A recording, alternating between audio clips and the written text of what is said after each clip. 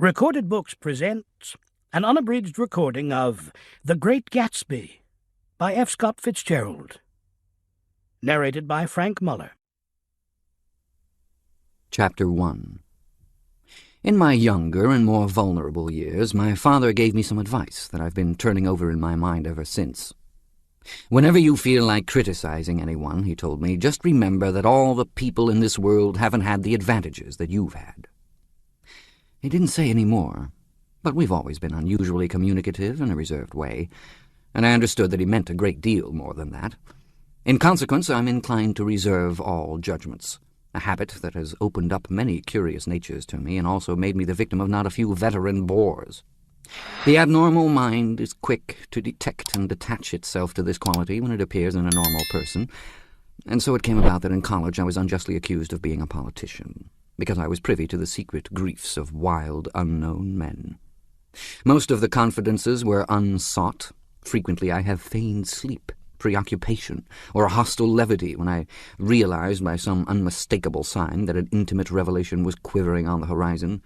For the intimate revelations of young men, or at least the terms in which they express them, are usually plagiaristic and marred by obvious suppressions.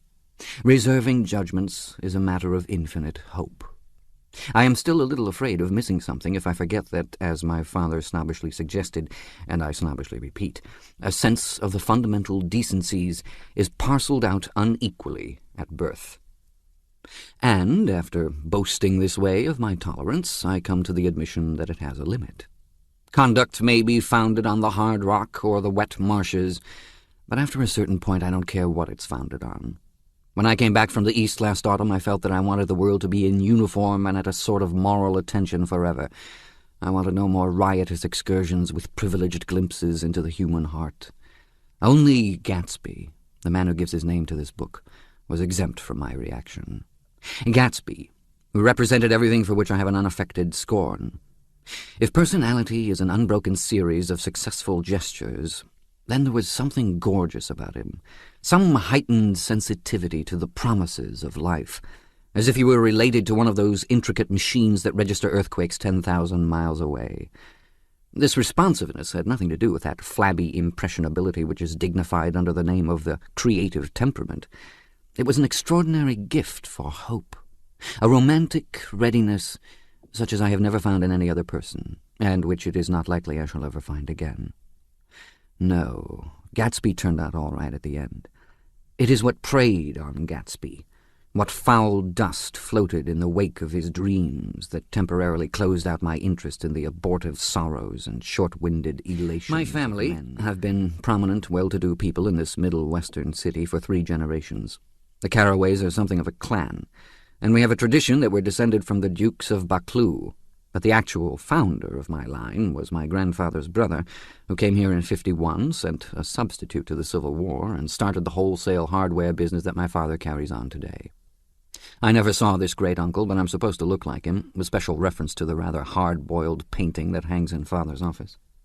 I graduated from New Haven in 1915, just a quarter of a century after my father, and a little later I participated in that delayed Teutonic migration known as the Great War. I enjoyed the counter-raid so thoroughly that I came back restless. Instead of being the warm center of the world, the Middle West now seemed like the ragged edge of the universe, so I decided to go east and learn the bond business. Everybody I knew was in the bond business, so I supposed it could support one more single man. All my aunts and uncles talked it over as if they were choosing a prep school for me, and finally said, "Why, yes," with very grave, hesitant faces. Father agreed to finance me for a year, and after various delays I came east, permanently, I thought, in the spring of '22. The practical thing was to find rooms in the city, but it was a warm season, and I had just left a country of wide lawns and friendly trees, so when a young man at the office suggested that we take a house together in a commuting town, it sounded like a great idea. He found the house, a weather-beaten cardboard bungalow at $80 a month, but at the last minute the firm ordered him to Washington, and I went out to the country alone. I had a dog, or at least I had him for a few days until he ran away, and an old Dodge, and a Finnish woman who made my bed and cooked breakfast and muttered Finnish wisdom to herself over the electric stove. It was lonely for a day or so, until one morning some man more recently arrived than I stopped me on the road. "How do you get to West Egg Village?" he asked helplessly. I told him, and as I walked on I was lonely no longer. I was a guide, a pathfinder, an original settler. He had casually conferred on me the freedom of the neighborhood. And so, with the sunshine and the great bursts of leaves growing on the trees just as things grow in fast movies, I had that familiar conviction that life was beginning over again with the summer. There was so much to read, for one thing, and so much fine health to be pulled down out of the young, breath-giving air. I bought a dozen volumes on banking and credit and investment securities, and they stood on my shelf in red and gold like new money from the mint, promising to unfold the shining secrets that only Midas and Morgan and Maecenas knew. And I had the high intention of reading many other books besides. I was rather literary in college.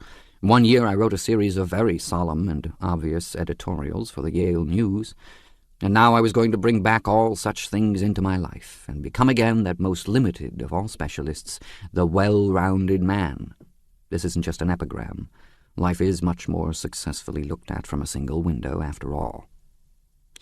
It was a matter of chance that I should have rented a house in one of the strangest communities in North America. It was on that slender, riotous island which extends itself due east of natural curiosities, two unusual formations of land. 20 miles from the city, a pair of enormous eggs, identical in contour and separated only by a courtesy bay, jut out into the most domesticated body of salt water in the Western Hemisphere, the great wet barnyard of Long Island Sound. They are not perfect ovals like the egg in the Columbus story. They are both crushed flat at the contact end. But their physical resemblance must be a source of perpetual confusion to the gulls that fly overhead. To the wingless, a more arresting phenomenon is their dissimilarity in every particular except shape and size. I lived at West Egg, the less fashionable of the two, though this is a most superficial tag to express the bizarre and not a little sinister contrast between them. My house was at the very tip of the egg, only 50 yards from the Sound, and squeezed between two huge places that rented for $12,000 or $15,000 a season. The one on my right was a colossal affair by any standard. It was a factual imitation of some Hôtel de Ville in Normandy, with a tower on one side, spanking new under a thin beard of raw ivy, and a marble swimming pool and more than 40 acres of lawn and garden. It was Gatsby's mansion. Or rather, as I didn't know Mr. Gatsby, it was a mansion inhabited by a gentleman of that name. My own house was an eyesore, but it was a small eyesore, and it had been overlooked, so I had a view of the water, a partial view of my neighbor's lawn, and the consoling proximity of millionaires, all for $80 a month. Across the courtesy bay, the white palaces of fashionable East Egg glittered along the water, and the history of the summer really begins on the evening I drove over there to have dinner with the Tom Buchanans. Daisy was my second cousin once removed, and I'd known Tom in college, and just after the war I spent 2 days with him in Chicago. Her husband, among various physical accomplishments, had been one of the most powerful ends that ever played football at New Haven, a national figure in a way, one of those men who reach such an acute, limited excellence at 21 that everything afterwards savours of anticlimax. His family were enormously wealthy. Even in college, his freedom with money was a matter for reproach. But now he'd left Chicago and come east in a fashion that rather took your breath away. For instance, he'd brought down a string of polo ponies from Lake Forest. It was hard to realize that a man in my own generation was wealthy enough to do that. Why they came east, I don't know. They had spent a year in France for no particular reason, and then drifted here and there unrestfully wherever people played polo and were rich together. This was a permanent move, said Daisy over the telephone, but I didn't believe it. I had no sight into Daisy's heart, but I felt that Tom would drift on forever, seeking, a little wistfully, for the dramatic turbulence of some irrecoverable... And so it happened that on a warm, windy evening I drove over to East Egg to see two old friends whom I scarcely knew at all. Their house was even more elaborate than I expected, a cheerful red and white Georgian colonial mansion overlooking the bay. The lawn started at the beach and ran toward the front door for 1/4 of a mile, jumping over sundials and brick walks and burning gardens, finally when it reached the house drifting up the side in bright vines as though from the momentum of its run. The front was broken by a line of French windows, glowing now with reflected gold and wide open to the warm, windy evening, and Tom Buchanan in riding clothes was standing with his legs apart on the front porch. He had changed since his New Haven years. Now he was a sturdy, straw-haired man of 30 with a rather hard mouth and a supercilious manner. Two shining, arrogant eyes had established dominance over his face, and gave him the appearance of always leaning aggressively forward. Not even the effeminate swank of his riding clothes could hide the enormous power of that body. He seemed to fill those glistening boots until he strained the top lacing, and you could see a great pack of muscle shifting when his shoulder moved under his thin coat. It was a body capable of enormous leverage, a cruel body. His speaking voice, a gruff, husky tenor, added to the impression of fractiousness he conveyed. There was a touch of paternal contempt in it, even toward people he liked, and there were men at New Haven who had hated his guts. "Now, don't think my opinion on these matters is final," he seemed to say, "just because I'm stronger and more of a man than you are." We were in the same senior society, and while we were not intimate, I always had the impression that he approved of me and wanted me to like him with some harsh, defiant wistfulness of his own. We talked for a few minutes on the sunny porch. "I've got a nice place here," he said, his eyes flashing about restlessly. Turning me around by one arm, he moved a broad, flat hand along the front vista, including in its sweep a sunken Italian garden, a half-acre of deep, pungent roses, and a snub-nosed motorboat that bumped the tide offshore. "It belonged to Demain, the oil man." He turned me around again, politely and abruptly. "We'll go inside."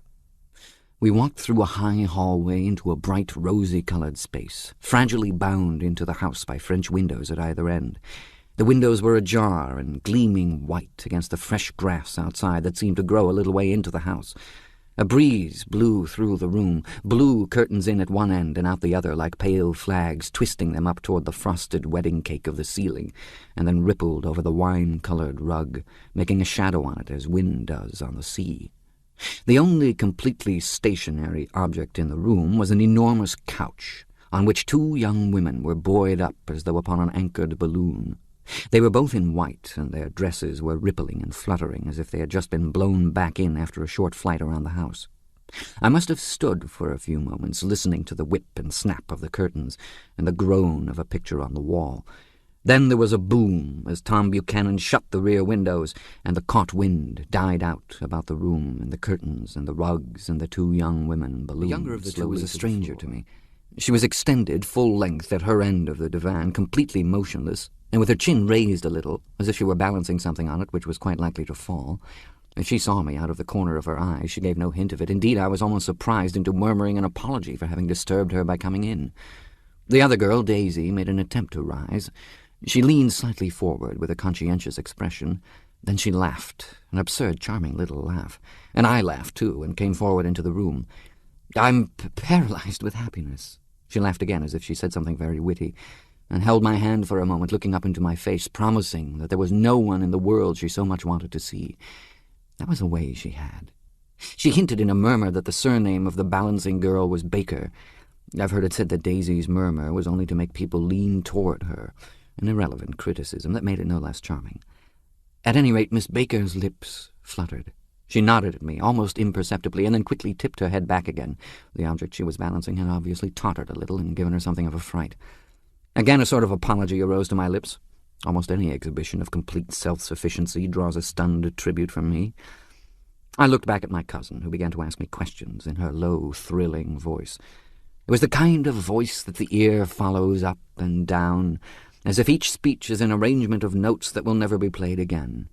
Her face was sad and lovely, with bright things in it, bright eyes and a bright, passionate mouth. But there was an excitement in her voice that men who had cared for her found difficult to forget. A singing compulsion, a whispered listen, a promise that she had done gay, exciting things just a while since, and that there were gay, exciting things hovering in the next hour. I told her how I had stopped off in Chicago for a day on my way east, and how a dozen people had sent their love through me. "Do they miss me?" she cried ecstatically. "The whole town is desolate. All the cars have the left rear wheel painted black as a mourning wreath, and there's a persistent wail all night along the North Shore." "How gorgeous! Let's go back, Tom, tomorrow."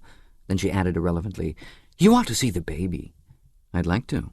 "She's asleep. She's 3 years old. Haven't you ever seen her?" "Never." "Well, you ought to see her. She's—" Tom Buchanan, who had been hovering restlessly about the room, stopped and rested his hand on my shoulder. "What are you doing, Nick?" "I'm a bondman." "Who with?" I told him. "Never heard of them," he remarked decisively. This annoyed me. "You will," I answered shortly. "You will if you stay in the East. "Oh, I'll stay in the East, don't you worry," he said, glancing at Daisy and then back at me as if he were alert for something more. "I'd be a goddamned fool to live anywhere else." At this point, Miss Baker said, "Absolutely," with such suddenness that I started. It was the first word she had uttered since I came into the room. Evidently it surprised her as much as it did me, for she yawned and with a series of rapid, deft movements stood up into the room. "I'm stiff," she complained. "I've been lying on that sofa for as long as I can remember." "Don't look at me," Daisy retorted. "I've been trying to get you to New York all afternoon." "No, thanks," said Miss Baker to the 4 cocktails just in from the pantry. "I'm absolutely in training." Her host looked at her incredulously. "You are?" He took down his drink as if it were a drop in the bottom of a glass. "How you ever get anything done is beyond me." I looked at Miss Baker, wondering what it was she got done. I enjoyed looking at her. She was a slender, small-breasted girl with an erect carriage, which she accentuated by throwing her body backward at the shoulders like a young cadet. Her grey, sun-strained eyes looked back at me with polite reciprocal curiosity out of a wan, charming, discontented face. It occurred to me now that I had seen her, or a picture of her, somewhere before. "You live in West Egg," she remarked contemptuously. "I know somebody there." "I don't know a single—" "You must know Gatsby." Gatsby could reply that he was my neighbour. Dinner was announced. Wedging his tense arm imperatively under mine, Tom Buchanan compelled me from the room as though we were moving a checker to another square. Slenderly, languidly, their hands set lightly on their hips, the 2 young women preceded us out into a rosy-coloured porch, open toward the sunset, where 4 candles flickered on the table in the diminished wind. "Why candles?" objected Daisy, frowning. She snapped them out with her fingers. "In 2 weeks it'll be the longest day in the year." She looked at us all radiantly. "Do you always watch for the longest day of the year and then miss it? I always watch for the longest day in the year and then miss it." "We ought to plan something," yawned Miss Baker, sitting down at the table as if she were getting into bed. "All right," said Daisy. "What'll we plan?" She turned to me helplessly. "What do people plan?" Before I could answer, her eyes fastened with an odd expression on her little finger. "Look," she complained. "I heard it." We all looked. The knuckle was black and blue. "You did it, Tom," she said accusingly. "I know you didn't mean to, but you did do it. That's what I get for marrying a brute of a man, a great big hulking physical specimen of a—" "I hate that word hulking," objected Tom crossly, "even in kidding." "Hulking," insisted Daisy. Sometimes she and Miss Baker talked at once, unobtrusively, and with a bantering inconsequence that was never quite chatter, that was as cool as their white dresses and their impersonal eyes in the absence of all desire. They were here, and they accepted Tom and me, making only a polite, pleasant effort to entertain or to be entertained.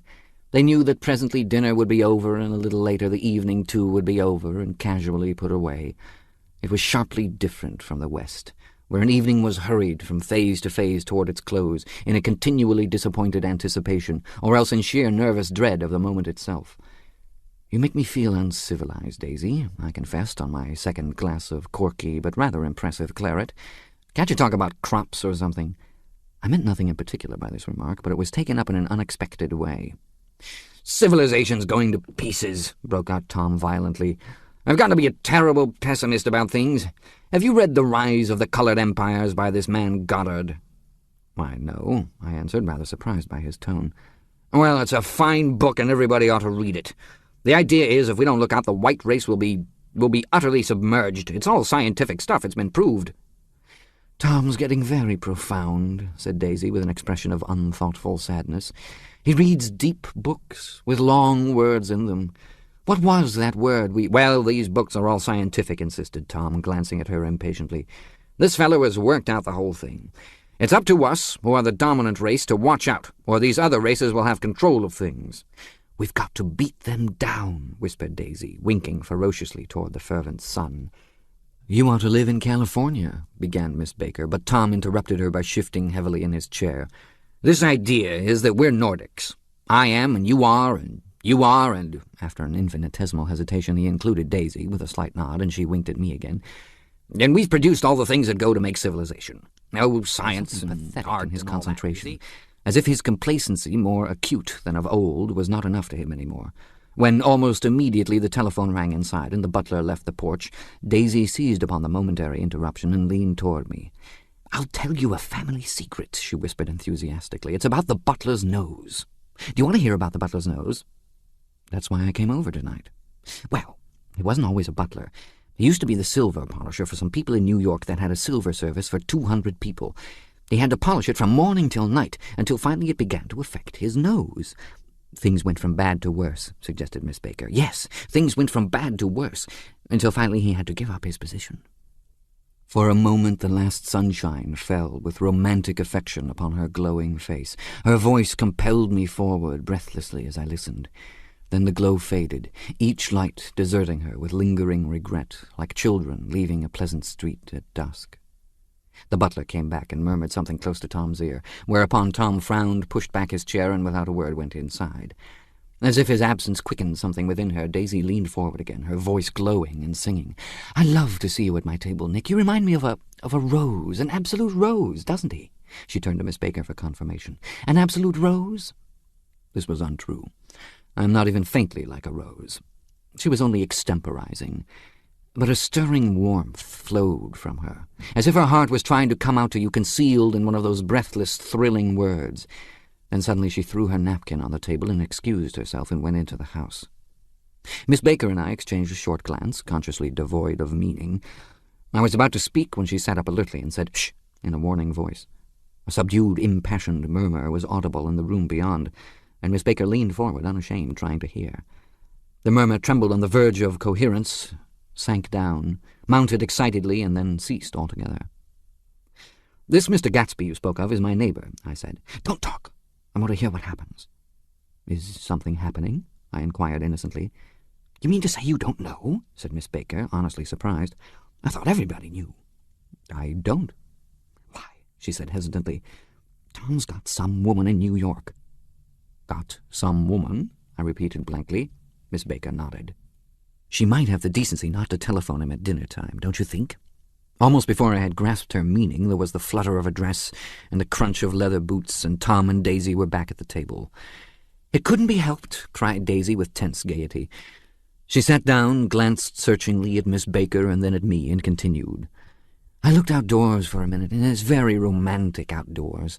There's a bird on the lawn that I think must be a nightingale come over on the Cunard or White Star Line.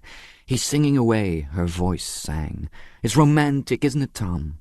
"Very romantic," he said, and then miserably to me, "If it's light enough after dinner, I want to take you down to the stables." The telephone rang inside, startlingly, and as Daisy shook her head decisively at Tom, the subject of the stables, in fact all subjects, vanished into air. Among the broken fragments of the last 5 minutes at table, I remember the candles being lit again, pointlessly, and I was conscious of wanting to look squarely at everyone and yet to avoid all eyes. I couldn't guess what Daisy and Tom were thinking, but I doubt if even Miss Baker, who seemed to have mastered a certain hardy skepticism, was able utterly to put this fifth guest's shrill metallic urgency out of mind. To a certain temperament, the situation might have seemed intriguing. My own instinct was to telephone immediately. Needless to say, were not mentioned again. Tom and Miss Baker, with several feet of twilight between them, strolled back into the library as if to a vigil beside a perfectly tangible body, while, trying to look pleasantly interested and a little deaf, I followed Daisy around a chain of connecting verandas to the porch in front. In its deep gloom we sat down, side by side, on a wicker settee. Daisy took her face in her hands, as if feeling its lovely shape, and her eyes moved gradually out into the velvet dusk. I saw that turbulent emotions possessed her, so I asked what I thought would be some sedative questions about her little girl. "We don't know each other very well, Nick," she said suddenly, "even if we are cousins. You didn't come to my wedding. I wasn't back from the war." "That's true." She hesitated. "Well, I've had a very bad time, Nick, and I'm pretty cynical about everything." Evidently she had reason to be. I waited, but she didn't say any more, and after a moment I returned rather feebly to the subject of her daughter. "I suppose she talks and eats and everything?" "Oh, yes." She looked at me absently. "Listen, Nick, let me tell you what I said when she was born. Would you like to hear?" "Very much." "It'll show you how I've gotten to feel about things. Well, she was less than an hour old, and Tom was God knows where. I woke up out of the ether with an utterly abandoned feeling and asked the nurse right away if it was a boy or a girl. She told me it was a girl, and so I turned my head away and wept. 'All right,' I said, 'I'm glad it's a girl, and I hope she'll be a fool. That's the best thing a girl can be in this world, a beautiful little fool. You see, I think everything's terrible anyhow,' she went on in a convinced way. 'Everybody thinks so, the most advanced people. And I know I've been everywhere and seen everything and done everything." Her eyes flashed around her in a defiant way, rather like Tom's, and she laughed with thrilling scorn. "Sophisticated! God, I'm sophisticated." The instant her voice broke off, ceasing to compel my attention, my belief, I felt the basic insincerity of what she had said. It made me uneasy, as though the whole evening had been a trick of some sort to exact a contributory emotion from me. I waited, and sure enough, in a moment she looked at me with an absolute smirk on her lovely face, as if she had asserted her membership in a rather distinguished secret society to which she and Tom belonged. Inside, the crimson room bloomed with light. Tom and Miss Baker sat at either end of the long couch, and she read aloud to him from the Saturday Evening Post, the words murmurous and uninflected running together in a soothing tune. The lamplight, bright on his boots and dull on the autumn leaf yellow of her hair, glinted along the paper as she turned a page with a flutter of slender muscles in her arms. When we came in, she held us silent for a moment with a lifted hand. "To be continued," she said, tossing the magazine on the table, "in our very next issue." Her body asserted itself with a restless movement of her knee, and she stood up. 10 o'clock, she remarked, apparently finding the time on the ceiling. "Time for this good girl to go to bed." "Jordan's going to play in the tournament tomorrow," explained Daisy, "over at Westchester." "Oh, you're Jordan Baker." I knew now why her face was familiar. Its pleasing, contemptuous expression had looked out at me from many rotogravure pictures of the sporting life at Asheville and Hot Springs and Palm Beach. I had heard some story of her, too. A critical, unpleasant story. But what it was I had forgotten softly. "Wake me at 8, won't you?" "If you'll get up." "I will. Good night, Mr. Carroway. See you anon." "Of course you will," confirmed Daisy. "In fact, I think I'll arrange a marriage. Come over often, Nick, and I'll sort of, fling you together, you know, lock you up accidentally in linen closets and push you out to sea in a boat and all that sort of thing." "Good night," called Miss Baker from the stairs. "I haven't heard a word." "She's a nice girl," said Tom after a moment. "They oughtn't to let her run around the country this way." "Who oughtn't to?" inquired Daisy coldly. "Her family." "Her family is one aunt about 1,000 years old. Besides, Nick's going to look after her, aren't you, Nick? She's going to spend lots of weekends out here this summer. I think the home influence will be very good for her." Daisy and Tom looked at each other for a moment in silence. "Is she from New York?" I asked quickly. "From Louisville. Our white girlhood was passed together there. Our beautiful white—" "Did you give Nick a little heart-to-heart talk on the veranda?" demanded Tom suddenly. "Did I?" She looked at me. "I can't seem to remember, but I think we talked about the Nordic race. Yes, I'm sure we did. It sort of crept up on us, and first thing you know—" "Don't believe everything you hear, Nick," he advised me. I said lightly that I had heard nothing at all, and a few minutes later I got up to go home. They came to the door with me and stood side by side in a cheerful square of light. As I started my motor, Daisy peremptorily called, "Wait! I forgot to ask you something, and it's important. We heard you were engaged to a girl out west." "That's right," corroborated Tom kindly. "We heard that you were engaged." "It's a libel. I'm too poor." "But we heard it," insisted Daisy, surprising me by opening up again in a flower-like way. "We heard it from 3 people, so it must be true." Of course I knew what they were referring to, but I wasn't even vaguely engaged. The fact that gossip had published the bans was one of the reasons I had come east. You can't stop going with an old friend on account of rumours, and on the other hand I had no intention of being rumoured into marriage. Their interest rather touched me and made them less remotely rich. Nevertheless, I was confused and a little disgusted as I drove away. It seemed to me that the thing for Daisy to do was to rush out of the house, child in arms, but apparently there were no such intentions in her head. As for Tom, the fact that he had some woman in New York was really less surprising than that he had been depressed by a book. Something was making him nibble at the edge of stale ideas, as if his sturdy physical egotism no longer nourished his peremptory heart.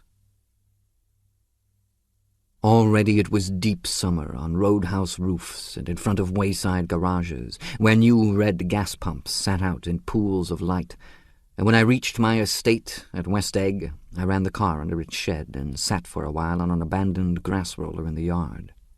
The wind had blown off, leaving a loud, bright night, with wings beating in the trees, and a persistent organ sound as the full bellows of the earth blew the frogs full of life. The silhouette of a moving cat wavered across the moonlight, and turning my head to watch it, I saw that I was not alone. 50 feet away, a figure had emerged from the shadow of my neighbour's mansion, and was standing with his hands in his pockets, regarding the silver pepper of the stars. Something in his leisurely movements and the secure position of his feet upon the lawn suggested that it was Mr. Gatsby himself, come out to determine what share was his of our local heavens. I decided to call to him. Miss Baker had mentioned him at dinner, and that would do for an introduction. But I didn't call to him, for he gave a sudden intimation that he was content to be alone. He stretched out his arms toward the dark water in a curious way, and far as I was from him, I could have sworn he was trembling. Involuntarily I glanced seaward, and distinguished nothing except a single green light, minute and far away, that might have been the end of a dock. When I looked once more for Gatsby, he had vanished, and I was alone again in the unquiet darkness. Chapter 2.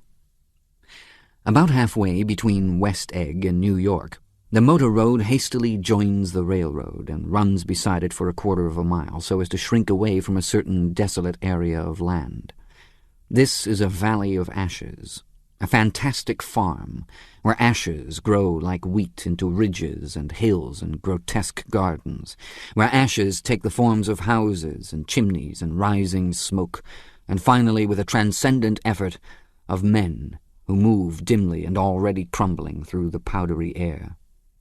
Occasionally a line of grey cars crawls along an invisible track, gives out a ghastly creak, and comes to rest, and immediately the ash-grey men swarm up with leaden spades and stir up an impenetrable cloud, which screens their obscure operations from your sight. But above the grey land and the spasms of bleak dust which drift endlessly over it, you perceive after a moment the eyes of Dr. T.J. Eckelberg. The eyes of Dr. T.J. Eckelberg are blue and gigantic. Their retinas are 1 yard high. They look out of no face, but instead from a pair of enormous yellow spectacles which pass over a non-existent nose. Evidently some wild wag of an oculist set them there to fatten his practice in the borough of Queens, and then sank down himself into eternal blindness, or forgot them and moved away. But his eyes, dimmed a little by many paintless days under sun and rain, brood on over the solemn dumping ground. The Valley of Ashes is bounded on one side by a small, foul river, and when the drawbridge is up to let barges through, the passengers on waiting trains can stare at the dismal scene for as long as half an hour. There is always a halt there of at least a minute, and it was because of this that I first met Tom Buchanan's mistress. The fact that he had one was insisted upon wherever he was known. His acquaintances resented the fact that he turned up in popular restaurants with her, and, leaving her at a table, sauntered about chatting with whomsoever he knew. Though I was curious to see her, I had no desire to meet her, but I did. I went up to New York with Tom on the train one afternoon, and when we stopped by the ash heaps, he jumped to his feet and, taking hold of my elbow, literally forced me from the car. "We're getting off," he insisted. "I want you to meet my girl." I think he tanked up a good deal at luncheon, and his determination to have my company bordered on violence. The supercilious assumption was that on Sunday afternoon I had nothing better to do. I followed him over a low, whitewashed railroad fence, and we walked back 100 yards along the road under Dr. Eckelberg's persistent stare. The only building in sight was a small block of yellow brick sitting on the edge of the wasteland, a sort of compact main street ministering to it and contiguous to absolutely nothing. One of the 3 shops it contained was for rent, and another was an all-night restaurant, approached by a trail of ashes. The third was a garage. Repairs, George B. Wilson, cars bought and sold. The interior was unprosperous and bare. The only car visible was the dust-covered wreck of a Ford, which crouched in a dim corner. It had occurred to me that this shadow of a garage must be a blind, and that sumptuous and romantic apartments were concealed overhead, when the proprietor himself appeared in the door of an office, wiping his hands on a piece of waste.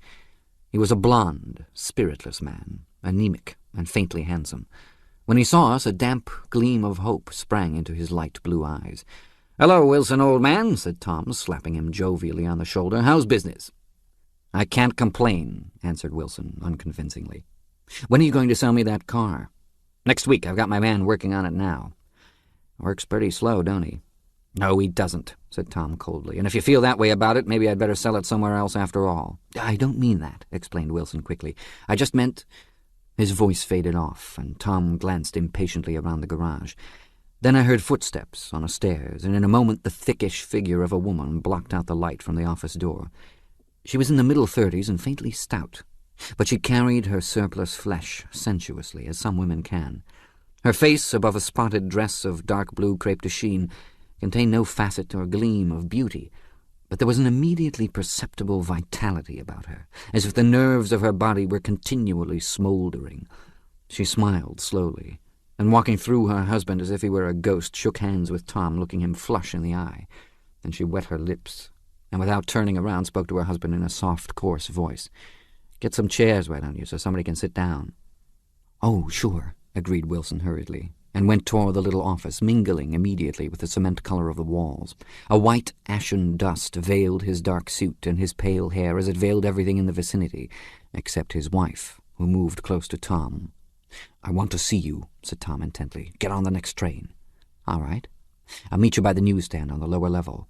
She nodded and moved away from him just as George Wilson emerged with 2 chairs from his office door.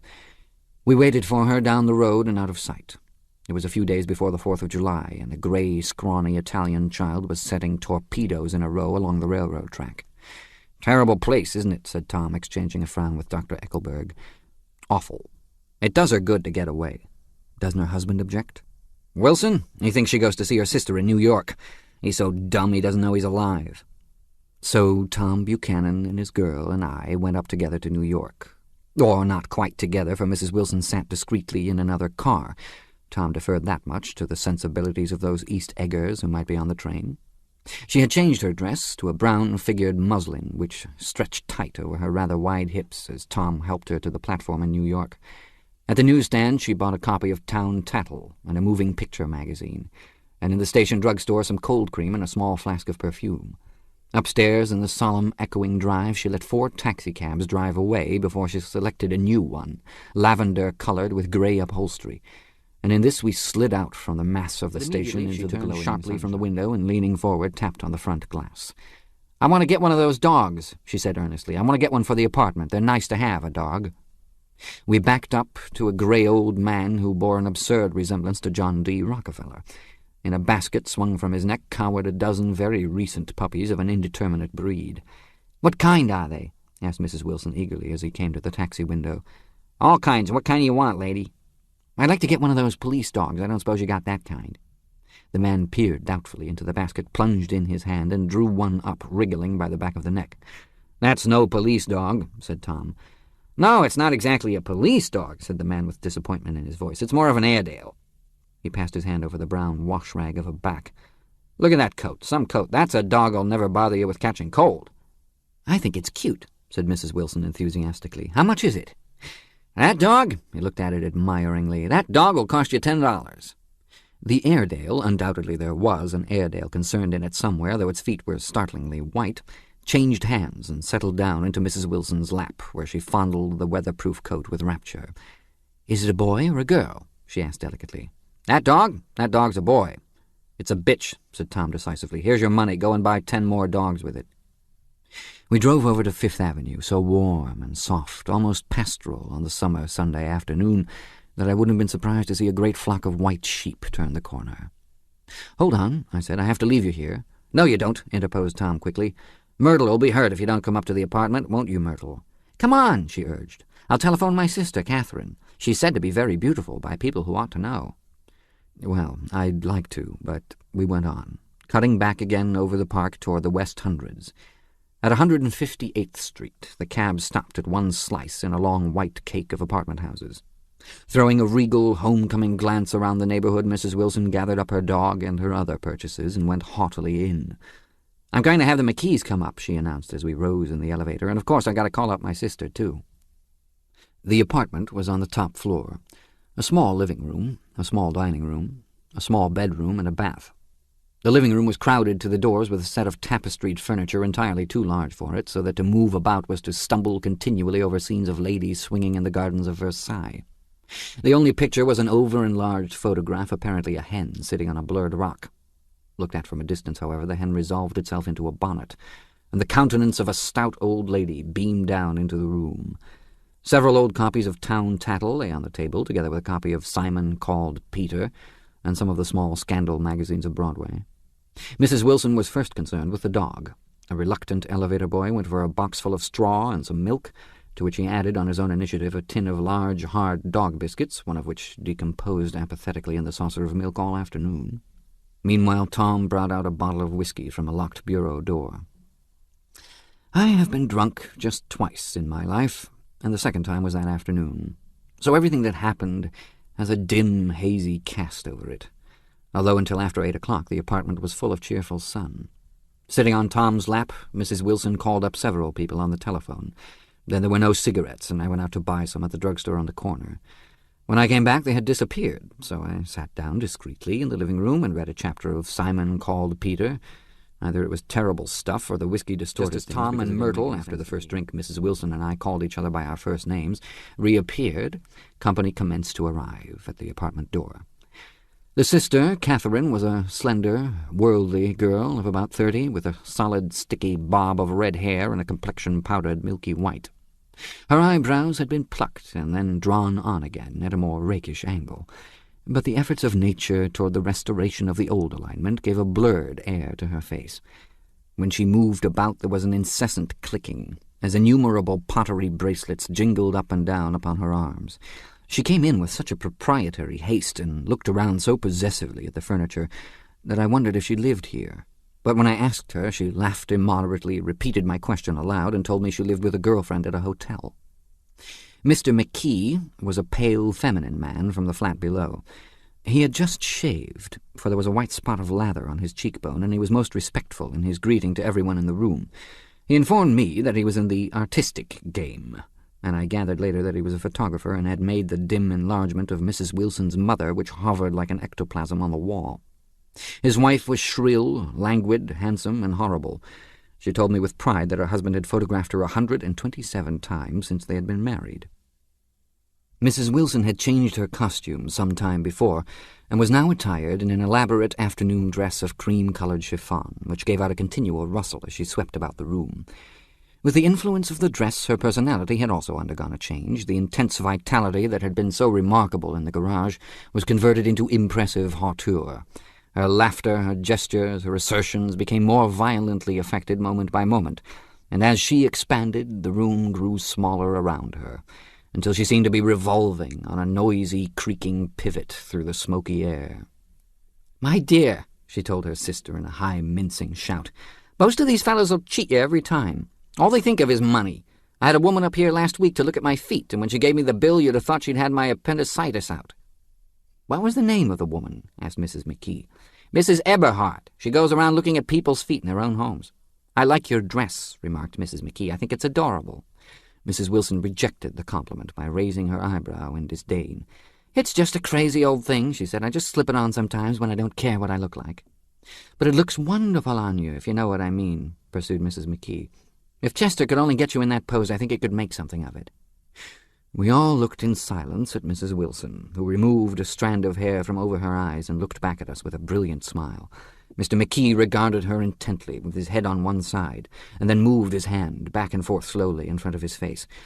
"I should change the light," he said after a moment. "I'd like to bring out the modeling of the features, and I try to get hold of all the back hair." Cried Mrs. McKee. "I think it's—" Her husband said, "Shh," and we all looked at the subject again, whereupon Tom Buchanan yawned audibly and got to his feet. "You McKees have something to drink," he said. "Get some more ice and mineral water, Myrtle, before everybody goes to sleep." "I told that boy about the ice." Myrtle raised her eyebrows in despair at the shiftlessness of the lower orders. "These people, you have to keep after them all the time." She looked at me and laughed pointlessly. Then she flounced over to the dog, kissed it with ecstasy, and swept into the kitchen, implying that a dozen chefs awaited her orders there. "I've done some nice things out on Long Island," asserted Mr. McKee. Tom looked at him blankly. "2 of them we have framed downstairs." "2 what?" demanded Tom. "2 studies. One of them I call Montauk Point the Gulls, and the other I call Montauk Point the Sea." The sister, Catherine, sat down beside me on the couch. "Do you live down on Long Island, too?" she inquired. "I live at West Egg." "Really? I was down there at a party about a month ago at a man named Gatsby's. Do you know him?" "I live next door to him." "Well, they say he's a nephew or a cousin of Kaiser Wilhelm's. That's where all his money comes from." "Really?" She nodded. "I'm scared of him. I'd hate to have him get anything on me." This absorbing information about my neighbor was interrupted by Mrs. McKee's pointing suddenly at Catherine. "Chester, I think you could do something with her. she broke out, but Mr. McKee only nodded in a bored way and turned his attention to Tom. "I'd like to do more work on Long Island if I could get the entry. All I ask is that they should give me a start." "Ask Myrtle," said Tom, breaking into a short spout of laughter as Mrs. Wilson entered with a tray. "She'll give you a letter of introduction, won't you, Myrtle?" "Do what?" she asked, startled. "You'll give McKee a letter of introduction to your husband so he can do some studies of him?" His lips moved silently for a moment as he invented, "George B. Wilson at the gasoline pump," or something like that. Catherine leaned close to me and whispered in my ear, "Neither of them can stand the person they're married to." "Can't they?" "Can't stand them." She looked at Myrtle and then at Tom. "What I say is, why go on living with them if they can't stand them? If I was them, I'd get a divorce and get married to each other right away." "Doesn't she like Wilson either?" The answer to this was unexpected. It came from Myrtle, who had overheard the question, and it was violent and obscene. "You see," cried Catherine triumphantly. She lowered her voice again. "It's really his wife that's keeping them apart. She's a Catholic, and they don't believe in divorce." Daisy was not a Catholic, and I was a little shocked at the elaborateness of the lie. "When they do get married," continued Catherine, "they're going west to live for a while until it blows over." "It'd be more discreet to go to Europe." "Oh, do you like Europe?" she exclaimed surprisingly. "I just got back from Monte Carlo." "Really?" "Just last year. I went over there with another girl. No, we just went to Monte Carlo and back. We went by way of Marseille. We had over $1,200 when we started, but we got gypped out of it all in 2 days in the private rooms. We had an awful time getting back, I can tell you. God, how I hated that town." The late afternoon sky bloomed in the window for a moment like the blue honey of the Mediterranean. Then the shrill voice of Mrs. McKee called me back into the room. "I almost made a mistake, too," she declared vigorously. "I almost married a little kike who'd been after me for years. I knew he was below me. Everybody kept saying to me, 'Lucille, that man's way below you,' but if I hadn't met Chester, he'd have got me sure." "Yes, but listen," said Myrtle Wilson, nodding her head up and down. "At least you didn't marry him." "I know I didn't." "Well, I married him," said Myrtle ambiguously. "And that's the difference between your case and mine." "Why did you, Myrtle?" demanded Catherine. "Nobody forced you to." Myrtle considered. "I married him because I thought he was a gentleman," she said finally. "I thought he knew something about breeding, but he wasn't fit to lick my shoe." "You were crazy about him for a while," said Catherine. "Crazy about him?" cried Myrtle incredulously. "Who said I was crazy about him? I never was any more crazy about him than I was about that man there." She pointed suddenly at me, and everyone looked at me accusingly. I tried to show by my expression that I had played no part in her past. "The only crazy I was when I married him. I knew right away I made a mistake. He borrowed somebody's best suit to get married in and never even told me about it, and the man came after it one day when he was out." She looked around to see who was listening. "Oh, is that your suit?" I said. "This is the first I ever heard about it, but I gave it to him, and then I laid down and cried to beat the band all afternoon." "She really ought to get away from him," resumed Catherine to me. "They've been living over that garage for 11 years, and Tom's the first sweetie she ever had." The bottle of whiskey, a second one, was now in constant demand by all present excepting Catherine, who felt just as good on nothing at all. Tom rang for the janitor and sent him for some celebrated sandwiches, which were a complete supper in themselves. I wanted to get out and walk eastward toward the park through the soft twilight, but each time I tried to go I became entangled in some wild, strident argument which pulled me back as if with ropes into my chair. Yet high over the city our line of yellow windows must have contributed their share of human secrecy to the casual watcher in the darkening streets, and I was him too, looking up and wondering. I was within and without, simultaneously enchanted and repelled by the inexhaustible variety of life. Myrtle pulled her chair close to mine, and suddenly her warm breath poured over me the story of her first meeting with Tom. It was on the 2 little seats facing each other that are always the last ones left on the train. I was going up to New York to see my sister and spend the night. He had on a dress suit and patent leather shoes, and I couldn't keep my eyes off him, but every time he looked at me I had to pretend to be looking at the advertisement over his head. When we came into the station, he was next to me, and his white shirt front pressed against my arm, and so I told him I'd have to call a policeman, but he knew I lied. I was so excited that when I got into a taxi with him, I didn't hardly know I wasn't getting into his subway train. All I kept thinking about over and over was, "You can't live forever, you can't live forever." She turned to Mrs. McKee, and the room rang full of her artificial laughter. "My dear," she cried, "I'm going to give you this dress as soon as I'm through with it. I've got to get another one tomorrow. I'm going to make a list of all the things I've got to get. A massage, and a wave, and a collar for the dog, and one of those cute little ashtrays where you'd touch a spring, and a wreath with a black silk bow for Mother's grave that'll last all summer. I got to write down a list so I won't forget all the things I got to do." Almost immediately afterward I looked at my watch and found it was 10. Mr. McKee was asleep on a chair with his fists clenched in his lap, like a photograph of a man of action. Taking out my handkerchief, I wiped from his cheek the remains of the spot of dried lather that had worried me all the afternoon. The little dog was sitting on the table, looking with blind eyes through the smoke, and from time to time groaning faintly. People disappeared, reappeared, made plans to go somewhere, and then lost each other, searched for each other, found each other a few feet away. Sometime toward midnight, Tom Buchanan and Mrs. Wilson stood face to face, discussing in impassioned voices whether Mrs. Wilson had any right to mention Daisy's name.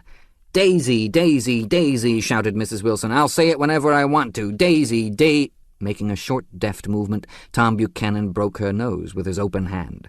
Then there were bloody towels upon the bathroom floor, and women's voices scolding, and high over the confusion a long, broken wail of pain.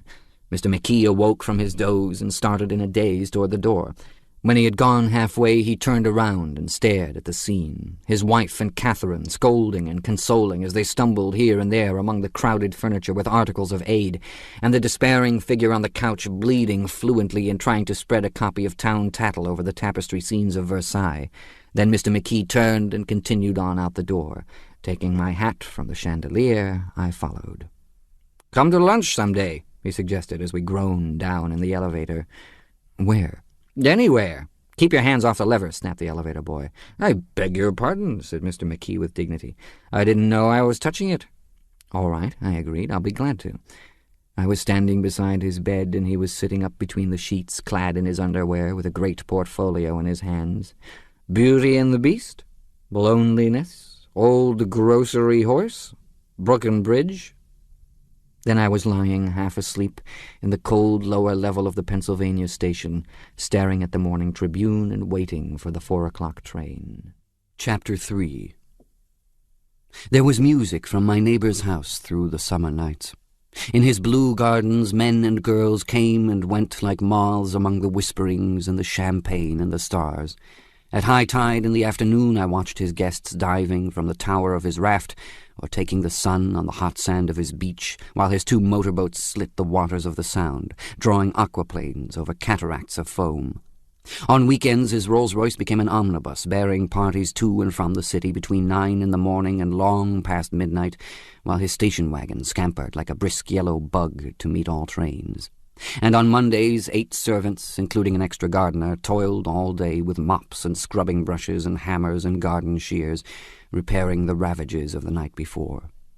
Every Friday, 5 crates of oranges and lemons arrived from a fruiterer in New York. Every Monday, these same oranges and lemons left his back door in a pyramid of pulpless halves. There was a machine in the kitchen which could extract the juice of 200 oranges in half an hour if a little button was pressed 200 times by a butler's thumb.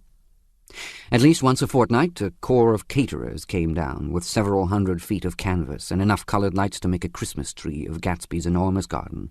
On buffet tables garnished with glistening hors d'oeuvres, spiced baked hams crowded against salads of harlequin designs, and pastry pigs and turkeys bewitched to a dark gold. In the main hall a bar with a real brass rail was set up, and stocked with gins and liquors and with cordials so long forgotten that most of his female guests were too young to know one from another. By 7 o'clock the orchestra has arrived. No thin 5-piece affair, but a whole pitful of oboes and trombones and saxophones and viols and cornets and piccolos and low and high drums. The last swimmers have come in from the beach now and are dressing upstairs. The cars from New York are parked 5 deep in the drive, and already the halls and salons and verandas are gaudy with primary colors, and hair shorn in strange new ways, and shawls beyond the dreams of Castile. The bar is in full swing, and floating rounds of cocktails permeate the garden outside, until the air is alive with chatter and laughter and casual innuendo, and introductions forgotten on the spot, and enthusiastic meetings between women who never knew each other's names. The lights grow brighter as the earth lurches away from the sun, and now the orchestra is playing yellow cocktail music, and the opera of voices pitches a key higher. Laughter is easier, minute by minute, spilled with prodigality, tipped out at a cheerful word. The groups change more swiftly, swell with new arrivals, dissolve and form in the same breath. Already there are wanderers, confident girls who weave here and there among the stouter and more stable, become for a sharp, joyous moment the center of a group, and then, excited with triumph, glide ride on through the sea change of faces and voices and colour under the one of these gypsies in trembling opal seizes a cocktail out of the air, dumps it down for courage, and moving her hands like Frisco, dances out alone on the canvas platform. A momentary hush. The orchestra leader varies his rhythm obligingly for her, and there is a burst of chatter as the erroneous news goes around that she is Gilda Gray's understudy from the Follies. The party has begun. I believe that on the first night I went to Gatsby's house, I was one of the few guests who had actually been invited. People were not invited, they went there. They got into automobiles, which bore them out to Long Island, and somehow they ended up at Gatsby's door. Once there, they were introduced by somebody who knew Gatsby, and after that they conducted themselves according to the rules of behavior associated with amusement parks. Sometimes they came and went without having met Gatsby at all, came for the party with a simplicity of heart that was its own ticket of admission. I had been actually invited. A chauffeur in a uniform of robin's egg blue crossed my lawn early that Saturday morning with a surprisingly formal note from his employer. The honour would be entirely Gatsby's, it said, if I would attend his little party that night. He had seen me several times and had intended to call on me long before, but a peculiar combination of circumstances had prevented it. Signed J. Gatsby in a majestic hand. Dressed up in white flannels, I went over to his lawn a little after 7, and wandered around rather ill at ease among swirls and eddies of people I didn't know, though here and there was a face I had noticed on the commuting train. I was immediately struck by the number of young Englishmen dotted about, all well-dressed, all looking a little hungry, and all talking in low, earnest voices to solid and prosperous Americans. I was sure that they were selling something, bonds or insurance or automobiles. They were at least agonizingly aware of the easy money in the vicinity, and convinced that it was theirs for a few words in the right key. As soon as I arrived, I made an attempt to find my host, but the 2 or 3 people of whom I asked his whereabouts stared at me in such an amazed way, and denied so vehemently any knowledge of his movements, that I slunk off in the direction of the cocktail table, the only place in the garden where a single man could linger without looking purposeless and alone. I was on my way to getting roaring drunk from sheer embarrassment when Jordan Baker came out of the house and stood at the head of the marble steps, leaning a little backward and looking with contemptuous interest down into the garden. Welcome or not, I found it necessary to attach myself to someone before I should begin to address cordial remarks to the passers-by. "Hello!" I roared, advancing toward her. My voice seemed unnaturally loud across the garden. "I thought you might be here," she responded absently as I came up. "I remembered you lived next door to—" She held my hand impersonally as a promise that she'd take care of me in a minute, and gave ear to 2 girls in twin yellow dresses who stopped at the foot of the steps. "Hello!" they cried together. "Sorry you didn't win." That was for the golf tournament. She had lost in the finals the week before. "You don't know who we are," said one of the girls in yellow, "but we met you here about a month ago." "You've dyed your hair since then," remarked Jordan, and I started, but the girls had moved casually on, and her remark was addressed to the premature moon, produced like the supper, no doubt, out of a caterer's basket. With Jordan's slender golden arm resting in mine, we descended the steps and sauntered about the garden. A tray of cocktails floated at us through the twilight, and we sat down at a table with the 2 girls in yellow and 3 men, each one introduced to us as Mr. Mumble. "Do you come to these parties often?" "The last one was the one I met you at," answered the girl in an alert, confident voice. She turned to her companion. "Wasn't it for you, Lucille?" "It was for Lucille, too." "I like to come," Lucille said. "I never care what I do, so I always have a good time. When I was here last, I tore my gown on a chair, and he asked me my name and address. Inside of a week, I got a package from Courier's with a new evening gown in it." "Did you keep it?" asked Jordan. "Sure I did. I was going to wear it tonight, but it was too big in the bust and had to be altered. It was gas blue with lavender beads, $265. "There's something funny about a fellow that'll do a thing like that," said the other girl eagerly. "He doesn't want any trouble with anybody." "Who doesn't?" I inquired. "Gatsby.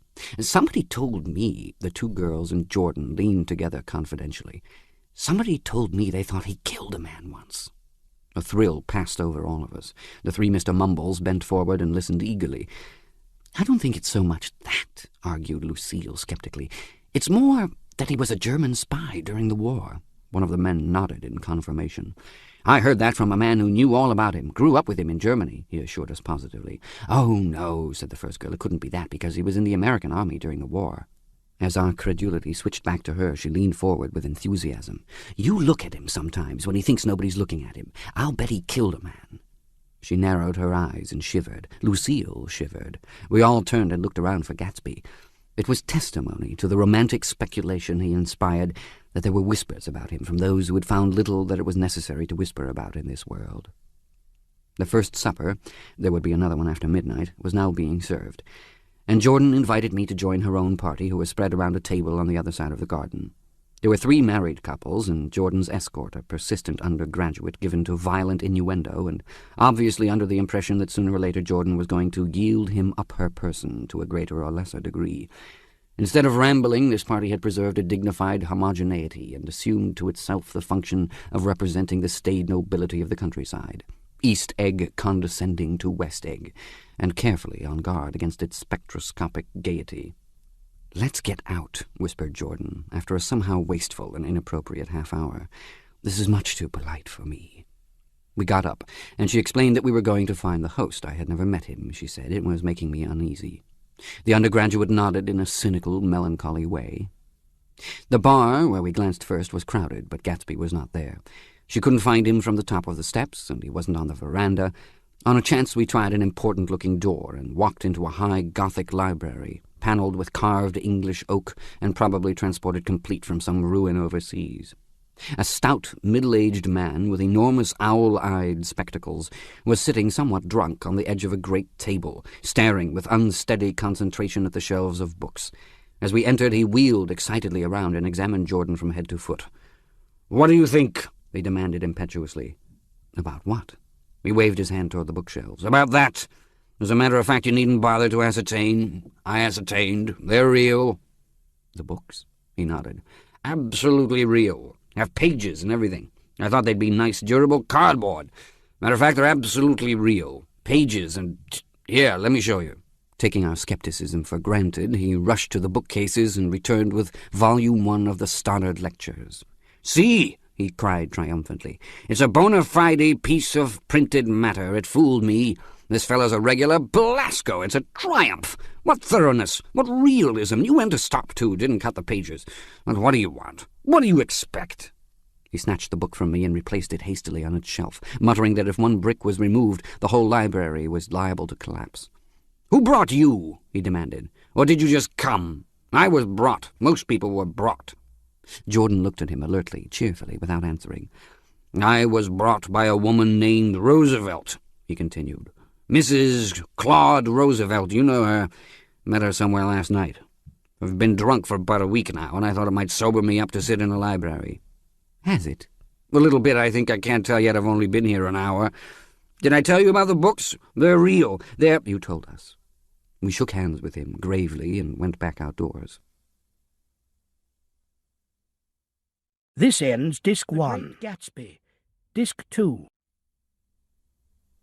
There was dancing now on the canvas in the garden, old men pushing young girls backward in eternal, graceless circles, superior couples holding each other tortuously, fashionably, and keeping in the corners, and a great number of single girls dancing individualistically or relieving the orchestra for a moment of the burden of the banjo or the traps. By midnight, the hilarity had increased. A celebrated tenor had sung in Italian, and a notorious contralto had sung in jazz, and between the numbers people were doing stunts all over the garden, while happy, vacuous bursts of laughter rose toward the summer sky. A pair of stage twins, who turned out to be the girls in yellow, did a baby act in costume, and champagne was served in glasses bigger than finger bowls. The moon had risen higher, and floating in the sound was a triangle of silver scales, trembling a little to the stiff, tinny drip of the banjos on the lawn. I was still with Jordan Baker. We were sitting at a table with a man of about my age and a rowdy little girl, who gave way upon the slightest provocation to uncontrollable laughter. I was enjoying myself now. I had taken 2 finger bowls of champagne, and the scene had changed before my eyes into something significant, elemental, and profound. At a lull in the entertainment, the man looked at me and smiled. "Your face is familiar," he said politely. "Weren't you in the 3rd Division during the war?" "Why, yes, I was in the 9th Machine Gun Battalion." "I was in the 7th Infantry until June 1918. I knew I'd seen you somewhere before." We talked for a moment about some wet, grey little villages in France. Evidently he lived in this vicinity, for he told me that he had just bought a hydroplane and was going to try it out in the morning. "Want to go with me, old sport? Just near the shore along the Sound." "What time?" "Any time that suits you best." It was on the tip of my tongue to ask his name when Jordan looked around and smiled. "Having a gay time now?" she inquired. "Much better." I turned again to my new acquaintance. "This is an unusual party for me. I haven't even seen the host. I live over there." I waved my hand at the invisible hedge in the distance. "And this man Gatsby sent over his chauffeur with an invitation." For a moment he looked at me as if he failed to understand. "I'm Gatsby," he said suddenly. "What?" I exclaimed. "Oh, I beg your pardon. I thought you knew, old sport. I'm afraid I'm not a very good host." He smiled understandingly, much more than understandingly. It was one of those rare smiles with a quality of eternal reassurance in it that you may come across 4 or 5 times in life. It faced, or seemed to face, the whole external world for an instant, and then concentrated on you with an irresistible prejudice in your favor. It understood you just as far as you wanted to be understood, believed in you as you would like to believe in yourself, and assured you that it had precisely the impression of you that at your best you hoped to convey. Precisely at that point it vanished, and I was looking at an elegant young roughneck, a year or 2 over 30, whose elaborate formality of speech just missed being absurd. Some time before he introduced himself, I'd got a strong impression that he was picking his words with care. Almost at the moment when Mr. Gatsby identified himself, a butler hurried toward him with the information that Chicago was calling him on the wire. He excused himself with a small bow that included each of us in turn. "If you want anything, just ask for it, old sport," he urged me. "Excuse me, I will rejoin you later." When he was gone, I turned immediately to Jordan, constrained to assure her of my surprise. I had expected that Mr. Gatsby would be a florid and corpulent person in his middle years. "Who is he?" I demanded. "Where is he from, I mean, and what does he do?" "Now you're started on the subject," she answered with a wan smile. "Well, he told me once he was an Oxford man." A dim background started to take shape behind him, but at her next remark it faded away. "However, I don't believe it." "Why not?" "I don't know," she insisted. "I just don't think he went there." Something in her tone reminded me of the other girl's "I think he killed a man," and had the effect of stimulating my curiosity. I would have accepted without question the information that Gatsby sprang from the swamps of Louisiana or from the Lower East Side of New York. That was comprehensible. But young men didn't, at least in my provincial inexperience, I believe they didn't, drift coolly out of nowhere and buy a palace on Long Island Sound. "Anyhow, he gives large parties," said Jordan, changing the subject with an urban distaste for the concrete. "And I like large parties. They're so intimate.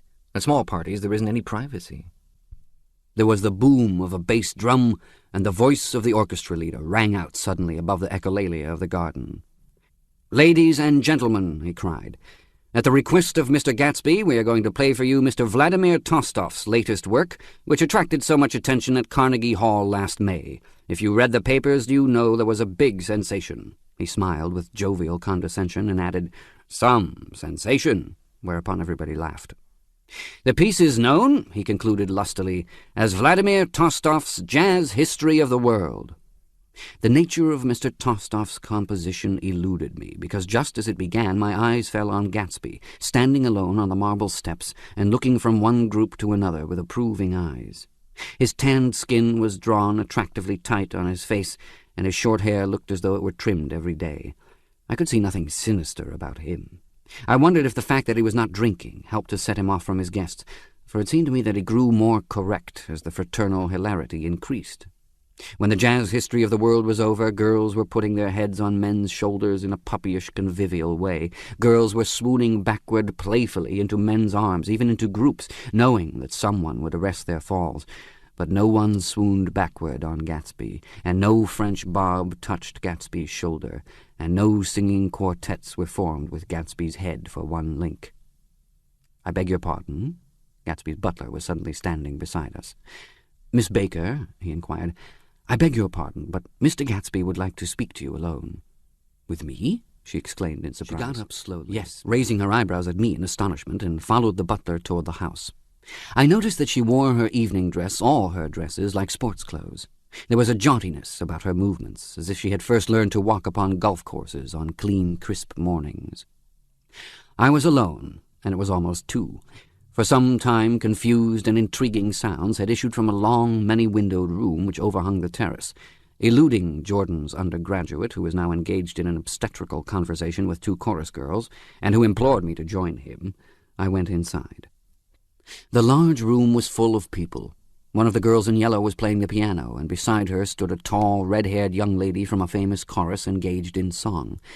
She had drunk a quantity of champagne, and during the course of her song she had decided, ineptly, that everything was very, very sad.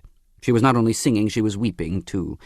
Whenever there was a pause in the song, she filled it with gasping, broken sobs, and then took up the lyric again in a quavering soprano. The tears coursed down her cheeks, not freely, however, for when they came into contact with her heavily beaded eyelashes, they assumed an inky colour and pursued the rest of their way in slow black rivulets. A humorous suggestion was made that she sing the notes on her face, whereupon she threw up her hands, sank into a chair, and went off into a deep, vinous sleep. "She had a fight with a man who says he's her husband," explained a girl at my elbow. I looked around. Most of the remaining women were now having fights with men said to be their husbands. Even Jordan's party, the quartet from East Egg, were rent asunder by dissension. One of the men was talking with curious intensity to a young actress, and his wife, after attempting to laugh at the situation in a dignified and indifferent way, broke down entirely and resorted to flank attacks. At intervals she appeared suddenly at his side like an angry diamond and hissed, "You promised," into his ear. The reluctance to go home was not confined to wayward men. The hall was at present occupied by two deplorably sober men and their highly indignant wives. The wives were sympathizing with each other in slightly raised voices. "Whenever he sees I'm having a good time, he wants to go home. Never heard anything so selfish in my life. We're always the first ones to leave. So are we." "Well, we're almost the last tonight," said one of the men sheepishly. "The orchestra left half an hour ago." In spite of the wives' agreement that such malevolence was beyond credibility, the dispute ended in a short struggle, and both wives were lifted, kicking, into the night. As I waited for my hat in the hall, the door of the library opened, and Jordan, Baker, and Gatsby came out together. He was saying some last word to her, but the eagerness in his manner tightened abruptly into formality as several people approached him to say goodbye. Jordan's party were calling impatiently to her from the porch, but she lingered for a moment to shake hands. "I've just heard the most amazing thing," she whispered. "How long were we in there?" "It was simply amazing," she repeated abstractedly. "But I swore I wouldn't tell it, and here I am tantalizing you." She yawned gracefully in my face. "Please come and see me. Phone book under the name of Mrs. Sigourney Howard, my aunt." She was hurrying off as she talked. Her brown hand waved a jaunty salute as she melted into her party at the door. Rather ashamed that on my first appearance I had stayed so late, I joined the last of Gatsby's guests, who were clustered around him. I wanted to explain that I'd hunted for him early in the evening and to apologize for not having known him in the garden. "Don't mention it," he enjoined me eagerly. "Don't give it another thought, old sport." The familiar expression held no more familiarity than the hand which reassuringly brushed my shoulder. "And don't forget, we're going up on the hydroplane tomorrow morning at 9 o'clock. Then the butler behind his shoulder. "Philadelphia wants you on the phone, sir." "All right, in a minute, tell him I'll be right there. Good night, good night, good night." He smiled. And suddenly there seemed to be a pleasant significance in having been among the last to go, as if he had desired it all the time. "Good night, old sport, good night." But as I walked down the steps, I saw that the evening was not quite over. 50 feet from the door, a dozen headlights illuminated a bizarre and tumultuous scene. In the ditch beside the road, right side up, but violently shorn of one wheel, rested a new coupe, which had left Gatsby's drive not 2 minutes before. The sharp jut of a wall accounted for the detachment of the wheel, which was now getting considerable attention from half a dozen curious chauffeurs. However, as they had left their cars blocking the road, a harsh, discordant din from those in the rear had been audible for some time, and added to the already violent confusion of the scene. A man in a long duster had dismounted from the wreck and now stood in the middle of the road, looking from the car to the tire and from the tire to the observers in a pleasant, puzzled way. "See," he explained, "it went in the ditch." The fact was infinitely astonishing to him, and I recognized first the unusual quality of wonder, and then the man. It was the late patron of Gatsby's library. "How'd it happen?" He shrugged his shoulders. "I know nothing whatever about mechanics," he said decisively. "But how did it happen? Did you run into the wall?" "Don't ask me," said Owl Eyes, washing his hands of the whole matter.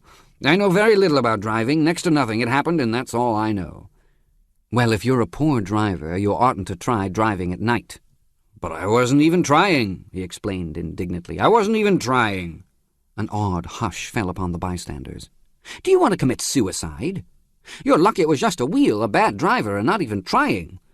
"You don't understand," explained the criminal. "I wasn't driving. There's another man in the car." The shock that followed this declaration found voice in a sustained "Ah," as the door of the coupe swung slowly open. The crowd, it was now a crowd, stepped back involuntarily, and when the door had opened wide there was a ghostly pause. Then, very gradually, part by part, a pale, dangling individual stepped out of the wreck, pawing tentatively at the ground with a large, uncertain dancing shoe. Blinded by the glare of the headlights and confused by the incessant groaning of the horns, the apparition stood swaying for a moment before he perceived the man in the duster. "What's the matter?" he inquired calmly. "Did we run out of gas?" "Look!" Half a dozen fingers pointed at the amputated wheel.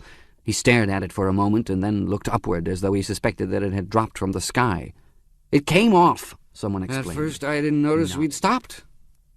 A pause.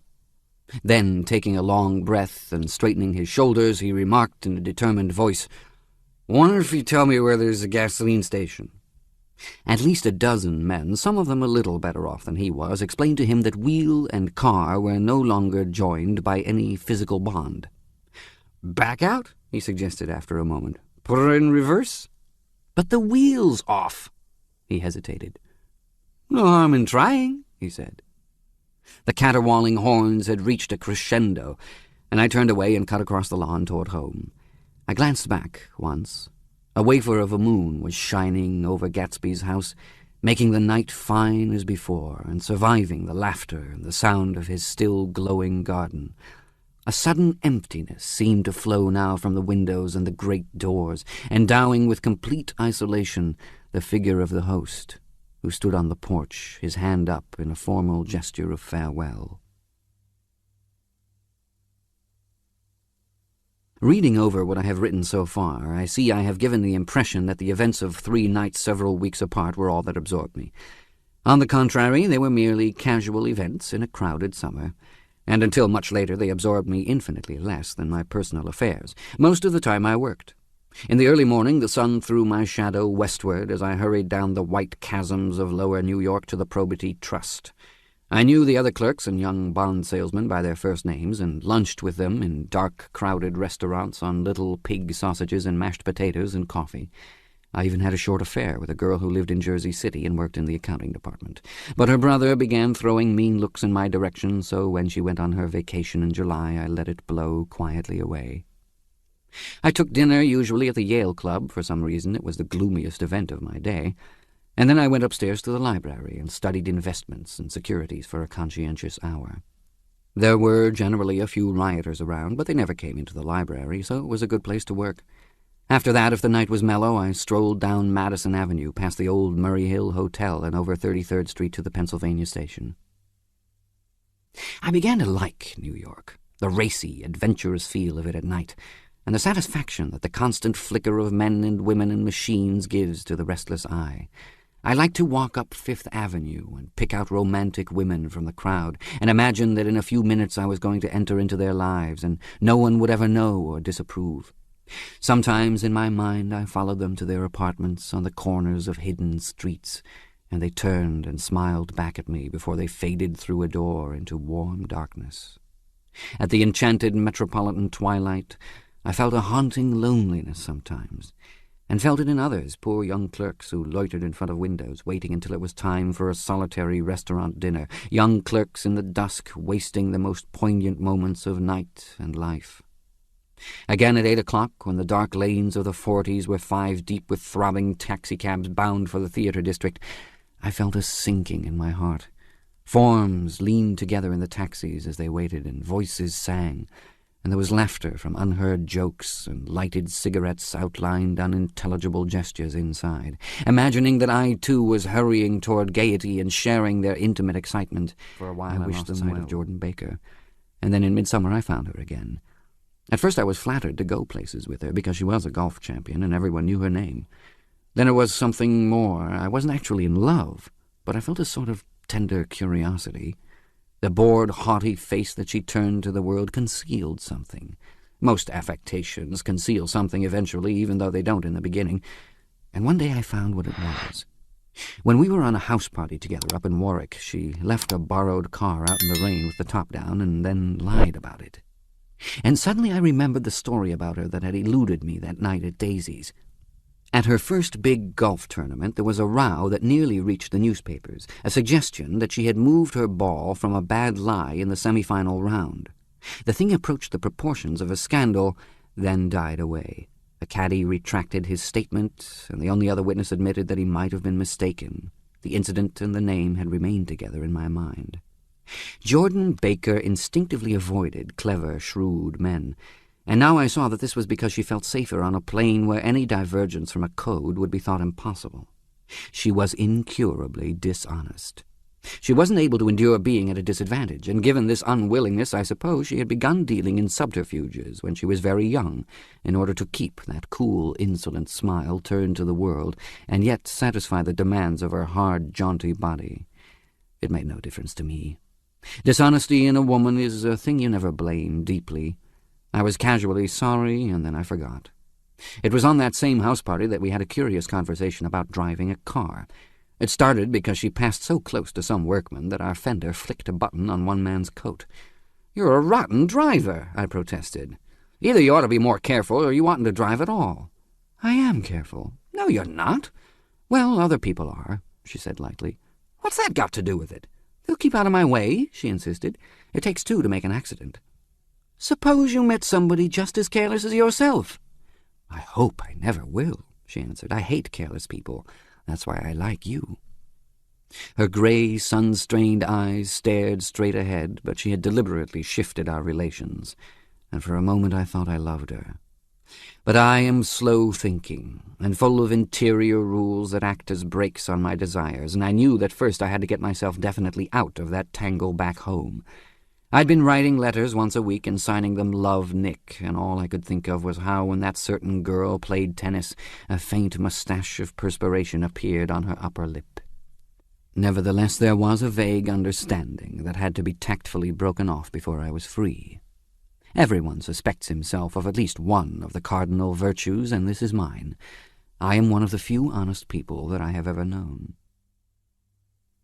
Chapter 4. On Sunday morning, while church bells rang in the villages along shore, the world and its mistress returned to Gatsby's house and twinkled hilariously on his lawn. "He's a bootlegger," said the young ladies, moving somewhere between his cocktails and his flowers. "One time he killed a man who had found out that he was nephew to von Hindenburg and second cousin to the devil. Reach me a rose, honey, and pour me a last drop into that there crystal glass." Once I wrote down on the empty spaces of a timetable the names of those who came to Gatsby's house that summer. It is an old timetable now, disintegrating at its folds, and headed, "This schedule is in effect July 5th, 1922. But I can still read the grey names, and they will give you a better impression than my generalities of those who accepted Gatsby's hospitality and paid him the subtle tribute of knowing nothing whatever about him. From East Egg, then, came the Chester Beckers and the Leaches, and a man named Bunsen, whom I knew at Yale, and Dr. Webster Civet, who was drowned last summer up in Maine, and the Hornbeams and the Willie Voltaires, and a whole clan named Blackbuck, who always gathered in a corner and flipped up their noses like goats at whosoever came near, and the Ismays and the Christies, or rather Hubert Auerbach and Mr. Christie's wife, and Edgar Beaver, whose hair, they say, turned cotton white one winter afternoon for no good reason at all. Clarence Andive was from East Egg, as I remember. He came only once, in white knickerbockers, and had a fight with a bum named Etty in the garden. From farther out on the island came the Cheadles, and the O.R.P. Schraders, and the Stonewall Jackson Abrams of Georgia, and the Fishguards and the Ripley Snells. Snell was there 3 days before he went to the penitentiary, so drunk out on the gravel drive that Mrs. Ulysses Sweat's automobile ran over his right hand. The Danceys came, too, and S.B. Whitebait, who was well over 60, and Maurice A. Flink, and the Hammerheads, and Beluga, the tobacco importer, and Beluga's girls. From West Egg came the Mulredys, and Cecil Roebuck, and Cecil Schoen, and Gulick, the state senator, and Newton Orchid, who controlled films par excellence, and Eckhoust, and Clyde Cohen, and Don S. Schwartz, the son, and Arthur McCarty, all connected with the movies in one way or another, and the Catlips, and the Bembergs, and G. Earl Muldoon, brother to that Muldoon who afterwards strangled his wife. Da Fontano, the promoter, came there, and Ed Legros, and James B. Rotgut Ferret, and the de Youngs, and Ernest Lilly. They came to gamble, and when Ferret wandered into the garden it meant he was cleaned out, and Associated Traction would have to fluctuate profitably next day.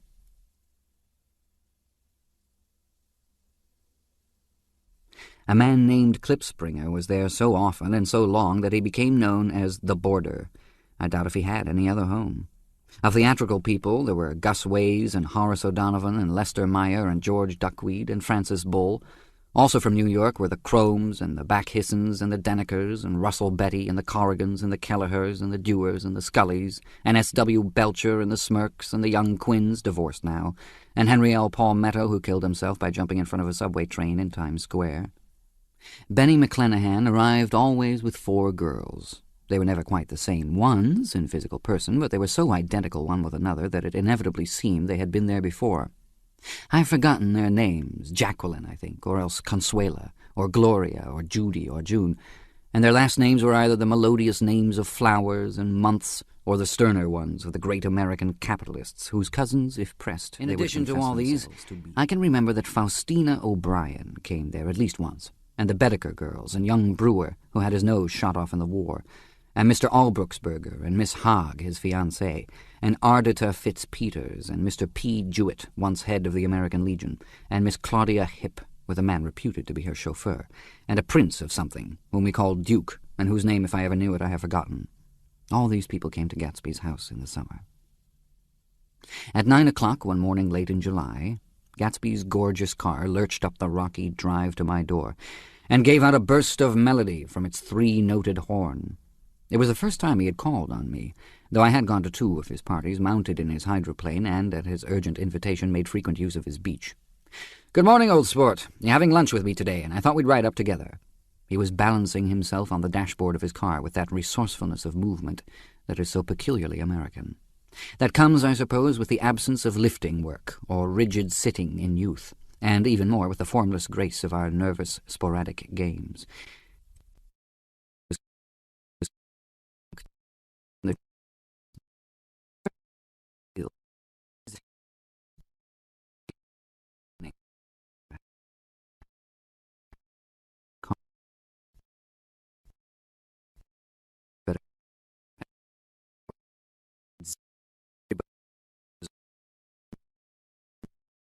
Swollen here and there in its monstrous length with triumphant hat boxes and supper boxes and tool boxes, and terraced with a labyrinth of windshields that mirrored a dozen suns. Sitting down behind many layers of glass in a sort of green leather conservatory, we started to town. I had talked with him perhaps half a dozen times in the past month, and found to my disappointment that he had little to say. So my first impression, that he was a person of some undefined consequence, had gradually faded, and he had become simply the proprietor of an elaborate roadhouse next door. And then came that disconcerting ride. We hadn't reached West Egg Village before Gatsby began leaving his elegant sentences unfinished, and slapping himself indecisively on the knee of his caramel-coloured suit. "Look here, old sport," he broke out surprisingly. "What's your opinion of me, anyhow?" A little overwhelmed, I began the generalized evasions which that question deserves. "Well, I'm going to tell you something about my life," he interrupted. "I don't want you to get a wrong idea of me from all these stories you hear." So he was aware of the bizarre accusations that flavored conversation in his halls. "I'll tell you God's truth." His right hand suddenly ordered divine retribution to stand by. "I am the son of some wealthy people in the Middle West, all dead now. I was brought up in America, but educated at Oxford because all my ancestors have been educated there for many years. It is a family tradition."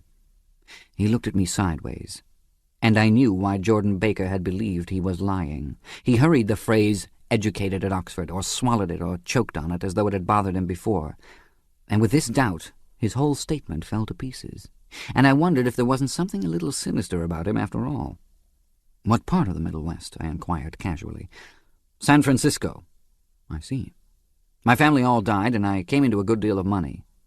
His voice was solemn, as if the memory of that sudden extinction of a clan still haunted him.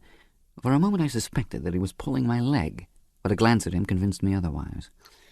"After that, I lived like a young Rajah in all the capitals of Europe. Paris, Venice, Rome, collecting jewels, chiefly rubies, hunting big game, painting a little, things for myself only, and trying to forget something very sad that had happened to me. I managed to restrain my incredulous laughter. The very phrases were worn so threadbare that they evoked no image except that of a turbaned character leaking sawdust at every pore as he pursued a tiger through the Bois de Boulogne. "Then came the war, old sport. It was a great relief, and I tried very hard to die, but I seemed to bear an enchanted life. I accepted a commission as first lieutenant when it began. In the Argonne forest I took 2 machine-gun detachments so far forward that there was a half-mile gap on either side of us where the infantry couldn't advance. We stayed there 2 days and 2 nights, 130 men with 16 Lewis guns, and when the infantry came up at last they found the insignia of 3 German divisions among the piles of dead. I was promoted to be a major, and every Allied government gave me a decoration. Even Montenegro, little Montenegro down on the Adriatic Sea. Little Montenegro! He lifted up the words and nodded at them with his smile. The smile comprehended Montenegro's troubled history and sympathized with the brave struggles of the Montenegrin people. It appreciated fully the chain of national circumstances which had elicited this tribute from Montenegro's warm little heart. My incredulity was submerged in fascination. Now it was like skimming hastily through a dozen magazines. He reached in his pocket, and a piece of metal slung on a ribbon fell into my palm. "That's the one from Montenegro." To my astonishment, the thing had an authentic look. "Orderie di Danilo," ran the circular legend. "Montenegro, Nicholas Rex." "Turn it." "Major J. Gatsby," I read, "for valor extraordinary." "Here's another thing I always carry, a souvenir of Oxford days. It was taken in Trinity Quad. The man on my left is now the Earl of Doncaster."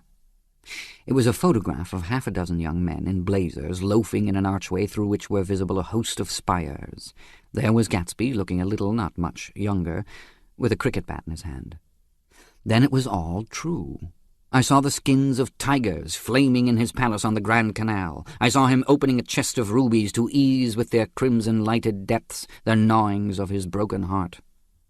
"I'm going to make a big request of you today," he said, pocketing his souvenirs with satisfaction. "So I thought you ought to know something about me. I didn't want you to think I was just some nobody. You see, I usually find myself among strangers because I drift here and there trying to forget the sad thing that happened to me." He hesitated. "You'll hear about it this afternoon." "At lunch?" "No, this afternoon. I happen to find out that you're taking Miss Baker to tea." "Do you mean you're in love with Miss Baker?" "No, old sport, I'm not. But Miss Baker has kindly consented to speak to you about this matter." I hadn't the faintest idea what this matter was, but I was more annoyed than interested. I hadn't asked Jordan to tea in order to discuss Mr. J. Gatsby. I was sure the request would be something utterly fantastic, and for a moment I was sorry I'd ever set foot upon his overpopulated lawn. He wouldn't say another word. His correctness grew on him as we neared the city. We passed Port Roosevelt, where there was a glimpse of red-belted ocean-going ships, and sped along a cobbled slum lined with the dark, undeserted saloons of the faded gilt 1900s. Then the Valley of Ashes opened out on both sides of us, and I had a glimpse of Mrs. Wilson straining at the garage pump with panting vitality as we went by. With fenders spread like wings, we scattered light through half Astoria. Only half, for as we twisted among the pillars of the elevated, I heard the familiar jug-jug spat of a motorcycle, and a frantic policeman rode alongside. "All right, old sport," called Gatsby. We slowed down. Taking a white card from his wallet, he waved it before the man's eyes. "Right you are," agreed the policeman, tipping his cap. "Know you next time, Mr. Gatsby. Excuse me." "The picture of Oxford?" "I was able to do the commissioner a favour once, and he sends me a Christmas card every year."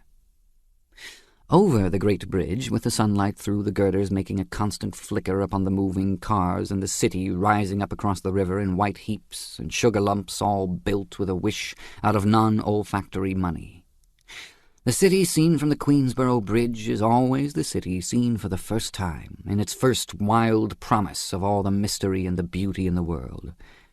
A dead man passed us in a hearse heaped with blooms, followed by 2 carriages with drawn blinds, and by more cheerful carriages for friends. The friends looked out at us with the tragic eyes and short upper lips of southeastern Europe, and I was glad that the sight of Gatsby's splendid car was included in their sombre holiday. As we crossed Blackwell's Island, a limousine passed us, driven by a white chauffeur, in which sat 3 modish Negroes, 2 bucks and a girl. I laughed aloud as the yolks of their eyeballs rolled toward us in haughty rivalry. Anything can happen now that we've slid over this bridge, I thought, anything at all. Even Gatsby could happen, without any particular wonder. Roaring noon. In a well-fanned 42nd Street cellar I met Gatsby for lunch. Blinking away the brightness of the street outside, my eyes picked him out obscurely in the anteroom talking to another man. "Mr. Carroway, this is my friend Mr. Wolfsheim." A small, flat-nosed Jew raised his large head and regarded me with two fine growths of hair which luxuriated in either nostril. After a moment I discovered his tiny eyes in the half-darkness. "So I took one look at him," said Mr. Wolfsheim, shaking my hand earnestly. "And what do you think I did?" "What?" I inquired politely. But evidently he was not addressing me, for he dropped my hand and covered Gatsby with his expressive nose. "I handed the money to Catspaw, and I said, 'All right, Catspaw, don't pay him a penny till he shuts his mouth.' He shut it then and there." Gatsby took an arm of each of us and moved forward into the restaurant, whereupon Mr. Wolfsheim swallowed a new sentence he was starting and lapsed into a somnambulatory abstraction. "Highballs?" asked the head waiter. "This is a nice restaurant here," said Mr. Wolfsheim, looking at the Presbyterian nymphs on the ceiling. "But I like across the street better." "Yes, highballs," agreed Gatsby, and then to Mr. Wolfsheim, "It's too hot over there." "Hot and small, yes," said Mr. Wolfsheim, "but full of memories." "What place is that?" I asked. "The old Metropole." "The old Metropole," brooded Mr. Wolfsheim gloomily. "Filled with faces dead and gone, filled with friends gone now forever. I can't forget so long as I live the night they shot Rosie Rosenthal there. It was 6 of us at the table, and Rosie had eaten and drunk a lot all evening. When it was almost morning, the waiter came up to him with a funny look and says somebody wants to speak to him outside. 'All right,' says Rosie, begins to get up, and I pulled him down in his chair. 'Let the bastards come in here if they want you, Rosie, but don't you, so help me, move outside this room.' If we'd have raised the blinds, we'd have seen daylight." "Did he go?" I asked innocently. "Sure he went." Mr. Wolfsheim's nose flashed at me indignantly. "He turned around in the door and says, 'Don't let that waiter take away my coffee.' Then he went out on the sidewalk, and they shot him 3 times in his full belly and drove away." 4 of them were electrocuted, I said, remembering. 5 with Becker." His nostrils turned to me in an interested way. "I understand you're looking for a business connection." The juxtaposition of these 2 remarks was startling. Gatsby answered for me. "Oh, no," he exclaimed, "this isn't the man." "No?" Mr. Wolfsheim seemed disappointed. "This is just a friend. I told you we'd talk about that some other time." "I beg your pardon," said Mr. Wolfsheim. "I had a wrong man." A succulent hash arrived, and Mr. Wolfsheim, forgetting the more sentimental atmosphere of the old Metropole, began to eat with ferocious delicacy. His eyes, meanwhile, roved very slowly all around the room. He completed the arc by turning to inspect the people directly behind. I think that, except for my presence, he would have taken one short glance beneath our own table. "Look here, old sport," said Gatsby, leaning toward me. "I'm afraid I made you a little angry this morning in the car." There was the smile again, but this time I held out against it. "I don't like mysteries," I answered, "and I don't understand why you won't come out frankly and tell me what you want. Why has it all got to come through Miss Baker?" "Oh, it's nothing underhand," he assured me. "Miss Baker's a great sportswoman, you know, and she'd never do anything that wasn't all right." Suddenly he looked at his watch, jumped up, and hurried from the room, leaving me with Mr. Wolfsheim at the table. "He has to telephone," said Mr. Wolfsheim, following him with his eyes. "Fine fellow, isn't he? Handsome to look at, and a perfect gentleman." "Yes." "He's an Oxford man." "Oh." "He went to Oxford College in England. You know Oxford College?" "I've heard of it." "It's one of the most famous colleges in the world." "Have you known Gatsby for a long time?" I inquired. "Several years," he answered in a gratified way. "I made the pleasure of his acquaintance just after the war, but I knew I had discovered a man of fine breeding after I talked with him an hour. I said to myself, there's the kind of man you'd like to take home and introduce to your mother and sister." He paused. "I see you're looking at my cuff buttons." I hadn't been looking at them, but I did now. They were composed of oddly familiar pieces of ivory. "Finest specimens of human molars," he informed me. "Well," I inspected them, "that's a very interesting idea." "Yeah." He flipped his sleeves up under his coat. "Yeah, Gatsby's very careful about women. He would never so much as look at a friend's wife." This instinctive trust returned to the table and sat down. Mr. Wolfsheim drank his coffee with a jerk and got to his feet. "I have enjoyed my lunch," he said, "and I'm going to run off from you 2 young men before I outstay my welcome." "Don't hurry, Meyer," said Gatsby without enthusiasm. Mr. Wolfsheim raised his hand in a sort of benediction. "You're very polite, but I belong to another generation," he announced solemnly. "You sit here and discuss your sports and your young ladies and your—" He supplied an imaginary noun with another wave of his hand. "As for me, I am 50 years old, and I won't impose myself on you any longer." As he shook hands and turned away, his tragic nose was trembling. I wondered if I had said anything to offend him. "He becomes very sentimental sometimes," explained Gatsby. "This is one of his sentimental days. He's quite a character around New York, a denizen of Broadway." Who is he, anyhow? An actor? No. A dentist? Meyer Wolfsheim? No, he's a gambler. Gatsby hesitated, then added coolly, he's the man who fixed the World Series back in 1919. Fixed the World Series? I repeated. The idea staggered me. I remembered, of course, that the World Series had been fixed in 1919, but if I had thought of it at all, I would have thought of it as a thing that merely happened, the end of some inevitable chain. It never occurred to me that one man could start to play with the faith of 50 million people with the single-mindedness of a burglar blowing a safe. How did he happen to do that? I asked after a minute. He just saw the opportunity. Why isn't he in jail? They can't get him, old sport. He's a smart man. I insisted on paying the check. As the waiter brought my change, I caught sight of Tom Buchanan across the crowded room. Come along with me for a minute, I said. I've got to say hello to someone. When he saw us, Tom jumped up and took half a dozen steps in our direction. Where have you been? He demanded eagerly. Daisy's furious because you haven't called up.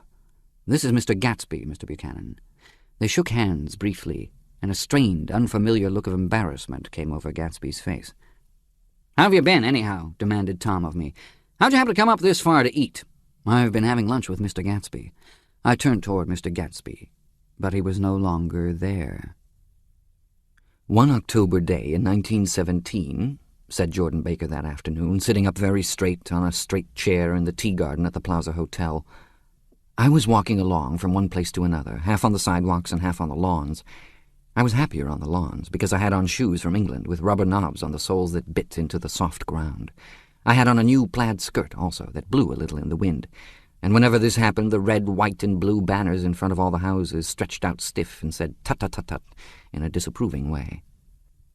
The largest of the banners and the largest of the lawns belonged to Daisy Fay's house. She was just 18, 2 years older than me, and by far the most popular of all the young girls in Louisville. She dressed in white and had a little white roadster, and all day long the telephone rang in her house, and excited young officers from Camp Taylor demanded the privilege of monopolizing her that night. Anyways, for an hour. When I came opposite her house that morning, her white roadster was beside the curb, and she was sitting in it with a lieutenant I had never seen before. They were so engrossed in each other that she didn't see me until I was 5 feet away. "Hello, Jordan," she called unexpectedly. "Please come here." I was flattered that she wanted to speak to me because of all the older girls I admired her most. She asked me if I was going to the Red Cross and make bandages. I was. Well, then, would I tell them that she couldn't come that day? The officer looked at Daisy while she was speaking, in a way that every young girl wants to be looked at some time, and because it seemed romantic to me, I have remembered the incident ever since. His name was J. Gatsby, and I didn't lay eyes on him again for over 4 years. Even after I'd met him on Long Island, I didn't realize it was the same man. By the next year, I had a few beaux myself, and I began to play in tournaments, so I didn't see Daisy very often. She went with a slightly older crowd, when she went with anyone at all. Wild rumors were circulating about her, how her mother had found her packing her bag one winter night to go to New York and say goodbye to a soldier who was going overseas. She was effectually prevented, but she wasn't on speaking terms with her family for several weeks. After that, she didn't play around with the soldiers anymore, but only with a few flat-footed, short-sighted young men in town who couldn't get into the army at all. By the next autumn, she was gay again, gay as ever. She had a debut after the armistice, and in February she was presumably engaged to a man from New Orleans.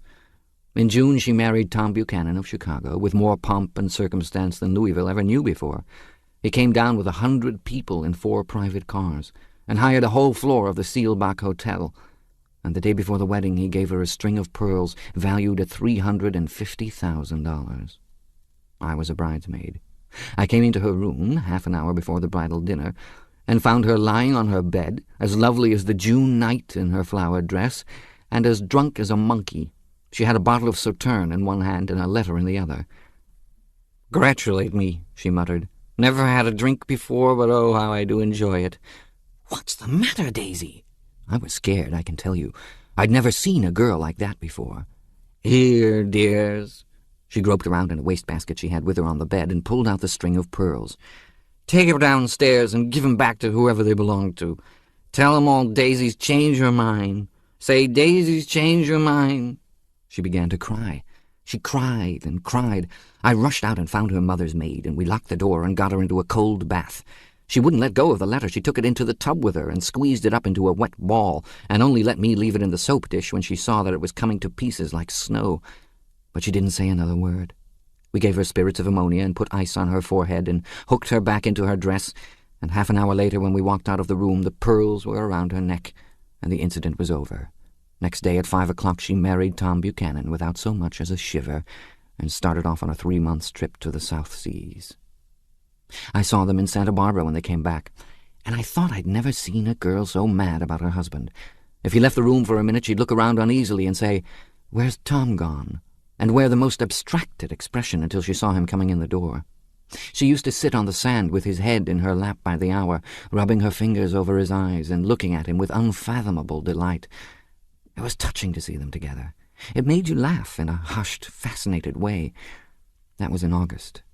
A week after I left Santa Barbara, Tom ran into a wagon on the Ventura Road one night and ripped a front wheel off his car.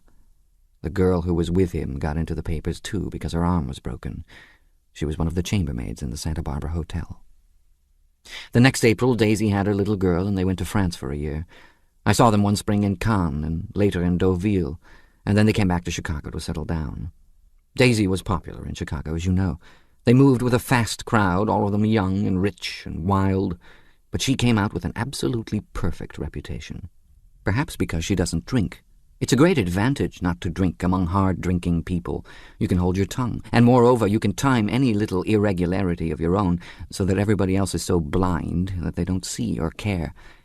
Perhaps Daisy never went in for a more at all, and yet there's something in that voice of hers. Well, about 6 weeks ago she heard the name Gatsby for the first time in years. It was when I asked you, do you remember, if you knew Gatsby in West Egg. After you had gone home, she came into my room and woke me up and said, "What Gatsby?" And when I described him, I was half asleep. She said in the strangest voice that it must be the man she used to know. It wasn't until then that I connected this Gatsby with the officer. When Jordan Baker had finished telling all this, we had left the plaza for half an hour and were driving in a Victoria through Central Park. The sun had gone down behind the tall apartments of the movie stars in the West 50s, and the clear voices of little girls, already gathered like crickets on the grass, rose through the hot twilight. "I'm the Sheik of Araby, your love belongs to me. At night when you're asleep, into your tent I'll creep." "It was a strange coincidence," I said. "But it wasn't a coincidence at all." "Why not?" "Gatsby bought that house so that Daisy would be just across the bay." Then it had not been merely the stars to which he had aspired on that June night. He came alive to me, delivered suddenly from the womb of his purposeless splendor. "He wants to know," continued Jordan, "if you'll invite Daisy to your house some afternoon, and then let him come over." The modesty of the demand shook me. He had waited 5 years and bought a mansion where he dispensed starlight to casual moths so that he could come over some afternoon to a stranger's garden. Did I have to know all this before he could ask such a little thing? "He's afraid. He's waited so long. He thought you might be offended. You see, he's a regular tough underneath it all." Something worried me. Why didn't he ask you to arrange a meeting? "He wants her to see his house," she explained, "and your house is right next door." "Oh. I think he half expected her to wander into one of his parties some night," went on Jordan, "but she never did. Then he began asking people casually if they knew her, and I was the first one he found. It was that night he sent for me at his dance, and you should have heard the elaborate way he worked up to it. Of course, I immediately suggested a luncheon in New York, and I thought he'd go mad. 'I don't want to do anything out of the way,' he kept saying. 'I want to see her right next door.' When I said you were a particular friend of Tom's, he started to abandon the whole idea. He doesn't know very much about Tom, though he says he's read a Chicago paper for years just on the chance of catching a glimpse of Daisy's name." It was dark now, and as we dipped under a little bridge, I put my arm around Jordan's golden shoulder and drew her toward me and asked her to dinner. Suddenly I wasn't thinking of Daisy and Gatsby anymore, but of this clean, hard, limited person who dealt in universal skepticism and who leaned back jauntily just within the circle of my arm. A phrase began to beat in my ears with a sort of heady excitement. "There are only the pursued, the pursuing, the busy, and the tired." "And Daisy ought to have something in her life," murmured Jordan to me. "Does she want to see Gatsby?" "She is not to know about it. Gatsby doesn't want her to know. You're just supposed to invite her to tea." We passed a barrier of dark trees, and then the facade of 59th Street. A block of delicate, pale light beamed down into the park. Unlike Gatsby and Tom Buchanan, I had no girl whose disembodied face floated along the dark cornices and blinding signs, and so I drew up the girl beside me, tightening my arms. Her wan, scornful mouth smiled, and so I drew her up again, closer, this time to my face. Chapter 5. When I came home to West Egg that night, I was afraid for a moment that my house was on fire. 2 o'clock, and the whole corner of the peninsula was blazing with light, which fell unreal on the shrubbery and made thin, elongating glints upon the roadside wires. Turning a corner, I saw that it was Gatsby's house, lit from tower to cellar. At first I thought it was another party, a wild rout that had resolved itself into hide-and-go-seek or sardines in the box, with all the house thrown open to the game. But there wasn't a sound. Only wind in the trees, which blew the wires and made the lights go off and on again, as if the house had winked into the darkness. As my taxi groaned away, I saw Gatsby walking toward me across his lawn. "Your place looks like the World's Fair," I said. "Does it?" He turned his eyes toward it absently. "I have been glancing into some of the rooms. Let's go to Coney Island, old sport, in my car." "It's too late." "Well, suppose we take a plunge in the swimming pool. I haven't made use of it all summer." "I've got to go to bed." "All right." He waited, looking at me with suppressed eagerness. "I talked with Miss Baker," I said after a moment. "I'm going to call up Daisy tomorrow and invite her over here to tea." "Oh, that's all right," he said carelessly. "I don't want to put you to any trouble." "What day would suit you?" "What day would suit you?" he corrected me quickly. "I don't want to put you to any trouble, you see." "How about the day after tomorrow?" He considered for a moment. Then, with reluctance, "I want to get the grass cut," he said. We both looked at the grass. There was a sharp line where my ragged lawn ended, and the darker, well-kept expanse of his began. I suspected that he meant my grass. "There's another little thing," he said uncertainly, and hesitated. "Would you rather put it off for a few days?" I asked. "Oh, it isn't about that. At least—" He fumbled with a series of beginnings. "Why, I thought— Why, look here, old sport, you don't make much money, do you?" "Not very much." This seemed to reassure him, and he continued more confidently. "I thought you didn't, if you'll pardon my— You see, I carry on a little business on the side, a sort of sideline, you understand. And I thought that if you don't make very much— You're selling bonds, aren't you, old sport?" "Trying to." "Well, this would interest you. It wouldn't take up much of your time, and you might pick up a nice bit of money. It happens to be a rather confidential sort of thing." I realize now that under different circumstances that conversation might have been one of the crises of my life. But because the offer was obviously and tactlessly for a service to be rendered, I had no choice except to cut him off there. "I've got my hands full," I said. "I'm much obliged, but I couldn't take on any more work." He wouldn't have to do any business with Wolfsheim. Evidently he thought that I was shying away from the connection mentioned at lunch, but I assured him he was wrong. He waited a moment longer, hoping I'd begin a conversation, but I was too absorbed to be responsive, so he went. The evening had made me light-headed and happy. I think I walked into a deep sleep as I entered my front door. So I don't know whether or not Gatsby went to Coney Island, or for how many hours he glanced into rooms while his house blazed gaudily on. I called up Daisy from the office next morning and invited her to come to tea. "Don't bring Tom," I warned her. "What? Don't bring Tom?" "Who is Tom?" she asked innocently. The day agreed upon was pouring rain. At 11 o'clock, a man in a raincoat, dragging a lawn-mower, tapped at my front door and said that Mr. Gatsby had sent him over to cut my grass. This reminded me that I had forgotten to tell my Finn to come back, so I drove into West Egg Village to search for her among soggy, whitewashed alleys and to buy some cups and lemons and flowers. The flowers were unnecessary, for at 2 o'clock a greenhouse arrived from Gatsby's with innumerable receptacles to contain it. An hour later the front door opened nervously, and Gatsby, in a white flannel suit, silver shirt, and gold-collared tie, hurried in. He was pale, and there were dark signs of sleeplessness beneath his eyes. "Is everything all right?" he asked immediately. "The grass looks fine, if that's what you mean." "What grass?"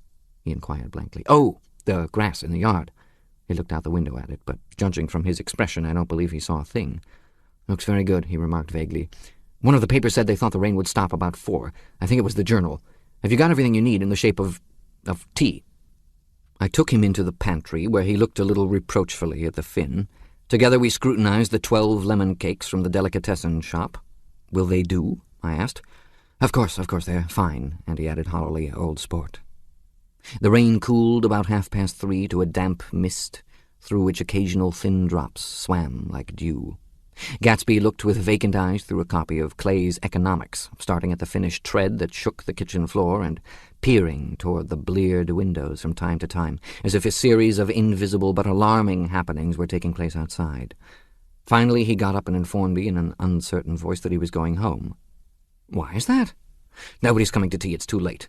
He looked at his watch, as if there was some pressing demand on his time elsewhere. "I can't wait all day." "Don't be silly. It's just 2 minutes to 4. He sat down miserably, as if I had pushed him, and simultaneously there was the sound of a motor turning into my lane. We both jumped up, and a little harrowed myself, I went out into the yard.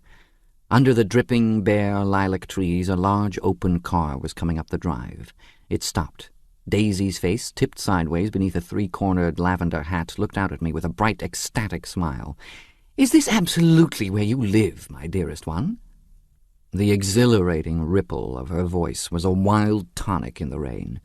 I had to follow the sound of it for a moment, up and down, with my ear alone, before any words came through. A damp streak of hair lay like a dash of blue paint across her cheek, and her hand was wet with glistening drops as I took it to help her from the car. "Are you in love with me?" she said low in my ear. "Or why did I have to come alone?" "That's the secret of Castle Rack Rent. Tell your chauffeur to go far away, Ferdy." Then in a grave murmur, "His name is Ferdy. Does the gasoline affect his nose?" "I don't think so," she said innocently. "Why?" We went in. To my overwhelming surprise, the living room was deserted. "Well, that's funny," I exclaimed. "What's funny?" She turned her head as there was a light, dignified knocking at the front door.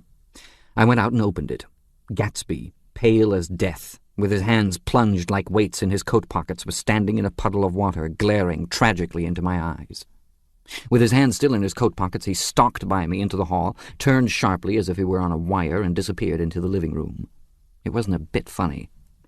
Aware of the loud beating of my own heart, I pulled the door to against the increasing rain. For half a minute there wasn't a sound. Then from the living room I heard a sort of choking murmur, and part of a laugh, followed by Daisy's voice on a clear, artificial note. "I certainly am awfully glad to see you again." A pause. It endured horribly. I had nothing to do in the hall, so I went into the room. Gatsby, his hands still in his pockets, was reclining against the mantelpiece in a strained counterfeit of perfect ease, even of boredom. His head leaned back so far that it rested against the face of a defunct mantelpiece clock, and from this position his distraught eyes stared down at Daisy, who was sitting, frightened but graceful, on the edge of a stiff chair. "We've met before," muttered Gatsby. His eyes glanced momentarily at me, and his lips parted with an abortive attempt at a laugh. Luckily, the clock took this moment to tilt dangerously at the pressure of his head, whereupon he turned and caught it with trembling fingers and set it back in place. Then he sat down, rigidly, his elbow on the arm of the sofa and his chin in his hand. "I'm sorry about the clock," he said. My own face had now assumed a deep tropical burn. I couldn't muster up a single commonplace out of the 1,000 in my head. "It's an old clock," I told them idiotically. I think we all believed for a moment that it had smashed in pieces on the floor. "We haven't met for many years," said Daisy, her voice as matter-of-fact as it could ever be. 5 years next November." The automatic quality of Gatsby's answer set us all back at least another minute. I had them both on their feet with the desperate suggestion that they help me make tea in the kitchen when the demoniac Finn brought it in on a tray. Amid the welcome confusion of cups and cakes, a certain physical decency established itself. Gatsby got himself into a shadow, and while Daisy and I talked, looked conscientiously from one to the other of us with tense, unhappy eyes. However, as calmness wasn't an end in itself, I made an excuse at the first possible moment and got to my feet. "Where are you going?" demanded Gatsby in immediate alarm. "I'll be back. I've got to speak to you about something before you go." He followed me wildly into the kitchen, closed the door, and whispered, "Oh, God," in a miserable way. "What's the matter?"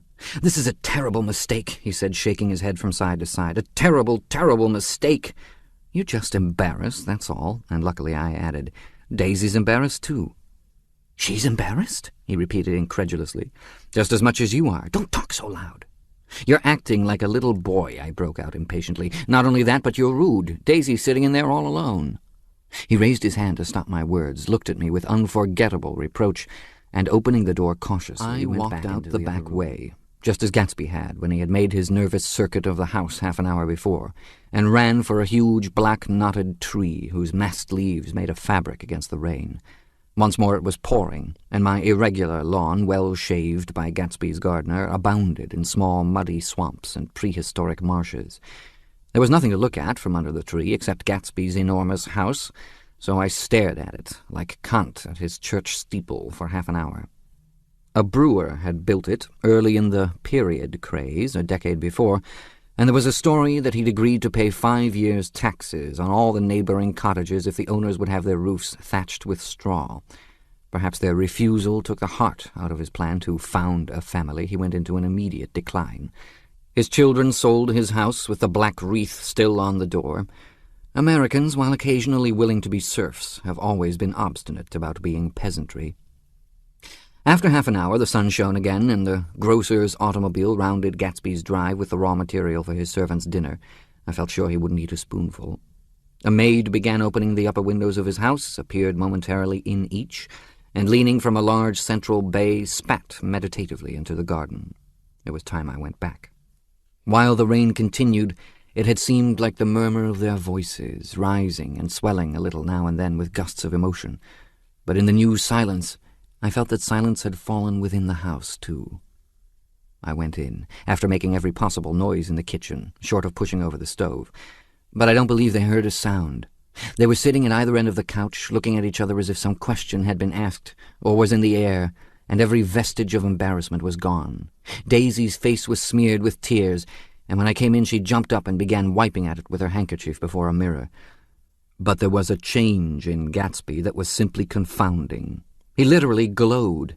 Without a word or a gesture of exultation, a new well-being radiated from him and filled the little room. "Oh, hello, old sport," he said, as if he hadn't seen me for years. I thought for a moment he was going to shake hands. "It's stopped raining." "Has it?" When he realized what I was talking about, that there were twinkle bells of sunshine in the room, he smiled like a weatherman, like an ecstatic patron of recurrent light, and repeated the news to Daisy. "What do you think of that? It stopped raining." "I'm glad, Jay." Her throat, full of aching, grieving beauty, told only of her unexpected joy. "I want you and Daisy to come over to my house," he said. "I'd like to show her around." "You're sure you want me to come?" "Absolutely, old sport." Daisy went upstairs to wash her face, too late, I thought with humiliation of my towels, while Gatsby and I waited on the lawn. "My house looks well, doesn't it?" he demanded. "See how the whole front of it catches the light." I agreed that it was splendid. "Yes." His eyes went over it, every arched door and square tower. "It took me just 3 years to earn the money that bought it." "I thought you inherited your money." "I did, old sport," he said automatically. "But I lost most of it in the big panic, the panic of the war." I think he hardly knew what he was saying, for when I asked him what business he was in, he answered, "That's my affair," before he realized that it wasn't an appropriate reply. "Oh, I've been in several things," he corrected himself. "I was in the drug business, and then I was in the oil business, but I'm not in either one now." He looked at me with more attention. "Do you mean you've been thinking over what I proposed the other night?"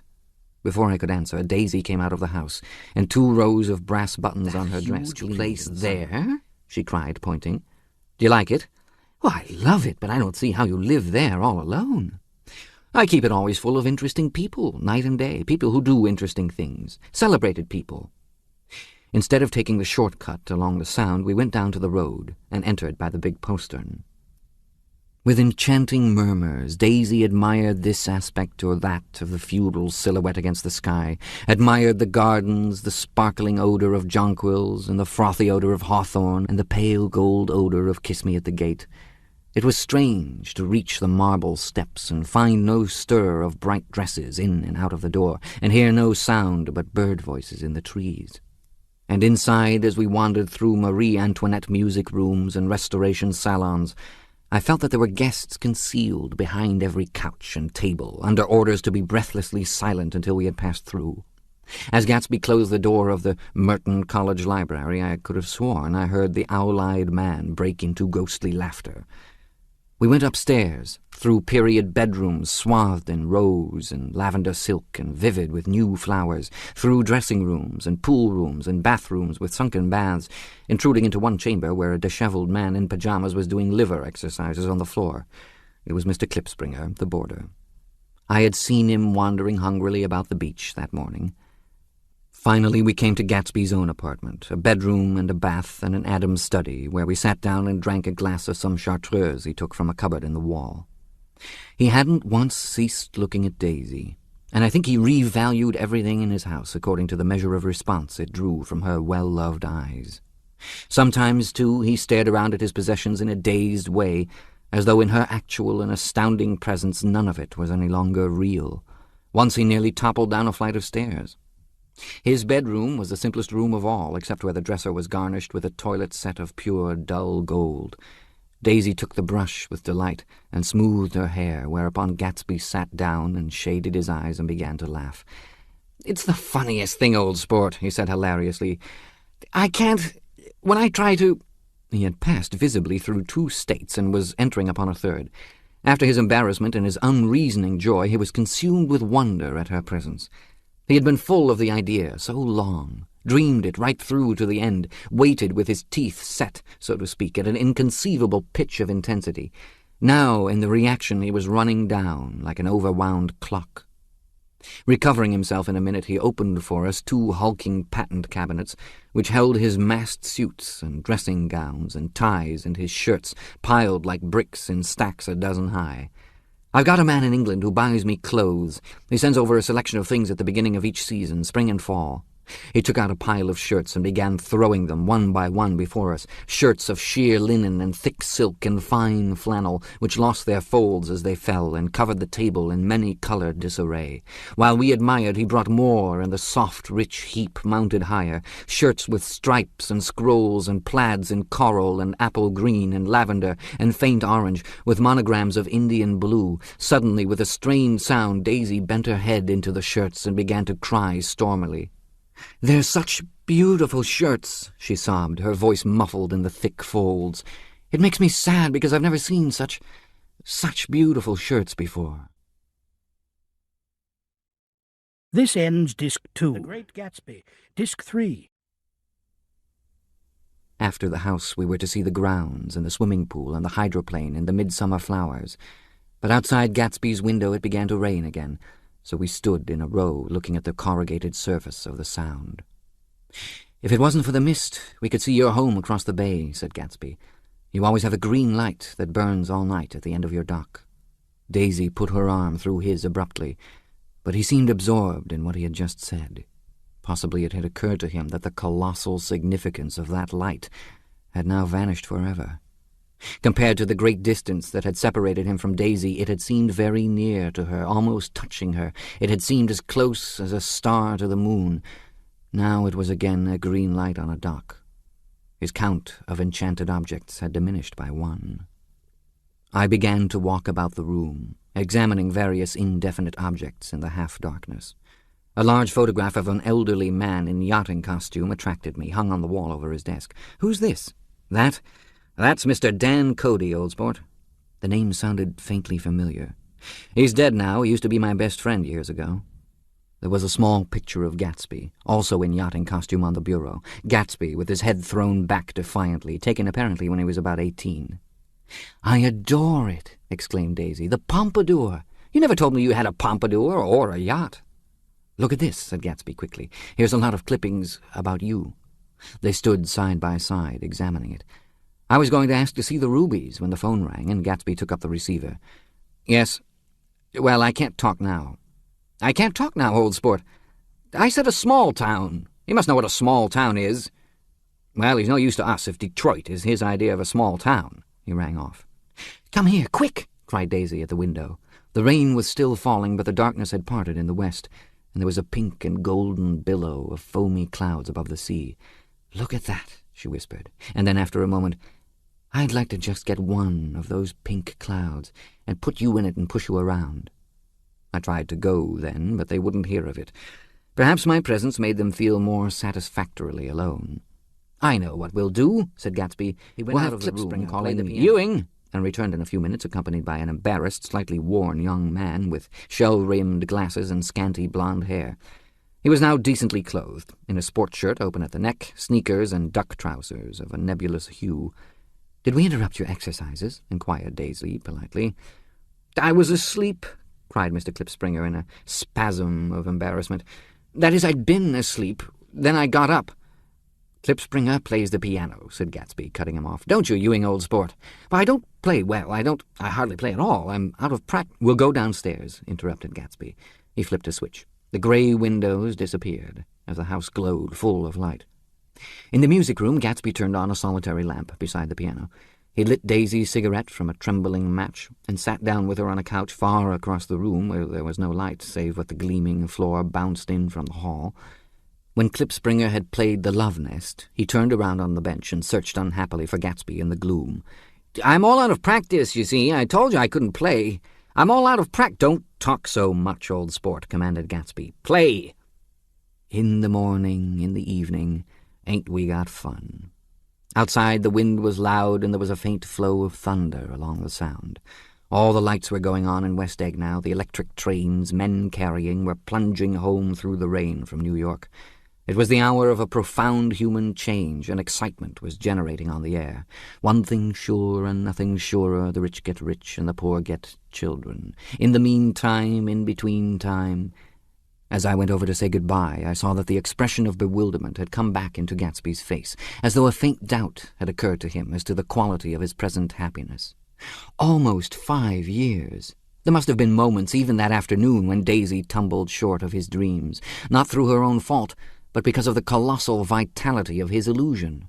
It had gone beyond her, beyond everything. He had thrown himself into it with a creative passion, adding to it all the time, decking it out with every bright feather that drifted his way. No amount of fire or freshness can challenge what a man will store up in his ghostly heart. As I watched him, he adjusted himself a little, visibly. His hand took hold of hers, and as she said something low in his ear, he turned toward her with a rush of emotion. I think that voice held him most with its fluctuating, feverish warmth, because it couldn't be over-dreamed. That voice was a deathless song. They had forgotten me, but Daisy glanced up and held out her hand. Gatsby didn't know me now at all. I looked once more at them, and they looked back at me, remotely, possessed by intense life. Then I went out of the room and down the marble steps into the rain, leaving them there together. Chapter 6.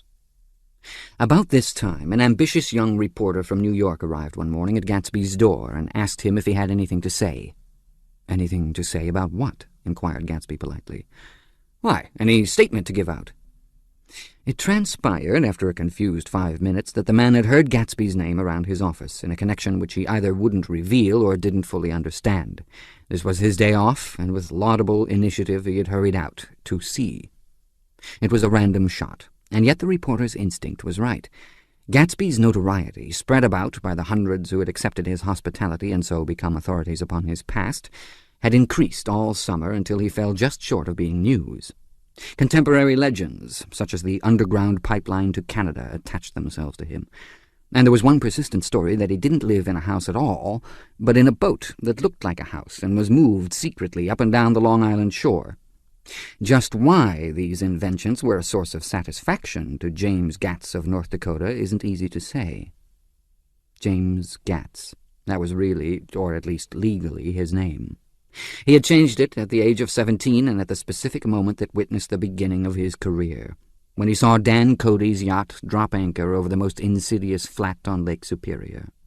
It was James Gatz who had been loafing along the beach that afternoon in a torn green jersey and a pair of canvas pants, but it was already J. Gatsby who borrowed a rowboat, pulled out to the Tuolumne, and informed Cody that a wind might catch him and break him up in half an hour.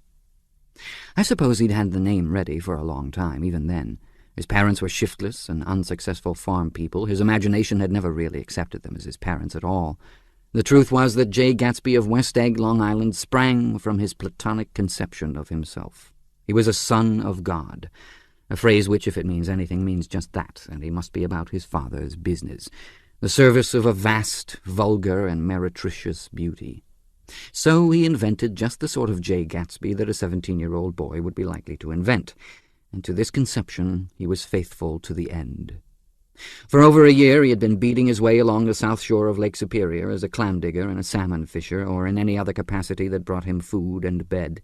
His brown, hardening body lived naturally through the half-fierce, half-lazy work of the bracing days. He knew women early, and since they spoiled him, he became contemptuous of them, of young virgins because they were ignorant, of the others because they were hysterical about things which in his overwhelming self-absorption he took for granted. But his heart was in a constant, turbulent riot. The most grotesque and fantastic conceits haunted him in his bed at night. A universe of ineffable gaudiness spun itself out in his brain, while the clock ticked on the washstand, and the moon soaked with wet light his tangled clothes upon the floor. Each night he added to the pattern of his fancies until drowsiness closed down upon some vivid scene with an oblivious embrace. For a while these reveries provided an outlet for his imagination. They were a satisfactory hint of the unreality of reality, a promise that the rock of the world was founded securely on a fairy's wing. An instinct toward his future glory had led him some months before to the small Lutheran college of St. Olaf in southern Minnesota. He stayed there 2 weeks, dismayed at its ferocious indifference to the drums of his destiny, to destiny itself, and despising the janitor's work with which he was to pay his way through. Then he drifted back to Lake Superior, and he was still searching for something to do on the day that Dan Cody's yacht dropped anchor. Cody was 50 years old then, a product of the Nevada silver fields, of the Yukon, of every rush for metal since '75. The transactions in Montana copper that made him many times a millionaire found him physically robust, but on the verge of soft-mindedness. And, suspecting this, an infinite number of women tried to separate him from his money. The none-too-savory ramifications by which Ella Kay, the newspaper woman, played Madame de Maintenon to his weakness and sent him to sea in a yacht were common knowledge in the turgid subjournalism of 1902. He had been coasting along all too hospitable shores for 5 years when he turned up as James Gats's destiny in Little Girl Bay. To young Gats, resting on his oars and looking up at the railed deck, that yacht represented all the beauty and glamour in the world. I suppose he smiled at Cody. He had probably discovered that people liked him when he smiled. At any rate, Cody asked him a few questions, one of them elicited the brand-new name, and found that he was quick and extravagantly ambitious. A few days later he took him to Duluth and bought him a blue coat, 6 pairs of white duck trousers, and a yachting cap. And when the 2 alumni left for the West Indies and the Barbary Coast, Gatsby left too. He was employed in a vague personal capacity. While he remained with Cody, he was in turn steward, mate, skipper, secretary, and even jailer, for Dan Cody sober knew what lavish doings Dan Cody drunk might soon be about, and he provided for such contingencies by reposing more and more trust in Gatsby. The arrangement lasted 5 years, during which the boat went 3 times around the continent. It might have lasted indefinitely, except for the fact that Ella Kay came on board one night in Boston, and a week later Dan Cody inhospitably died. I remember the portrait of him, up in Gatsby's bedroom, a grey, florid man with a hard, empty face, the pioneer debauchee who, during one phase of American life, brought back to the eastern seaboard the savage violence of the frontier brothel and saloon. It was indirectly due to Cody that Gatsby drank so little. Sometimes in the course of gay parties, women used to rub champagne into his hair. For himself, he formed the habit of letting liquor alone. And it was from Cody that he inherited money, a legacy of $25,000. He didn't get it. He never understood the legal device that was used against him, but what remained of the millions went intact to Ella Kay. He was left with his singularly appropriate education. The vague contour of J. Gatsby had filled out to the substantiality of a man. He told me all this very much later, but I've put it down here with the idea of exploding those first wild rumors about his antecedents, which weren't even faintly true. Moreover, he told it to me at a time of confusion, when I had reached the point of believing everything and nothing. Short halt, while Gatsby, so to speak, caught his breath, to clear this set of misconceptions away. It was a halt, too, in my association with his affairs. For several weeks I didn't see him or hear his voice on the phone. Mostly I was in New York, trotting around with Jordan and trying to ingratiate myself with her senile aunt. But finally I went over to his house one Sunday afternoon. I hadn't been there 2 minutes when somebody brought Tom Buchanan in for a drink. I was startled, naturally, but the really surprising thing was that it hadn't happened before.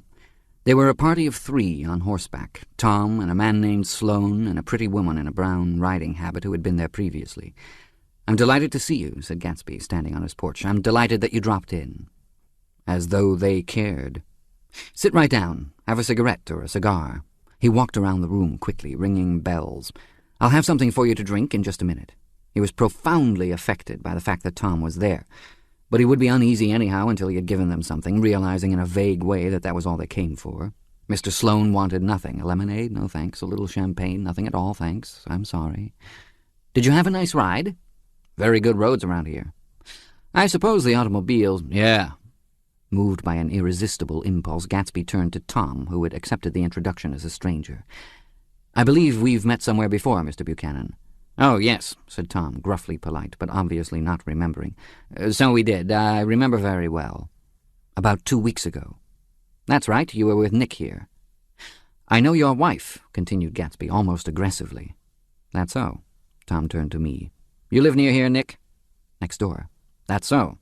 Mr. Sloane didn't enter into the conversation, but lounged back haughtily in his chair. The woman said nothing either, until, unexpectedly, after 2 highballs, she became cordial. "We'll all come over to your next party, Mr. Gatsby," she suggested. "What do you say?"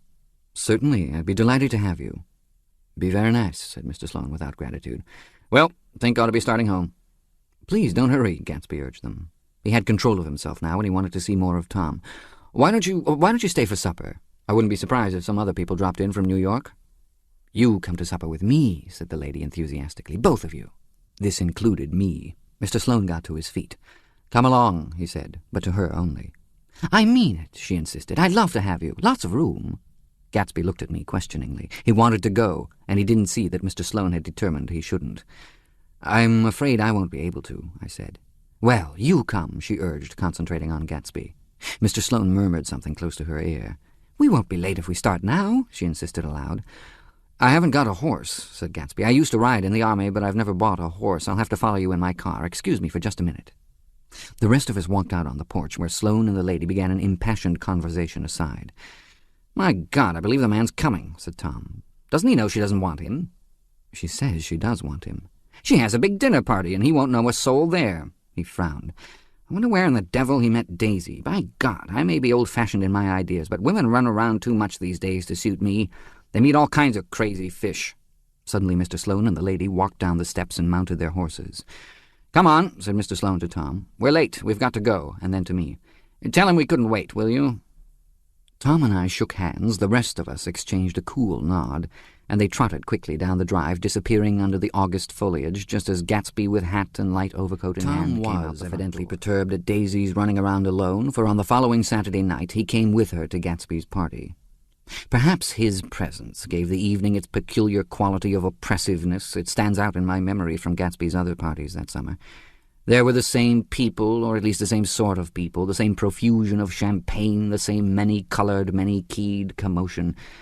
But I felt an unpleasantness in the air, a pervading harshness that hadn't been there before. Or perhaps I had merely grown used to it, grown to accept West Egg as a world complete in itself, with its own standards and its own great figures, second to nothing because it had no consciousness of being so. And now I was looking at it again, through Daisy's eyes.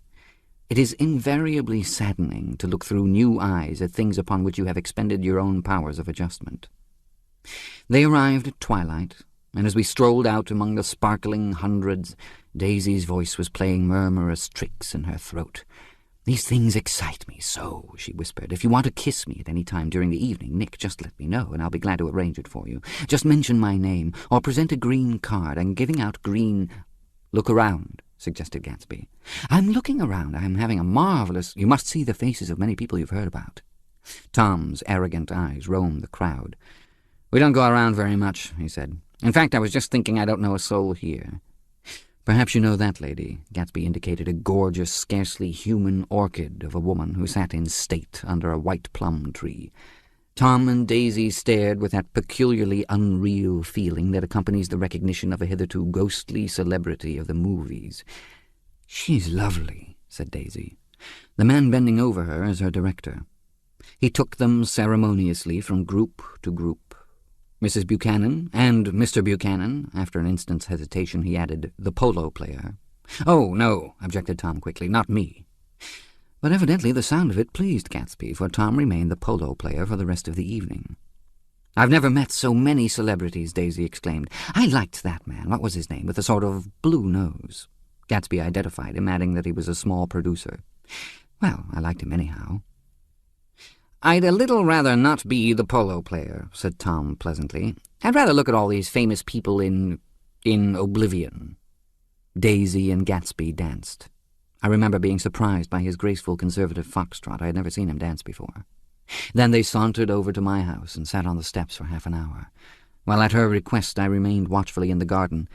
"In case there's a fire or a flood," she explained. Tom appeared from his oblivion as we were sitting down to supper together. "Do you mind if I eat with some people over here?" he said. "A fellow's getting off some funny stuff." "Go ahead," answered Daisy genially. "And if you want to take down any addresses, here's my little gold pencil." She looked around after a moment and told me the girl was common but pretty, and I knew that except for the half hour she'd been alone with Gatsby, she wasn't having a good time. We were at a particularly tipsy table. That was my fault. Gatsby had been called to the phone, and I'd enjoyed these same people only 2 weeks before. But what had amused me then turned septic on the air now. "How do you feel, Miss Bedecker?" The girl addressed was trying unsuccessfully to slump against my shoulder. At this inquiry she sat up and opened her eyes.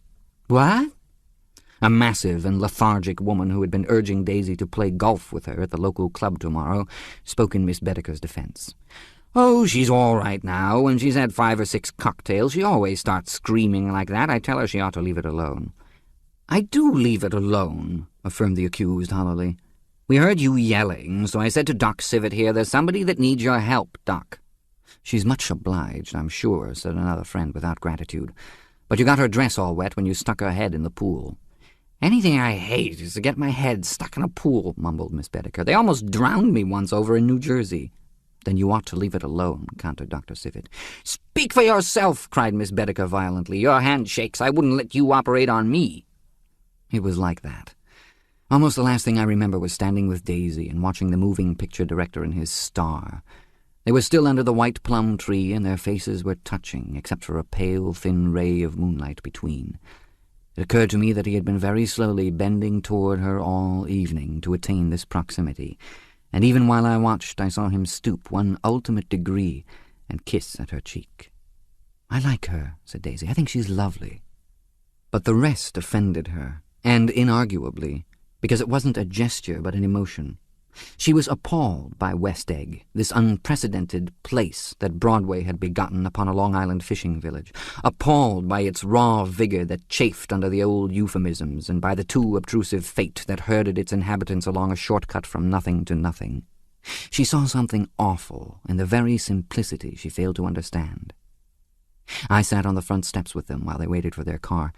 It was dark here in front. Only the bright door sent 10 square feet of light volleying out into the soft black morning.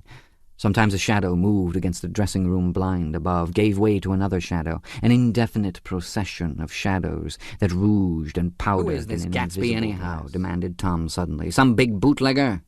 "Where'd you hear that?" I inquired. "I didn't hear it, I imagined it. A lot of these newly rich people are just big bootleggers, you know." "Not Gatsby," I said shortly. He was silent for a moment. The pebbles of the drive crunched under his feet. "Well, he certainly must have strained himself to get this menagerie together." A breeze stirred the grey haze of Daisy's fur collar. "At least they're more interesting than the people we know," she said with an effort. "You didn't look so interested." "Well, I was." Tom laughed and turned to me. "Did you notice Daisy's face when that girl asked her to put her under a cold shower?" Daisy began to sing with the music in a husky, rhythmic whisper, bringing out a meaning in each word that it had never had before and would never have again. When the melody rose, her voice broke up sweetly, following it in a way contralto voices have, and each change tipped out a little of her warm, human magic upon the air. "Lots of people come who haven't been invited," she said suddenly. "That girl hadn't been invited. They simply forced their way in, and he's too polite to object." "I'd like to know who he is and what he does," insisted Tom, "and I think I'll make a point of finding out." "I can tell you right now," she answered. "He owns some drugstores, a lot of drugstores. He built them up himself." The dilatory limousine came rolling up the drive. "Good night, Nick," said Daisy. Her glance left me and sought the lighted top of the steps, where 3 o'clock in the morning, a neat, sad little waltz of that year was drifting out the open door. After all, in the very casualness of Gatsby's party, there were romantic possibilities totally absent from her world. What was it up there in that song that seemed to be calling her back inside? What would happen now, in the dim, incalculable hours? Perhaps some unbelievable guest would arrive, a person infinitely rare and to be marveled at, some authentically radiant young girl who, with one fresh glance at Gatsby, one moment of magical encounter, would blot out those 5 years of unwavering devotion. I stayed late that night. Gatsby asked me to wait until he was free, and I lingered in the garden until the inevitable swimming party had run up, chilled and exalted, from the black beach, until the lights were extinguished in the guest rooms overhead. When he came down the steps at last, the tanned skin was drawn unusually tight on his face, and his eyes were bright and tired. "She didn't like it," he said immediately. "Of course she did. She didn't like it," he insisted. "She didn't have a good time." He was silent, and I guessed at his unutterable depression. "I feel far away from her," he said. "It's hard to make her understand." "You mean about the dance?" The dance! He dismissed all the dances he had given with a snap of his fingers. "Old sport, the dance is unimportant." He wanted nothing less of Daisy than that she should go to Tom and say, "I never loved you." After she had obliterated 4 years with that sentence, they could decide upon the more practical measures to be taken. One of them was that after she was free they were to go back to Louisville and be married from her house, just as if it were 5 years ago. "And she doesn't understand," he said. "She used to be able to understand. We'd sit for hours—" He broke off and began to walk up and down a desolate path of fruit rinds and discarded favors and crushed flowers. "I wouldn't ask too much of her," I ventured. "You can't repeat the past." "Can't repeat the past?" he cried incredulously. "Why, of course you can." He looked around him wildly, as if the past were lurking here in the shadow of his house, just out of reach of his hand. "I'm going to fix everything just the way it was before," he said, nodding determinedly. About the past, and I gathered that he wanted to recover something, some idea of himself, perhaps, that had gone into loving Daisy. His life had been confused and disordered since then, but if he could once return to a certain starting place and go over it all slowly, he could find out what that thing was. One autumn night 5 years before, they had been walking down the street when the leaves were falling, and they came to a place where there were no trees and the sidewalk was white with moonlight. They stopped here and turned toward each other. Now it was a cool night with that mysterious excitement in it which comes at the 2 changes of the year. The quiet lights in the houses were humming out into the darkness, and there was a stir and bustle among the stars. Out of the corner of his eye, Gatsby saw that the blocks of the sidewalks really formed a ladder and mounted to a secret place above the trees. He could climb to it if he climbed alone, and once there he could suck on the pap of life, gulp down the incomparable milk of wonder. His heart beat faster and faster as Daisy's white face came up to his own. He knew that when he kissed this girl and forever wed his unutterable visions to her perishable breath, his mind would never romp again like the mind of God. So he waited, listening for a moment longer to the tuning fork that had been struck upon a star. Then he kissed her. At his lips' touch she blossomed for him like a flower, and the incarnation was complete. Through all he said, even through his appalling sentimentality, I was reminded of something, an elusive rhythm, a fragment of lost words that I had heard somewhere a long time ago. For a moment a phrase tried to take shape in my mouth, and my lips parted like a dumb man's, as though there was more struggling upon them than a wisp of startled air. But they made no sound, and what I had almost remembered was uncommunicable forever. Chapter 7. It was when curiosity about Gatsby was at its highest that the lights in his house failed to go on one Saturday night, and as obscurely as it had begun, his career as Trimalchio was over. Only gradually did I become aware that the automobiles which turned expectantly into his drive stayed for just a minute and then drove sulkily away. Wondering if he were sick, I went over to find out. An unfamiliar butler with a villainous face squinted at me suspiciously from the door. "Is Mr. Gatsby sick?" "Nope." After a pause he added, "Sir," in a dilatory, grudging way. I hadn't seen him around, and I was rather worried. "Tell him Mr. Carroway came over." "Who?" he demanded rudely. "Carroway." "Carroway, all right, I'll tell him." Abruptly he slammed the door. My Finn informed me that Gatsby had dismissed every servant in his house a week ago, and replaced them with 6 others who never went into West Egg Village to be bribed by the tradesmen, but ordered moderate supplies over the telephone. The grocery boy reported that the kitchen looked like a pigsty, and the general opinion in the village was that the new people weren't servants at all. Next day, Gatsby called me on the phone. "Going away?" I inquired. "No, old sport. I hear you fired all your servants." I wanted somebody who wouldn't gossip. Daisy comes over quite often, in the afternoons. So the whole caravanserai had fallen in, like a carved house, at the disapproval in her eyes. There's some people Wolfsheim wanted to do something for. They're all brothers and sisters. They used to run a small hotel. I see. He was calling up at Daisy's request. Would I come to lunch at her house tomorrow? Miss Baker would be there. Half an hour later, Daisy herself telephoned and seemed relieved to find that I was coming. Something was up.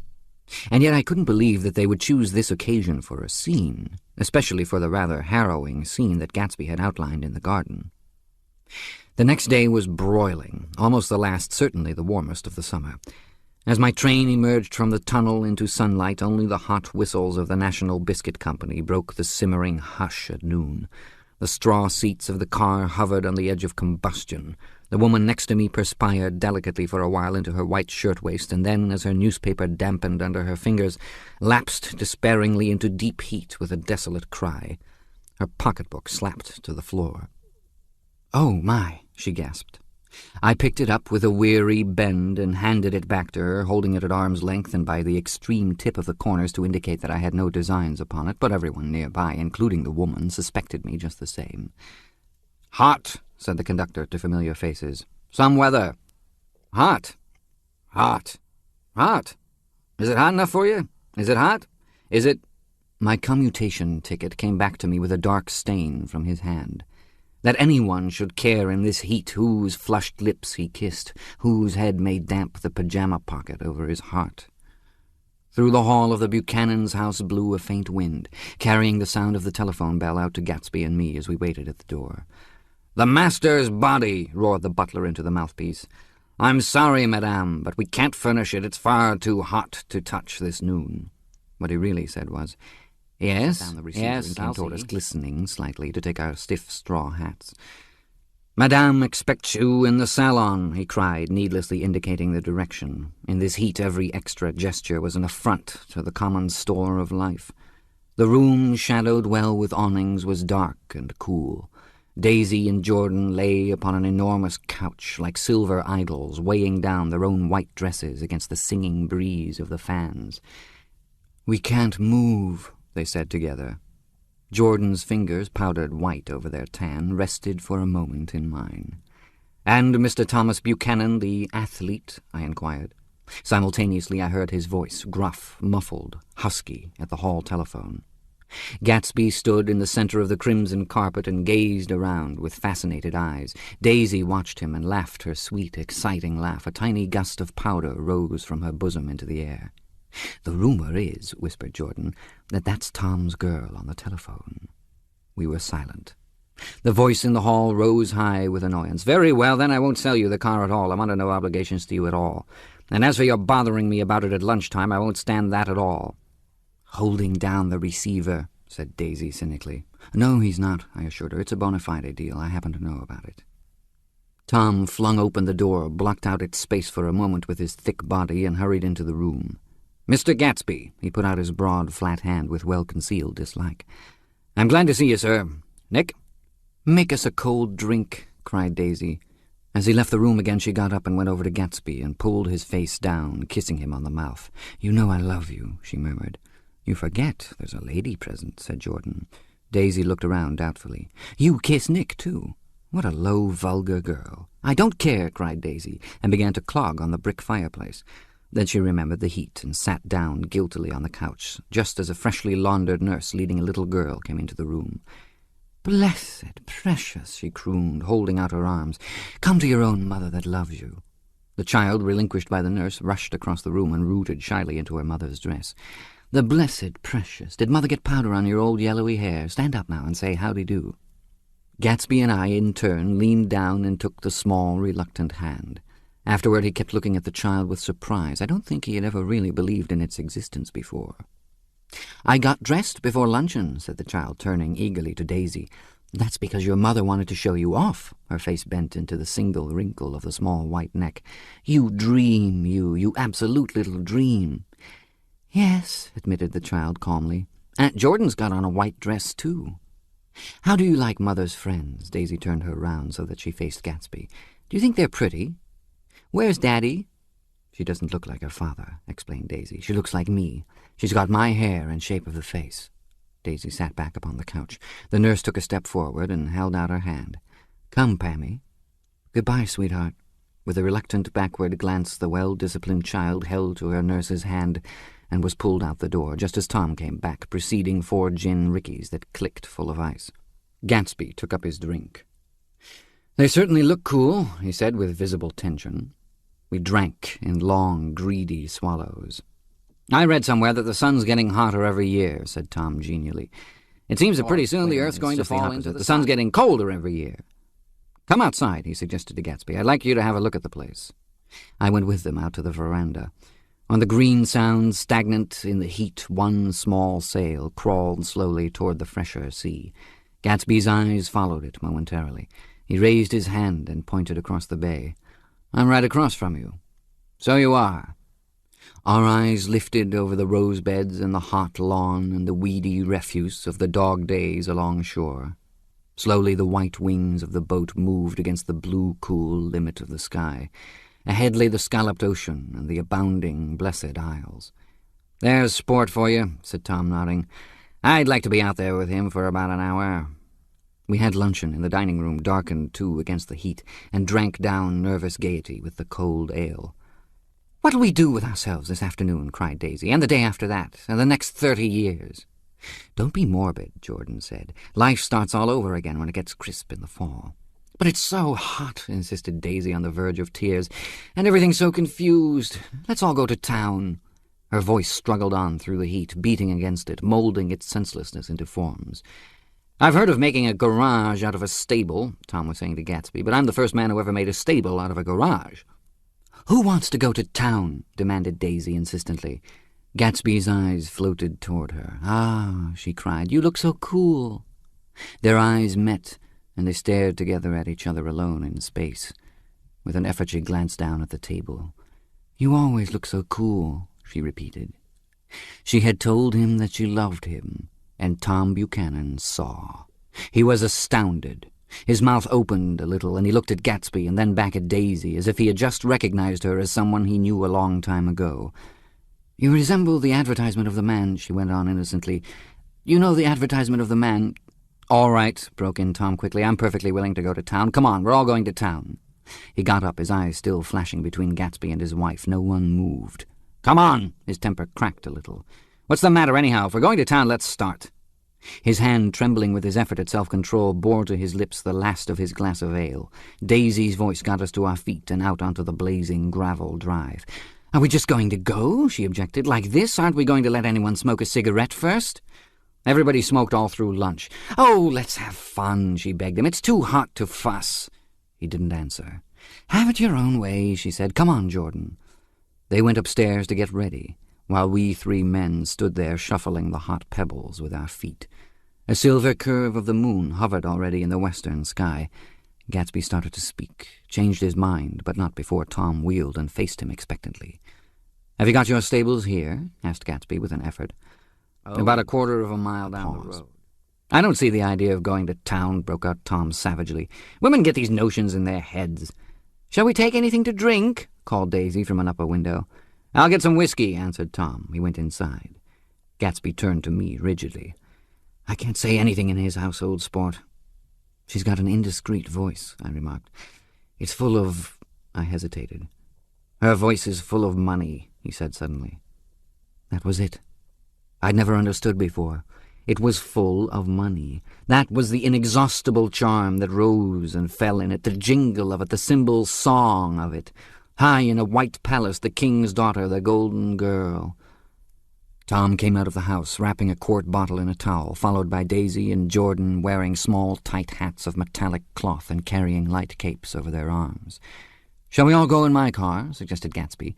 He felt the hot green leather of the seat. "I ought to have left it in the shade." "Is it standard shift?" demanded Tom. "Yes." "Well, you take my coupe and let me drive your car to town." The suggestion was distasteful to Gatsby. "I don't think there's much gas," he objected. "Plenty of gas," said Tom boisterously. He looked at the gauge. "And if it runs out, I can stop at a drugstore. You can buy anything at a drugstore nowadays." A pause followed this apparently pointless remark. Daisy looked at Tom, frowning, and an indefinable expression at once definitely unfamiliar and vaguely recognizable, as if I had only heard it described in words, passed over Gatsby's face.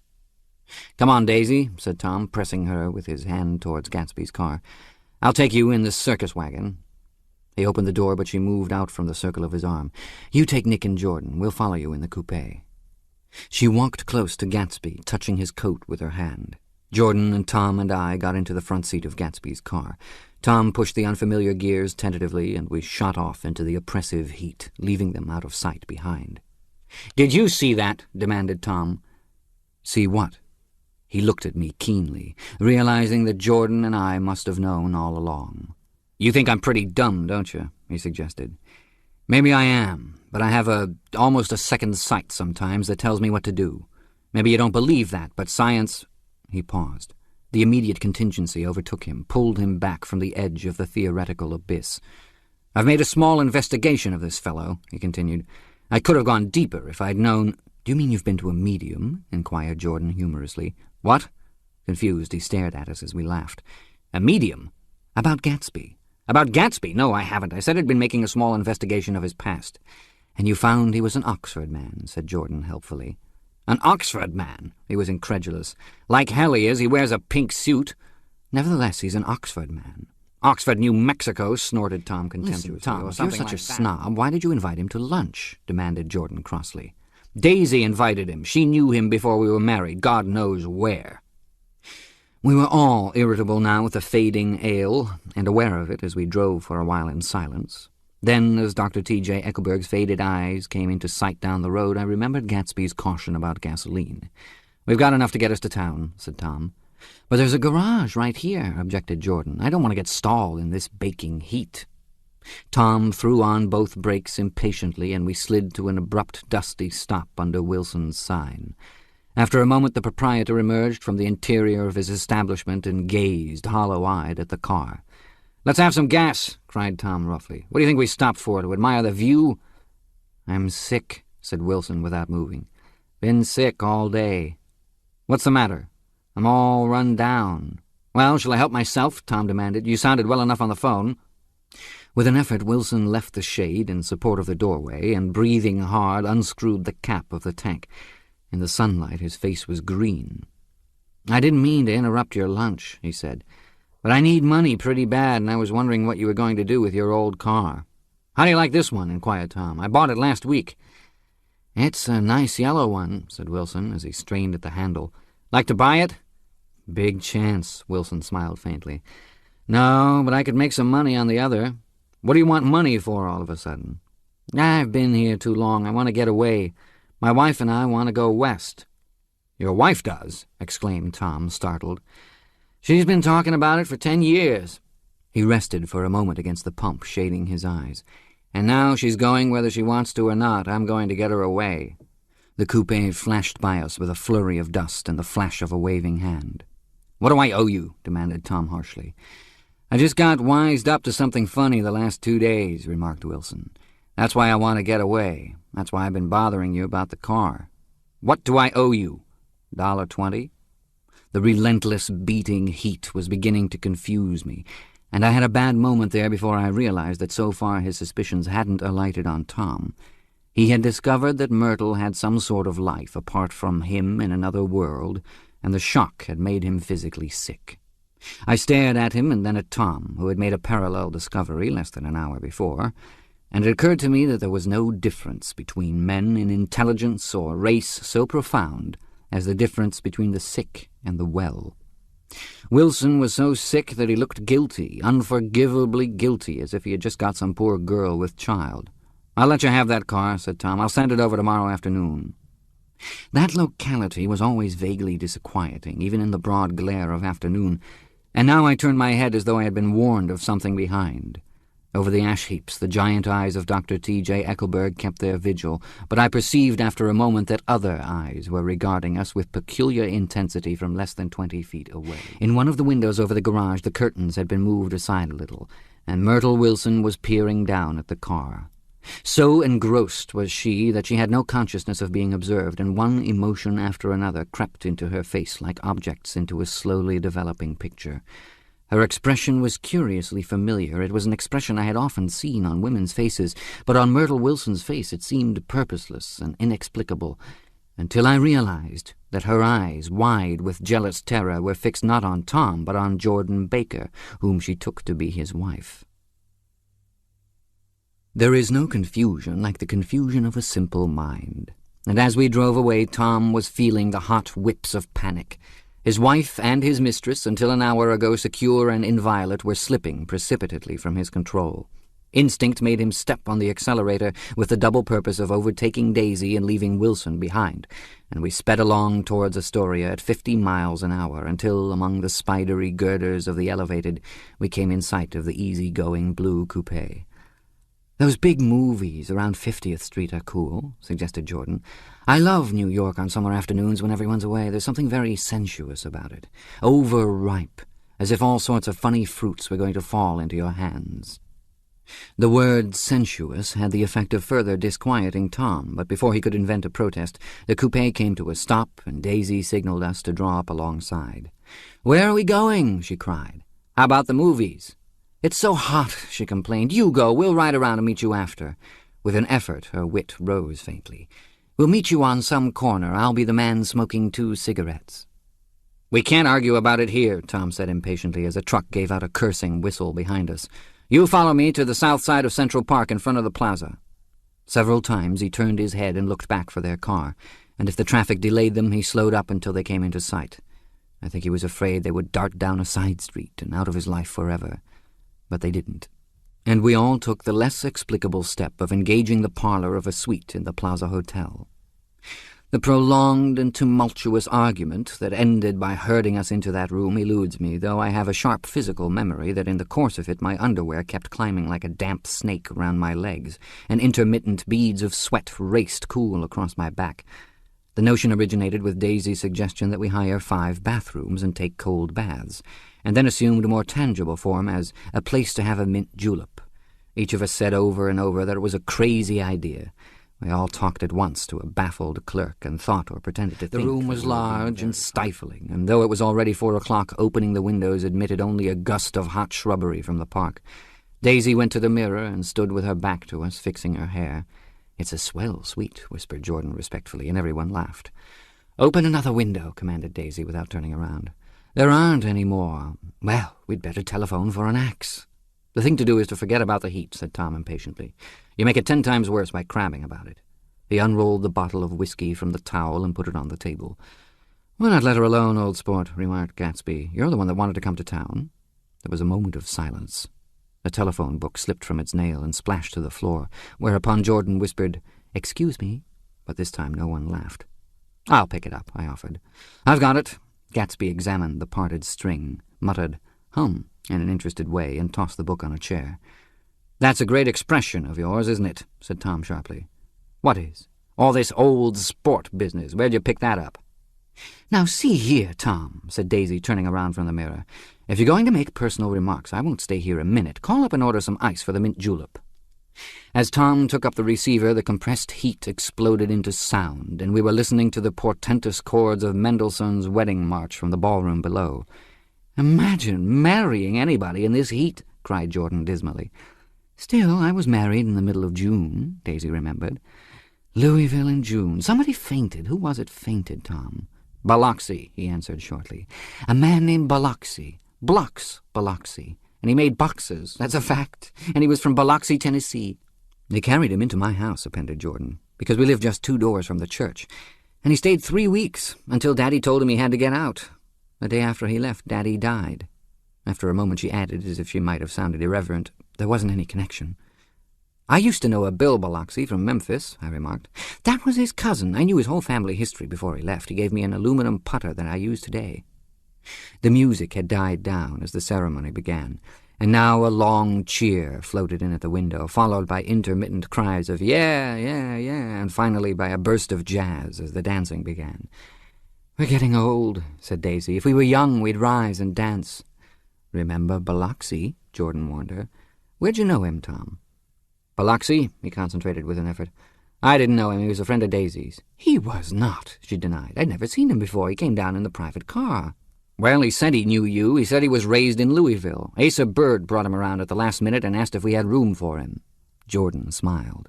"He was probably bumming his way home. He told me he was president of your class at Yale." Tom and I looked at each other blankly. Biloxi? First place, we didn't have any president. Gatsby's foot beat a short, restless tattoo, and Tom eyed him suddenly. "By the way, Mr. Gatsby, I understand you're an Oxford man." "Not exactly." "Oh, yes, I understand you went to Oxford." "Yes, I went there." A pause. Then Tom's voice, incredulous and insulting. "You must have gone there about the time Biloxi went to New Haven." Another pause. A waiter knocked and came in with crushed mint and ice, but the silence was unbroken by his thank you and the soft closing of the door. This tremendous detail was to be cleared up at last. "I told you I went there," said Gatsby. "I heard you, but I'd like to know when." "It was in 1919. I only stayed 5 months. That's why I can't really call myself." Tom glanced around to see if we mirrored his unbelief, but we were all looking at Gatsby. "It was an opportunity they gave to some of the officers after the armistice," he continued. "We could go to any of the universities in England or France. I wanted to get up and slap him on the back. I had one of those renewals of complete faith in him that I'd experienced before." Daisy rose, smiling faintly, and went to the table. "Open the whiskey, Tom," she ordered, "and I'll make you a mint julep. Then you won't seem so stupid to yourself. Look at the mint." "Wait a minute," snapped Tom. "I want to ask Mr. Gatsby one more question." "Go on," Gatsby said politely. "What kind of a row are you trying to cause in my house anyway?" They were out in the open at last, and Gatsby was content. "He isn't causing a row." Daisy looked desperately from one to the other. "You're causing a row. Please have a little self-control." "Self-control?" repeated Tom incredulously. "I suppose the latest thing is to sit back and let Mr. Nobody from Nowhere make love to your wife. Well, if that's the idea, you can count me out. Nowadays people begin by sneering at family life and family institutions, and next they'll throw everything overboard and have intermarriage between black and white." Flushed with his impassioned gibberish, he saw himself standing alone on the last barrier of civilization. "We're all white here," murmured Jordan. "I know I'm not very popular. I don't give big parties. I suppose you've got to make your house into a pigsty in order to have any friends in the modern world." Angry as I was, as we all were, I was tempted to laugh whenever he opened his mouth. The transition from libertine to prig was so complete. "I've got something to tell you, old sport," began Gatsby, but Daisy guessed at his intention. "Please don't," she interrupted helplessly. "Please, let's all go home. Why don't we all go home?" "That's a good idea." I got up. "Come on, Tom. Nobody wants a drink. I want to know what Mr. Gatsby has to tell me." "Your wife doesn't love you," said Gatsby. "She's never loved you. She loves me." "You must be crazy," exclaimed Tom automatically. Gatsby sprang to his feet, vivid with excitement. "She never loved you, do you hear?" he cried. "She only married you because I was poor and she was tired of waiting for me. It was a terrible mistake, but in her heart she never loved anyone except me." At this point, Jordan and I tried to go, but Tom and Gatsby insisted with competitive firmness that we remain, as though neither of them had anything to conceal and it would be a privilege to partake vicariously of their emotions. "Sit down, Daisy." Tom's voice groped unsuccessfully for the paternal note. "What's been going on? I want to hear all about it." "I told you what's been going on," said Gatsby. "Going on for 5 years, and you didn't know." Tom turned to Daisy sharply. "You've been seeing this fellow for 5 years." "Not seeing," said Gatsby. "No, we couldn't meet. But both of us loved each other all that time, old sport, and you didn't know. I used to laugh sometimes," but there was no laughter in his eyes, "to think that you didn't know." "Oh, that's all." Tom tapped his thick fingers together like a clergyman and leaned back in his chair. "You're crazy," he exploded. "I can't speak about what happened 5 years ago because I didn't know Daisy then, and I'll be damned if I see how you got within a mile of her unless you brought the groceries to the back door. But all the rest of that's a goddamned lie. Daisy loved me when she married me, and she loves me now. She does, though. The trouble is that sometimes she gets foolish ideas in her head and doesn't know what she's doing." He nodded sagely. "And what's more, I love Daisy, too. Once in a while I go off on a spree and make a fool of myself, but I always come back, and in my heart I love her all the time." "You're revolting," said Daisy. She turned to me, and her voice, dropping an octave lower, filled the room with thrilling scorn. "Do you know why we left Chicago? I'm surprised that they didn't treat you to the story of that little spree." Gatsby walked over and stood beside her. "Daisy, that's all over now," he said earnestly. "It doesn't matter anymore. Just tell him the truth, that you never loved him, and it's all wiped out forever." She looked at him blindly. "Why, how could I love him, possibly? You never loved him." She hesitated. Her eyes fell on Jordan and me with a sort of appeal, as though she realized at last what she was doing, and as though she had never, all along, intended doing anything at all. But it was done now. It was too late. "I never loved him," she said with perceptible reluctance. "Not at Kapiolani?" demanded Tom suddenly. "No." From the ballroom beneath, muffled and suffocating chords were drifting up on hot waves of air. "Not that day I carried you down from the punch bowl to keep your shoes dry?" There was a husky tenderness in his tone. "Daisy, please don't." Her voice was cold, but the rancor was gone from it. She looked at Gatsby. "There, Jay," she said. But her hand, as she tried to light a cigarette, was trembling. Suddenly she threw the cigarette and the burning match on the carpet. "Oh, you want too much," she cried to Gatsby. "I love you now. Isn't that enough? I can't help what's past." She began to sob helplessly. "I did love him once, but I loved you too." Gatsby's eyes opened and closed. "You loved me too?" he repeated. "Even that's a lie," said Tom savagely. "She didn't know you were alive. Why, there are things between Daisy and me that you'll never know, things that neither of us can ever forget." The words seemed to bite physically into Gatsby. "I want to speak to Daisy alone," he insisted. "She's all excited now." "Even alone, I can't say I never loved Tom," she admitted in a pitiful voice. "It wouldn't be true." "Of course it wouldn't," agreed Tom. She turned to her husband. "As if it mattered to you," she said. "Of course it matters. I'm going to take better care of you from now on." "You don't understand," said Gatsby with a touch of panic. "You're not going to take care of her any more." "I'm not?" Tom opened his eyes wide and laughed. He could afford to control himself now. "Why's that?" "Daisy's leaving," she said with visible effort. "She's not leaving me." Tom's words suddenly leaned down over Gatsby. "Certainly not for a common swindler who'd have to steal the ring he put on her finger." "I won't stand this," cried Daisy. "Oh, please, let's get out." "Who are you, anyhow?" broke out Tom. "You're one of that bunch that hangs around with Meyer Wolfsheim. That much I happen to know. I've made a little investigation into your affairs, and I'll carry it further tomorrow." "You can suit yourself about that, old sport," said Gatsby steadily. "I found out what your drugstores were." He turned to us and spoke rapidly. "He and this Wolfsheim bought up a lot of side-street drugstores here and in Chicago and sold grain alcohol over the counter. That's one of his little stunts. I picked him for a bootlegger the first time I saw him, and I wasn't far wrong." "What about it?" said Gatsby politely. "I guess your friend Walter Chase wasn't too proud to come in on it." "And you left him in the lurch, didn't you? You let him go to jail for a month over in New Jersey. God, you ought to hear Walter on the subject of you." "He came to us dead broke. He was very glad to pick up some money, old sport." "Don't you call me old sport," cried Tom. Gatsby said nothing. "Walter could have you up on the betting laws, too, but Wolfsheim scared him into shutting his mouth." That unfamiliar yet recognizable look was back again in Gatsby's face. "That drugstore business was just small change," continued Tom slowly. "But you've got something on now that Walter's afraid to tell me about." I glanced at Daisy, who was staring terrified between Gatsby and her husband, and at Jordan, who had begun to balance an invisible but absorbing object on the tip of her chin. Then I turned back to Gatsby, and was startled at his expression. He looked, and this is said in all contempt for the babbled slander of his garden, as if he had killed a man. For a moment the set of his face could be described in just that fantastic way. It passed, and he began to talk excitedly to Daisy, denying everything, defending his name against accusations that had not been made. But with every word she was drawing further and further into herself, so he gave that up, and only the dead dream fought on as the afternoon slipped away, trying to touch what was no longer tangible, struggling unhappily, undespairingly toward that lost voice across the room. The voice begged again to go. "Please, Tom, I can't stand this any more." Her frightened eyes told that whatever intentions, whatever courage she had had were definitely gone.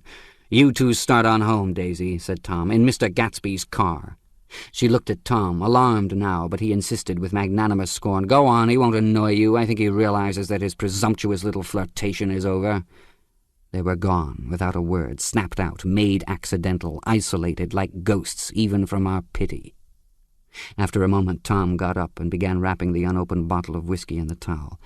"Want any of this stuff, Jordan? Nick?" I didn't answer. "Nick?" he asked again. "What? Want any?" No, I just remember that today's my birthday. I was 30.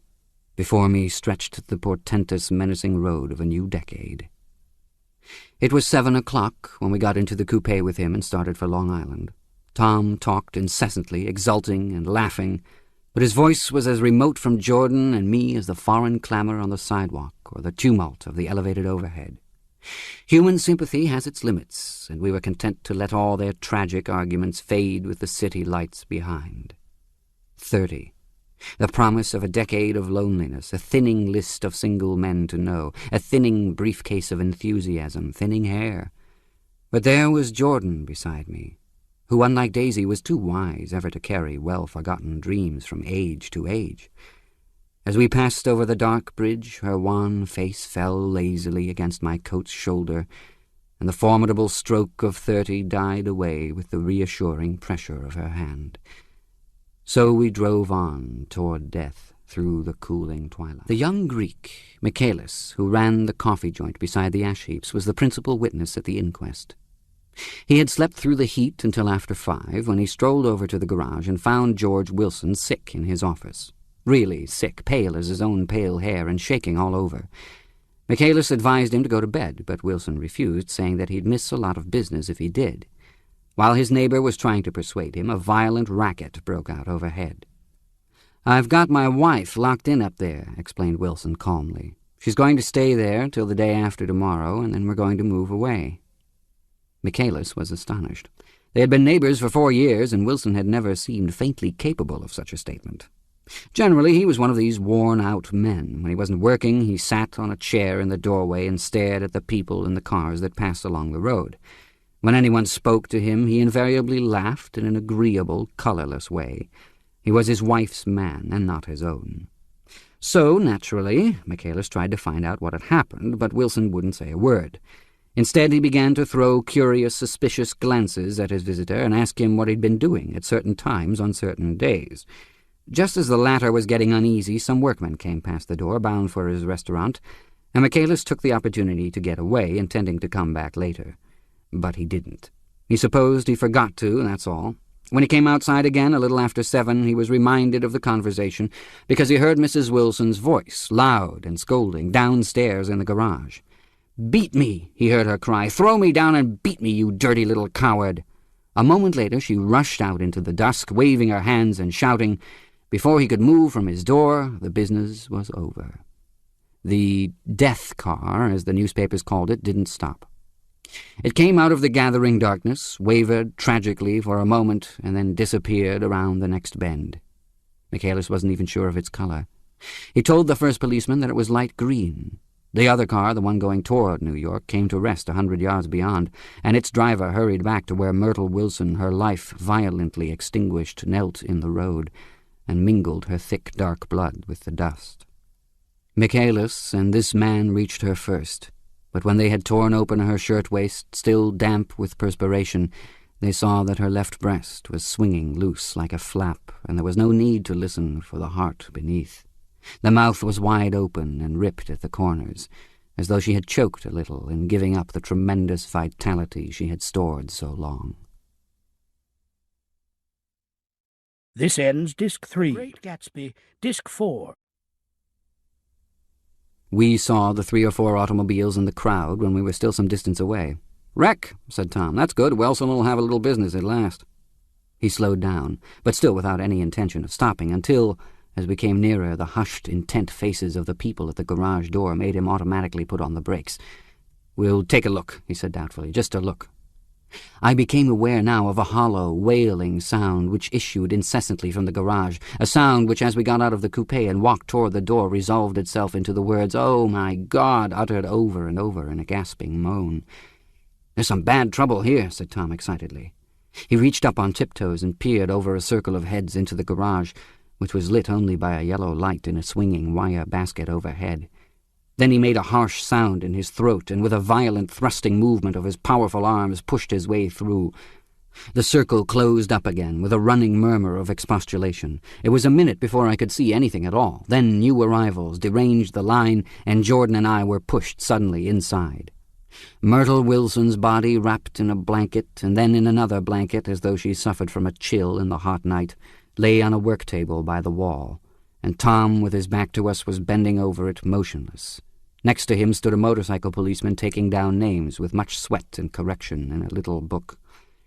At first I couldn't find the source of the high, groaning words that echoed clamorously through the bare garage. Then I saw Wilson standing on the raised threshold of his office, swaying back and forth and holding to the doorposts with both hands. Some man was talking to him in a low voice and attempting from time to time to lay a hand on his shoulder, but Wilson neither heard nor saw.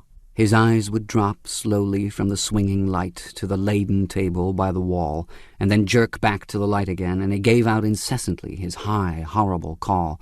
"Oh, my God, oh, my God, oh, my God." Presently Tom lifted his head with a jerk, and after staring around the garage with glazed eyes, addressed a mumbled, incoherent remark to the policeman. "M-A-V," the policeman was saying. "O, no, R," corrected the man.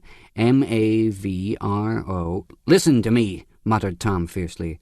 "R," said the policeman. "O, G, G." He looked up as Tom's broad hand fell sharply on his shoulder. "What do you want, fella?" "What happened? That's what I want to know." "Auto hit her. Instantly killed." "Instantly killed," repeated Tom, staring. "She ran out in the road. Son of a bitch didn't even stop his car." "There was 2 cars," said Michaelis. "One coming, one going, see?" "Going where?" asked the policeman keenly. "One going each way. Well, she—" His hand rose toward the blankets, but stopped halfway and fell to his side. "She ran out there, and the one coming from New York knocked right into her, going 30 or 40 miles an hour. "What's the name of this place here?" demanded the officer. "Hasn't got any name." A pale, well-dressed Negro stepped near. "It was a yellow car," he said. "Big yellow car, new." "See the accident?" asked the policeman. "No, but the car passed me down the road, going faster than 40, going 50, 60. "Come here and let's have your name. Look out now, I want to get his name." Some words of this conversation must have reached Wilson, swaying in the office door, for suddenly a new theme found voice among his gasping cries. "You don't have to tell me what kind of car it was. I know what kind of car it was." Watching Tom, I saw the wad of muscle back of his shoulder tighten under his coat. He walked quickly over to Wilson and, standing in front of him, seized him firmly by the upper arms. "You've got to pull yourself together," he fell upon Tom. He started up on his tiptoes and then would have collapsed to his knees had not Tom held him upright. "Listen," said Tom, shaking him a little. "I just got here a minute ago from New York. I was bringing you that coupe we've been talking about. That yellow car I was driving this afternoon wasn't mine, do you hear? I haven't seen it all afternoon." Only the Negro and I were near enough to hear what he said, but the policeman caught something in the tone and looked over with truculent eyes. "What's all that?" he demanded. "I'm a friend of his." Tom turned his head but kept his hands firm on Wilson's body. "He says he knows the car that did it. It was a yellow car." Some dim impulse moved the policeman to look suspiciously at Tom. "And what color's your car?" "It's a blue car, a coupe. We've come straight from New York," I said. Someone who had been driving a little behind us confirmed this, and the policeman turned away. "Now, if you'll let me have that name again correct—" Picking up Wilson like a doll, Tom carried him into the office, set him down in a chair, and came back. "If somebody'll come here and sit with him," he snapped authoritatively. He watched while the 2 men standing closest glanced at each other and went unwillingly into the room. Then Tom shut the door on them and came down the single step, his eyes avoiding the table. As he passed close to me, he whispered, "Let's get out." Self-consciously, with his authoritative arms breaking the way, we pushed through the still-gathering crowd, passing a hurried doctor, case in hand, who had been sent for in wild hope half an hour ago. Tom drove slowly until we were beyond the bend. Then his foot came down hard, and the coupe raced along through the night. In a little while I heard a low, husky sob and saw that the tears were overflowing down his face. "The goddamn coward," he whimpered. "He didn't even stop his car." The Buchanan's house floated suddenly toward us through the dark, rustling trees. Tom stopped beside the porch and looked up at the second floor, where 2 windows bloomed with light among the vines. "Daisy's home," he said. As we got out of the car, he glanced at me and frowned slightly. "I ought to have dropped you in West Egg, Nick. There's nothing we can do tonight." A change had come over him, and he spoke gravely and with decision. As we walked across the moonlight gravel to the porch, he disposed of the situation in a few brisk phrases. "I'll telephone for a taxi to take you home, and while you're waiting, you and Jordan better go in the kitchen and have them get you some supper if you want any." He opened the door. "Come in." "No thanks, but I'd be glad if you'd order me the taxi. I'll wait outside." Jordan put her hand on my arm. "Won't you come in, Nick?" "No, thanks." I was feeling a little sick and I wanted to be alone, but Jordan lingered for a moment more.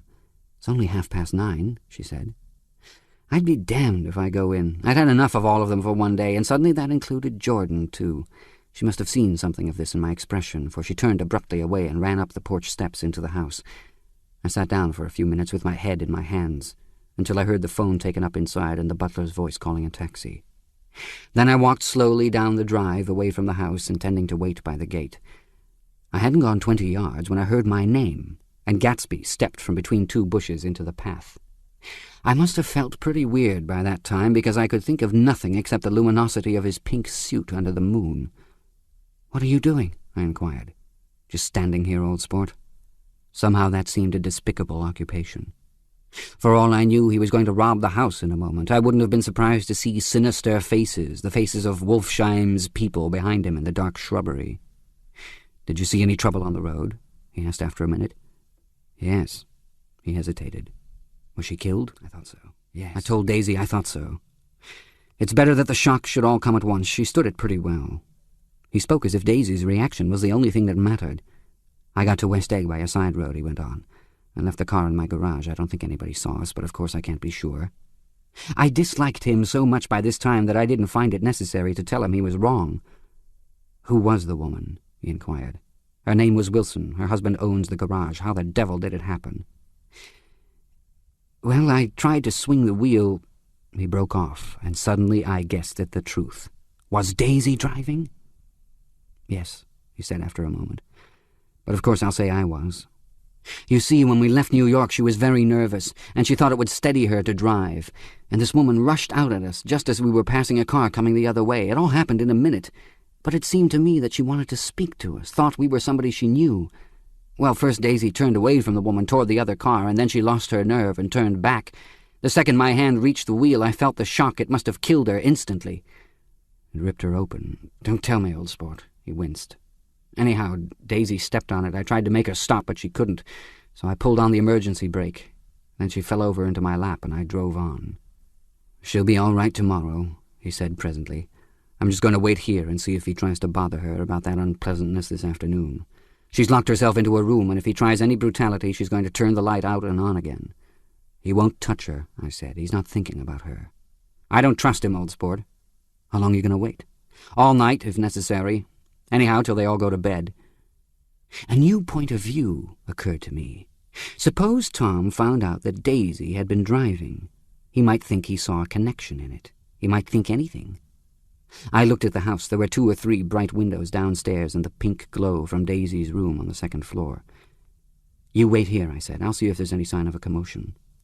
I walked back along the border of the lawn, traversed the gravel softly, and tiptoed up the veranda steps. The drawing-room curtains were open, and I saw that the room was empty. Crossing the porch where we had dined that June 3 months before, I came to a small rectangle of light, which I guessed was the pantry window. The blind was drawn, but I found a rift at the sill. Daisy and Tom were sitting opposite each other at the kitchen table with a plate of cold fried chicken between them and 2 bottles of ale. He was talking intently across the table at her, and in his earnestness his hand had fallen upon and covered her own. Once in a while she looked up at him and nodded in agreement. They weren't happy, and neither of them had touched the chicken or the ale, and yet they weren't unhappy either. There was an unmistakable air of natural intimacy about the picture, and anybody would have said that they were conspiring together. As I tiptoed from the porch, I heard my taxi feeling its way along the dark road toward the house. Gatsby was waiting where I had left him in the drive. "Is it all quiet up there?" he asked anxiously. "Yes, it's all quiet." I hesitated. "You'd better come home and get some sleep." He shook his head. "I want to wait here until Daisy goes to bed. Good night, old sport." He put his hands in his coat pockets and turned back eagerly to his scrutiny of the house, as though my presence marred the sacredness of the vigil. So I walked away and left him standing there in the moonlight, watching over nothing. Chapter 8. I couldn't sleep all night. A foghorn was groaning incessantly on the sound, and I tossed half-sick between grotesque reality and savage, frightening dreams. Toward dawn, I heard a taxi go up Gatsby's drive, and immediately I jumped out of bed and began to dress. I felt that I had something to tell him, something to warn him about. and morning would be too late. Crossing his lawn, I saw that his front door was still open, and he was leaning against a table in the hall, heavy with dejection or sleep. "Nothing happened," he said wanly. I waited. At about 4 o'clock she came to the window and stood there for a minute, and then turned out the light. His house had never seemed so enormous to me as it did that night, when we hunted through the great rooms for cigarettes. We pushed aside curtains that were like pavilions, and felt over innumerable feet of dark wall for electric light switches. Once I tumbled with a sort of splash upon the keys of a ghostly piano.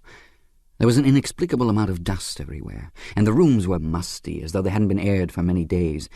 I found the humidor on an unfamiliar table with 2 stale, dry cigarettes inside. Throwing open the French windows of the drawing-room, we sat, smoking, out into the darkness. "You ought to go away," I said. "It's pretty certain they'll trace your car." "Go away now, old sport?" "Go to Atlantic City for a week, or up to Montreal." He wouldn't consider it. He couldn't possibly leave Daisy until he knew what she was going to do. He was clutching at some last hope, and I couldn't bear to shake him free. It was this night that he told me the strange story of his youth with Dan Cody. Told it to me because J. Gatsby had broken up like glass against Tom's hard malice, and the long, secret extravaganza was played out. I think that he would have acknowledged anything now, without reserve, but he wanted to talk about Daisy. She was the first nice girl he had ever known. In various unrevealed capacities he had come in contact with such people, but always with indiscernible barbed wire between. He found her excitingly desirable. He went to her house, at first with other officers from Camp Taylor, then alone. It amazed him. He had never been in such a beautiful house before, but what gave it an air of breathless intensity was that Daisy lived there. It was as casual a thing to her as his tent out at camp was to him. There was a ripe mystery about it, a hint of bedrooms upstairs more beautiful and cool than other bedrooms, of gay and radiant activities taking place through its corridors, and of romances that were not musty and laid away already in lavender, but fresh and breathing and redolent of this year's shining motor cars, and of dances whose flowers were scarcely withered. It excited him, too, that many men had already loved Daisy. It increased her value in his eyes. He felt their presence all about the house, pervading the air with the shades and echoes of still vibrant Daisy's house by a colossal accident. However glorious might be his future as J. Gatsby, he was at present a penniless young man without a past, and at any moment the invisible cloak of his uniform might slip from his shoulders. So he made the most of his time. He took what he could get, ravenously and unscrupulously. Eventually he took Daisy one still October night, took her because he had no real right to touch her hand. He might have despised himself, for he had certainly taken her under false pretenses. I don't mean that he had traded on his phantom millions, but he had deliberately given Daisy a sense of security. He let her believe that he was a person from much the same stratum as herself, that he was fully able to take care of her. As a matter of fact, he had no such facilities. He had no comfortable family standing behind him, and he was liable at the whim of an impersonal government to be blown anywhere about the world. But he didn't despise himself, and it didn't turn out as he had imagined. He had intended, probably, to take what he could and go, but now he found that he had committed himself to the following of a grail. He knew that Daisy was extraordinary, but he didn't realize just how extraordinary a nice girl could be. She vanished into her rich house, into her rich, full life, leaving Gatsby nothing. He felt married to her. That was all. When they met again 2 days later, it was Gatsby who was breathless, who was somehow betrayed. Her porch was bright with the bought luxury of starshine. The wicker of the settee squeaked fashionably as she turned toward him, and he kissed her curious and lovely mouth. She had caught a cold, and had made her voice huskier and more charming than ever, and Gatsby was overwhelmingly aware of the youth and mystery that wealth imprisons and preserves, of the freshness of many clothes, and of Daisy gleaming like silver, safe and proud above the hot struggles of the poor. I can't describe to you how surprised I was to find out I loved her, old sport. I even hoped for a while that she'd throw me over, but she didn't, because she was in love with me too. She thought I knew a lot, because I knew different things from her. Well, there I was, way off my ambitions, getting deeper in love every minute, and all of a sudden I didn't care. What was the use of doing great things if I could have a better time telling her what I was going to do? On the last afternoon before he went abroad, he sat with Daisy in his arms for a long, silent time. It was a cold fall day, with fire in the room, and her cheeks flushed. Now and then she moved, and he changed his arm a little, and once he kissed her dark, shining hair. The afternoon had made them tranquil for a while, as if to give them a deep memory for the long parting the next day promised. They had never been closer in their month of love, nor communicated more profoundly one with another than when she brushed silent lips against his coat shoulder, or when he touched the end of her fingers gently. He did extraordinarily well in the war. He was a captain before he went to the front, and following the Argonne battles he got his majority and the command of the divisional machine guns. After the armistice he tried frantically to get home, but some complication or misunderstanding sent him to Oxford instead. He was worried now. There was a quality of nervous despair in Daisy's letters. She didn't see why he couldn't come. She was feeling the pressure of the world outside, and she wanted to see him and feel his presence beside her and be reassured that she was doing the right thing after all. For Daisy was young, and her artificial world was redolent of orchids and pleasant, cheerful snobbery and orchestras which set the rhythm of the year, summing up the sadness and suggestiveness of life in new tunes. All night the saxophones wailed the hopeless comment of the Beale Street blues, while 100 pairs of golden and silver slippers shuffled the shining dust.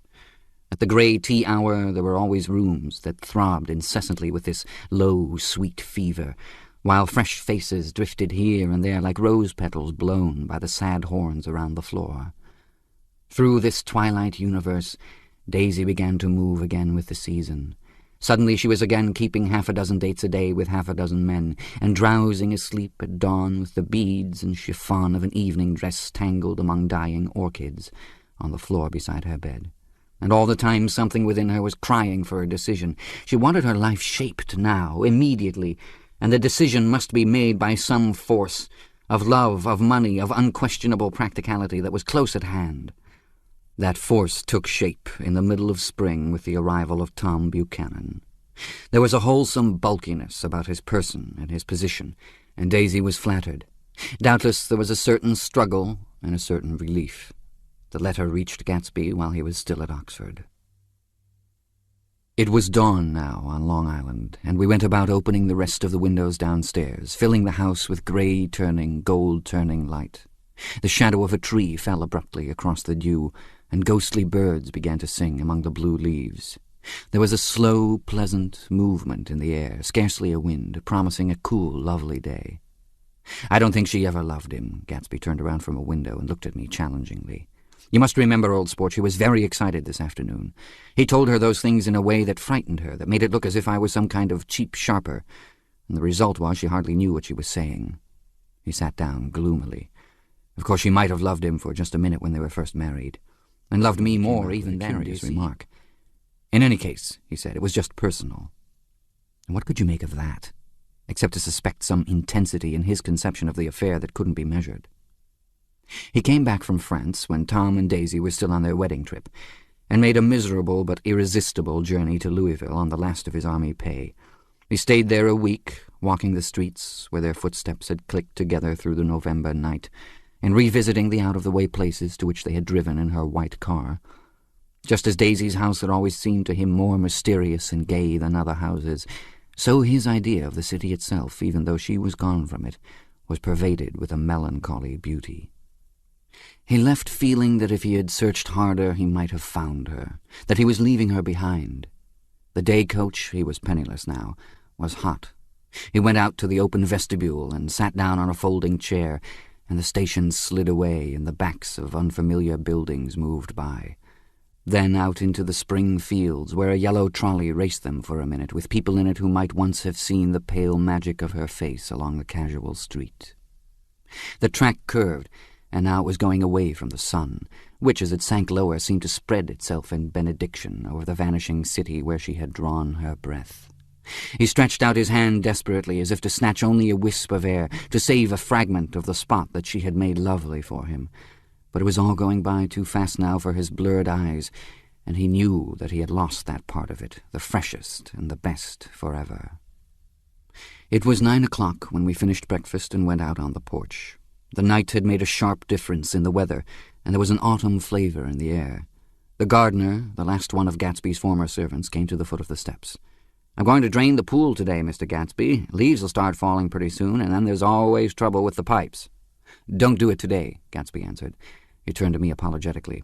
"You know, old sport, I've never used that pool all summer." I looked at my watch and stood up. 12 minutes to my train. I didn't want to go to the city. I wasn't worth a decent stroke of work, but it was more than that. I didn't want to leave Gatsby. I missed that train, and then another before I could get myself away. "I'll call you up," I said finally. "Do, old sport. I'll call you about noon." We walked slowly down the steps. "I suppose Daisy'll call too." He looked at me anxiously as if he hoped I'd corroborate this. "I suppose so." "Well, goodbye." We shook hands, and I started away. Just before I reached the hedge, I remembered something and turned around. "They're a rotten crowd," I shouted across the lawn. "You're worth the whole damn bunch put together." I've always been glad I said that. It was the only compliment I ever gave him because I disapproved of him from beginning to end. First he nodded politely, and then his face broke into that radiant and understanding smile, as if we'd been in ecstatic cahoots on that fact all the time. His gorgeous pink rag of a suit made a bright spot of color against the white steps, and I thought of the night when I first came to his ancestral home 3 months before. The lawn and drive had been crowded with the faces of those who guessed at his corruption, and he had stood on those steps concealing his incorruptible dream as he waved them goodbye. I thanked him for his hospitality. We were always thanking him for that, I and the others. "Goodbye," I called. Up in I the enjoyed city, breakfast, I tried for a while to list the quotations on an interminable amount of stock. Then I fell asleep in my swivel chair. Just before noon the phone woke me, and I started up with sweat breaking out on my forehead. It was Jordan Baker. She often called me up at this hour because the uncertainty of her own movements between hotels and clubs and private houses made her hard to find in any other way. Usually her voice came over the wire as something fresh and cool, as if a divot from the green golf links had come sailing in at the office window, but this morning it seemed harsh and dry. "I've left Daisy's house," she said. "I'm at Hempstead, and I'm going down to Southampton this afternoon." Probably it had been tactful to leave Daisy's house, but the act annoyed me, and her next remark made me rigid. "You weren't so nice to me last night." How could it have mattered then? Silence for a moment. Then, "However, I want to see you. I want to see you, too. Suppose I don't go to Southampton and come into town this afternoon." "No, I don't think this afternoon." "Very well. It's impossible this afternoon. Various—" We talked like that for a while, and then abruptly we weren't talking any longer. I don't know which of us hung up with a sharp click, but I know I didn't care. I couldn't have talked to her across a tea table that day if I never talked to her again in this world. I called Gatsby's house a few minutes later, but the line was busy. I tried 4 times. Finally, an exasperated central told me the wire was being kept open for long distance from Detroit. Taking out my timetable, I drew a small circle around the 3:50 train. Then I leaned back in my chair and tried to think. It was just noon. When I passed the ash heaps on the train that morning, I had crossed deliberately to the other side of the car. I supposed there'd be a curious crowd around there all day, with little boys searching for dark spots in the dust and some garrulous man telling over and over what had happened, until it became less and less real even to him, and he could tell it no longer, and Myrtle Wilson's tragic achievement was forgotten. Now I want to go back a little and tell what happened at the garage after we left there the night before.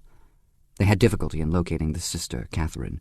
She must have broken her rule against drinking that night, for when she arrived she was stupid with liquor and unable to understand that the ambulance had already gone to Flushing. When they convinced her of this, she immediately fainted, as if that was the intolerable part of the affair. Someone, kind or curious, took her in his car and drove her in the wake of her sister's body. Until long after midnight, a changing crowd lapped up against the front of the garage, while George Wilson rocked himself back and forth on the couch inside. For a while the door of the office was open, and everyone who came into the garage glanced irresistibly through it. Finally someone said it was a shame and closed the door. Michaelis and several other men were with him, first 4 or 5 men, later 2 or 3 men. Still later Michaelis had to ask the last stranger to wait there 15 minutes longer while he went back to his own place and made a pot of coffee. After that he stayed there alone with Wilson until dawn. About 3 o'clock the quality of Wilson's incoherent muttering changed. He grew quieter and began to talk about the yellow car. He announced that he had a way of finding out whom the yellow car belonged to, and then he blurted out that a couple of months ago his wife had come from the city with her face bruised and her nose swollen. He flinched and began to cry, "Oh, my God," again in his groaning voice. Michaelis made a clumsy attempt to distract him. How long have you been married, George? Come on there, try and sit still a minute and answer my question. How long have you been married? 12 years. Ever had any children? Come on, George, sit still. I asked you a question. Did you ever have any children? The hard brown beetles kept thudding against the dull light, and whenever Michaelis heard a car go tearing along the road outside, it sounded to him like the car that hadn't stopped a few hours before. He didn't like to go into the garage because the workbench was stained where the body had been lying, so he moved uncomfortably around the office. He knew every object in it before morning, and from time to time sat down beside Wilson, trying to keep him more quiet. Have you got a church you go to sometimes, George? Maybe even if you haven't been there for a long time? Maybe I could call up the church and get a priest to come over and he could talk to you, see? Don't belong to any. You ought to have a church, George, for times like this. You must have gone to church once. Didn't you get married in a church? Listen, George, listen to me. Didn't you get married in a church? That was a long time ago. The effort of answering broke the rhythm of his rocking. For a moment he was silent. Then the same half-knowing, half-bewildered look came back into his faded eyes. "Look in the drawer there," he said, pointing at the desk. "Which drawer?" "That drawer, that one." Michaelis opened the drawer nearest his hand. There was nothing in it but a small, expensive dog leash, made of leather and braided silver. It was apparently new. "This?" he inquired, holding it up. Wilson stared and nodded. "I found it yesterday afternoon. She tried to tell me about it, but I knew it was something funny." "You mean your wife bought it?" "She had it wrapped in tissue paper on her bureau." Michaelis didn't see anything odd in that, and he gave Wilson a dozen reasons why his wife might have bought the dog leash. But conceivably Wilson had heard some of these same explanations before from Myrtle, because he began saying, "Oh, my God," again in a whisper. His comforter left several explanations in the air. "Then he killed her," said Wilson. His mouth dropped open suddenly. "Who did?" "I have a way of finding out." "You're morbid, George," said his friend. "This has been a strain to you, and you don't know what you're saying. You better try and sit quiet till morning." "He murdered her." "It was an accident, George." Wilson shook his head. His eyes narrowed and his mouth widened slightly with the ghost of a superior, "I know," he said definitely. "I'm one of these trusting fellas, and I don't think any harm to nobody, but when I get to know a thing, I know it. It was the man in that car. She ran out to speak to him, and he wouldn't stop." Michaelis had seen this too, but it hadn't occurred to him that there was any special significance in it. He believed that Mrs. Wilson had been running away from her husband, rather than trying to stop any particular car. "How could she have been like that?" said Wilson, as if that answered the question. He began to rock again, and Michaelis stood twisting the leash in his hand. "Maybe you got some friend that I could telephone for, George?" This was a forlorn hope. He was almost sure that Wilson had no friend. There was not enough of him for his wife. He was glad a little later when he noticed a change in the room, a blue quickening by the window, and realized that dawn wasn't far off. About 5 o'clock it was blue enough outside to snap off the light. Wilson's glazed eyes turned out to the ash heaps, where small gray clouds took on fantastic shapes and scurried here and there in the faint dawn wind. "I spoke to her," he muttered after a long silence. "I told her she might fool me, but she couldn't fool God. I took her to the window." With an effort he got up and walked to the rear window and leaned with his face pressed against it, and I said, "God knows what you've been doing, everything you've been doing. You may fool me, but you can't fool God." Standing behind him, Michaelis saw with a shock that he was looking at the eyes of Dr. T.J. Eckelberg, which had just emerged, pale and enormous, from the dissolving night. "God sees everything," repeated Wilson. "That's an advertisement," Michaelis assured him. Something made him turn away from the window and look back into the room. But Wilson stood there a long time, his face close to the window pane, nodding into the twilight. By 6 o'clock Michaelis was worn out, and grateful for the sound of a car stopping outside. It was one of the watchers of the night before who had promised to come back, so he cooked breakfast for 3, which he and the other man ate together. Wilson was quieter now, and Michaelis went home to sleep. When he awoke 4 hours later and hurried back to the garage, Wilson was gone. His movements, he was on foot all the time, were afterward traced to Port Roosevelt and then to Gad's Hill, where he bought a sandwich that he didn't eat and a cup of coffee. He must have been tired and walking slowly, for he didn't reach Gad's Hill until noon. Thus far there was no difficulty in accounting for his time. There were boys who had seen a man acting sort of crazy, and motorists at whom he stared oddly from the side of the road. Then for 3 hours he disappeared from view. The police, on the strength of what he said to Michaelis that he had a way of finding out, supposed that he spent that time going from garage to garage thereabout, inquiring for a yellow car. On the other hand, no garage man who had seen him ever came forward, and perhaps he had an easier, surer way of finding out what he wanted to know. By 2:30 he was in West Egg, where he asked someone the way to Gatsby's house. So by that time he knew Gatsby's name. At 2 o'clock Gatsby put on his bathing suit and left word with the butler that if anyone phoned, word was to be brought to him at the pool. He stopped at the garage for a pneumatic mattress that had amused his guests during the summer, and the chauffeur helped him pump it up. Then he gave instructions that the open car wasn't to be taken out under any circumstances, and this was strange because the front shouldered the mattress and started for the pool. Once he stopped and shifted it a little, and the chauffeur asked him if he needed help, but he shook his head and in a moment disappeared among the yellowing trees. No telephone message arrived, but the butler went without his sleep and waited for it until 4 o'clock, until long after there was anyone to give it to if it came. I have an idea that Gatsby himself didn't believe it would come, and perhaps he no longer cared. If that was true, he must have felt that he had lost the old warm world, paid a high price for living too long with a single dream. He must have looked up at an unfamiliar sky through frightening leaves and shivered as he found what a grotesque thing a rose is, and how raw the sunlight was upon the scarcely created grass. A new world, material without being real, where poor ghosts breathing dreams like air drifted fortuitously about, like that ashen, fantastic figure gliding toward him through the amorphous trees. The chauffeur, he was one of Wolfsheim's protégés, heard the shots. Afterward he could only say that he hadn't thought anything much about them. I drove from the station directly to Gatsby's house, and my rushing anxiously up the front steps was the first thing that alarmed anyone. But they knew then, I firmly believe. With scarcely a word said, 4 of us, the chauffeur, butler, gardener, and I, hurried down to the pool. There was a faint, barely perceptible movement of the water, as the fresh flow from one end urged its way toward the drain at the other. With little ripples that were hardly the shadows of waves, the laden mattress moved irregularly down the pool. A small gust of wind that scarcely corrugated the surface was enough to disturb its accidental course with its accidental burden. The touch of a cluster of leaves revolved it slowly, tracing, like the leg of transit, a thin red circle in the water. It was after we started with Gatsby toward the house that the gardener saw Wilson's body a little way off in the grass, and the Holocaust was complete. Chapter 9. After 2 years, I remember the rest of that day and that night and the next day only as an endless drill of police and photographers and newspapermen in and out of Gatsby's front door. A rope stretched across the main gate, and a policeman by it kept out the curious, but little boys soon discovered that they could enter through my yard, and there were always a few of them clustered open-mouthed about the pool.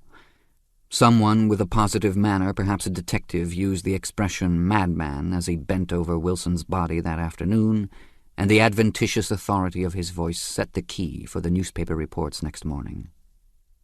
Most of these reports were a nightmare, grotesque, circumstantial, eager, and untrue.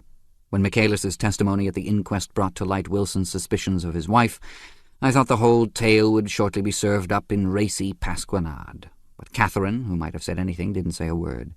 She showed a surprising amount of character about it, too, looked at the coroner with determined eyes under that corrected brow of hers, and swore that her sister had never seen Gatsby, that her sister was completely happy with her husband, that her sister had been into no mischief whatever.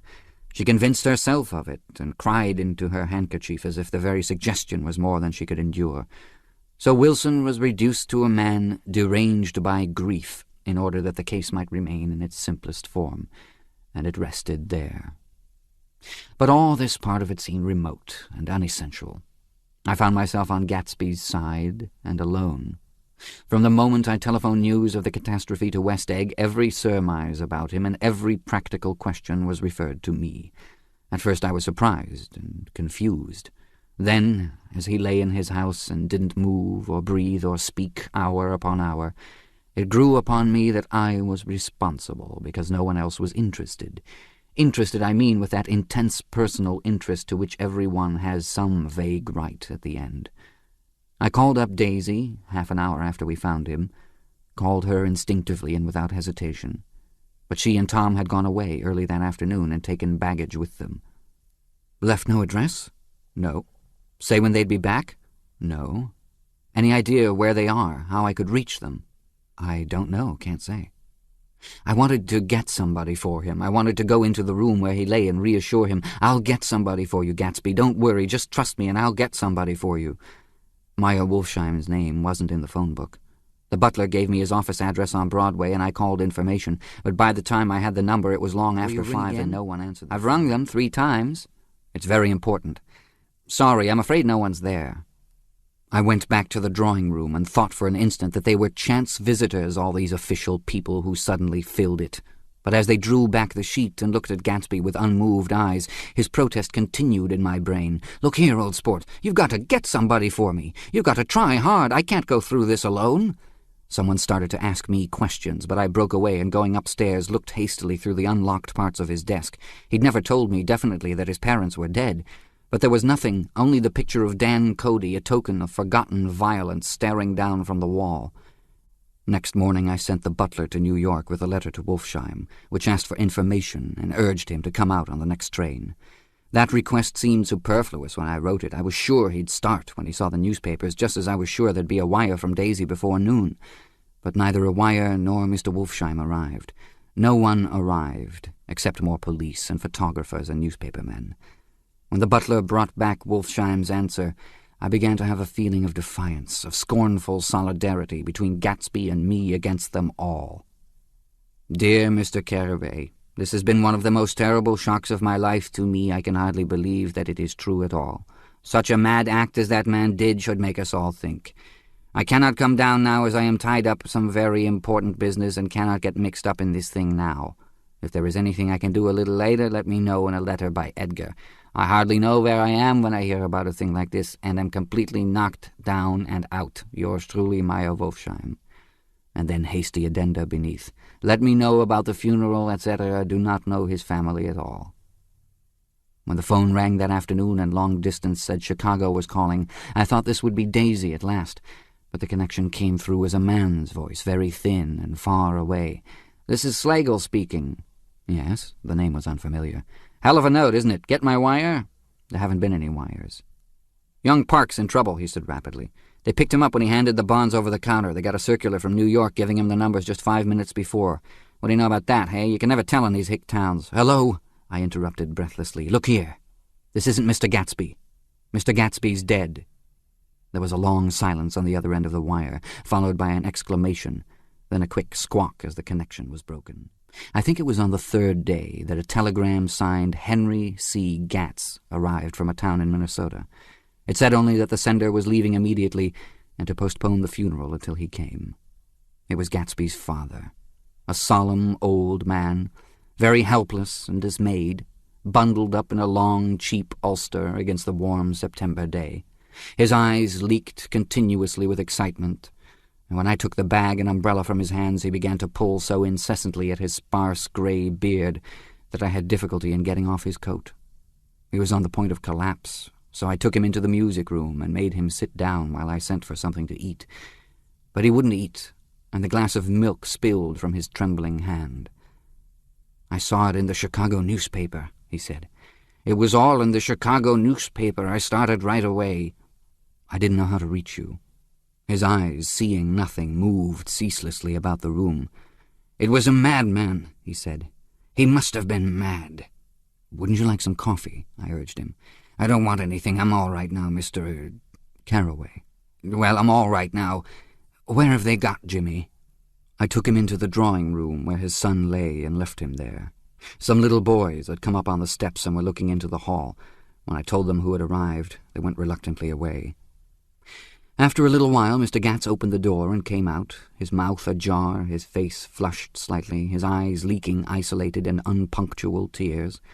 He had reached an age where death no longer has the quality of ghastly surprise, and when he looked around him now for the first time and saw the height and splendor of the hall and the great rooms opening out from it into other rooms, his grief began to be mixed with an odd pride. I helped him to a bedroom upstairs. While he took off his coat and vest, I told him that all arrangements had been deferred until he came. "I didn't know what you'd want, Mr. Gatsby." "Gats is my name. Mr. Gats, I thought you might want to take the body west." He shook his head.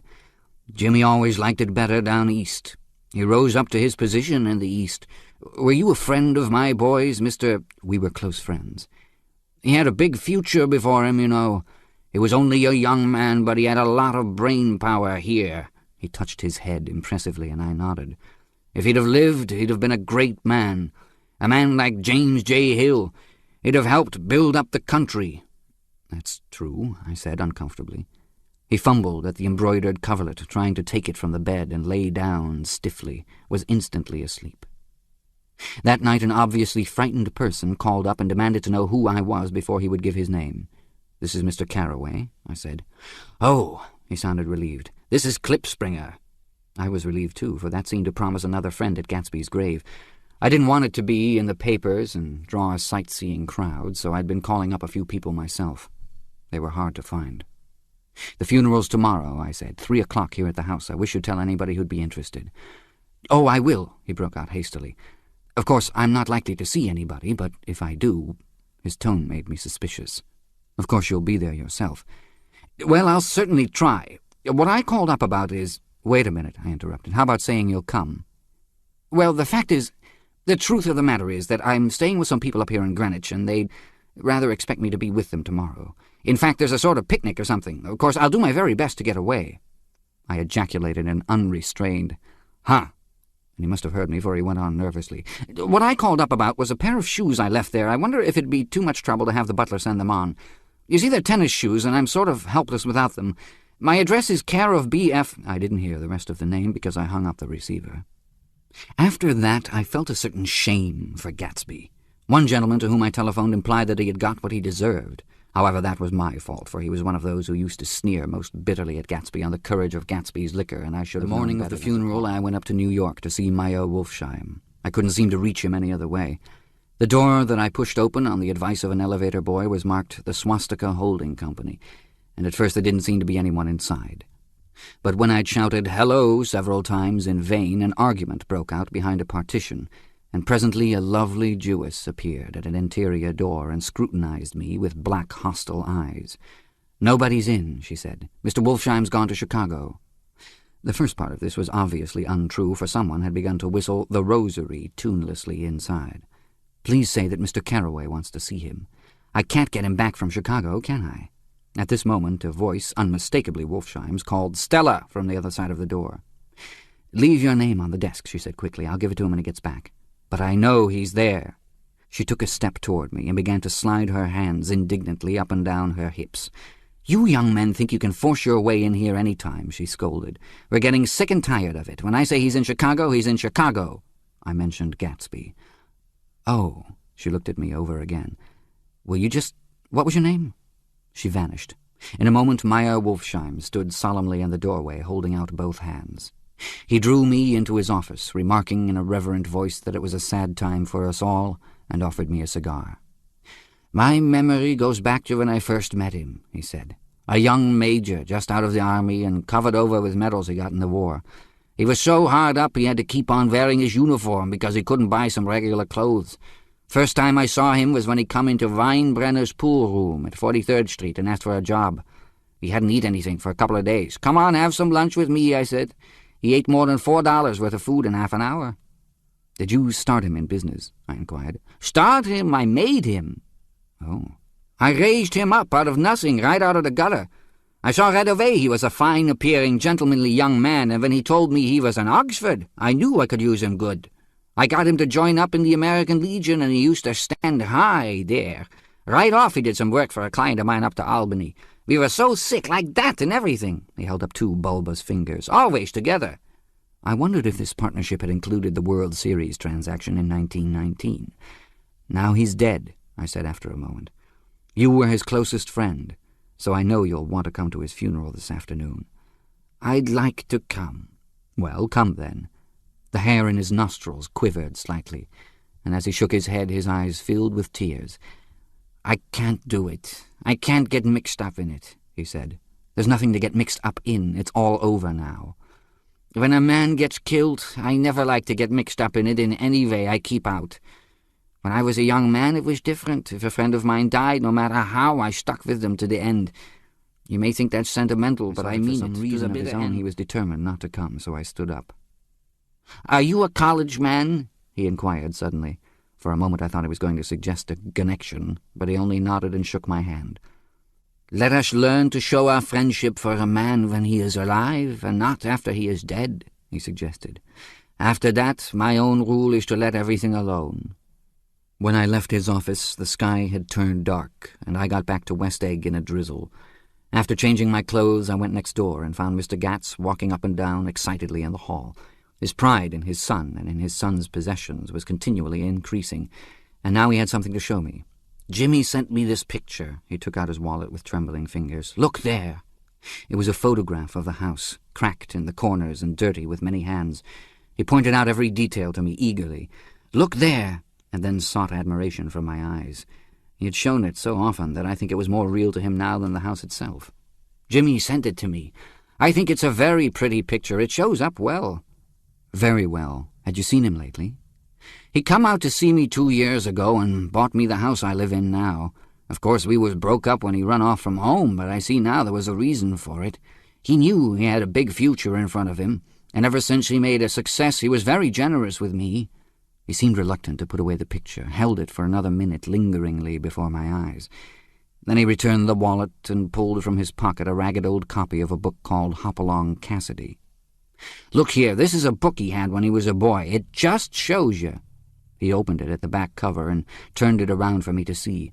On the last flyleaf was printed the word Schedule and the date September 12, 1906, and underneath, "Rise from bed, 6 o'clock a.m. Dumbbell exercise and wall scaling, 6:15 to 6:30. Study electricity, etc., 7:15 to 8:15. Work, 8:30 a.m. to 4:30 p.m. Baseball and sports, 4:30 p.m. to 5 o'clock. Practice elocution, poise, and how to attain it, 5 o'clock to 6 o'clock. Study needed inventions, 7 o'clock to 9 o'clock. General resolves. No wasting time at Shafter's, or, a name indecipherable. No more smoking or chewing. Bath every other day. Read 1 improving book or magazine per week. Save $5, crossed out, $3 per week. Be better to parents. "I come across this book by accident," said the old man. "It just shows you, don't it?" "It just shows you." "Jimmy was bound to get ahead. He always had some resolves like this or something. Do you notice what he's got about improving his mind? He was always great for that. He told me I ate like a hog once, and I beat him for it." He was reluctant to close the book, reading each item aloud and then looking eagerly at me. I think he rather expected me to copy down the list for my own use. A little before 3, the Lutheran minister arrived from Flushing, and I began to look involuntarily out the windows for other cars. So did Gatsby's father. And as the time passed and the servants came in and stood waiting in the hall, his eyes began to blink anxiously, and he spoke of the rain in a worried, uncertain way. The minister glanced several times at his watch, so I took him aside and asked him to wait for half an hour. But it wasn't any use. About 5 o'clock, our procession of 3 cars reached the cemetery and stopped in a thick drizzle beside the gate. First a motor hearse, horribly black and wet, then Mr. Gatz and the minister and I in the limousine, and a little later 4 or 5 servants and the postman from West Egg in Gatsby's station wagon, all wet to the skin. As we started through the gate into the cemetery, I heard a car stop, and then the sound of someone splashing after us over the soggy ground. I looked around. It was the man with owl-eyed glasses whom I had found marveling over Gatsby's books in the library one night 3 months before. I'd never seen him since then. I don't know how he knew about the funeral, or even his name. The rain poured down his thick glasses, and he took them off and wiped them to see the protecting canvas unrolled from Gatsby's grave. I tried to think about Gatsby then for a moment, but he was already too far away, and I could only remember without resentment that Daisy hadn't sent a message or a flower. Dimly I heard someone murmur, "Blessed are the dead that the rain falls on," and then the owl-eyed man said, "Amen to that," in a brave voice. We straggled down quickly through the rain to the cars. Owl Eyes spoke to me by the gate. "I couldn't get to the house," he remarked. Neither could anybody else. "Go on," he started. "Why, my God, they used to go there by the hundreds." He took off his glasses and wiped them again, outside and in. "The poor son of a bitch," he said. One of my most vivid memories is of coming back west from prep school and later from college at Christmas time. Those who went farther than Chicago would gather in the old dim Union Station at 6 o'clock of a December evening with a few Chicago friends, already caught up into their own holiday gaieties to bid them a hasty goodbye. I remember the fur coats of the girls returning from Miss This-or-That's, and the chatter of frozen breath and the hands waving overhead as we caught sight of old acquaintances, and the matchings of invitations, "Are you going to the Ordways, the Hersheys, the Schultzes?" and the long green tickets clasped tight in our gloved hands, and last the murky yellow cars of the Chicago, Milwaukee, and St. Paul Railroad looking cheerful as Christmas itself on the tracks beside the gate. When we pulled out into the winter night and the real snow, our snow, began to stretch out beside us and twinkle against the windows, and the dim lights of small Wisconsin stations moved by, a sharp, wild brace came suddenly into the air.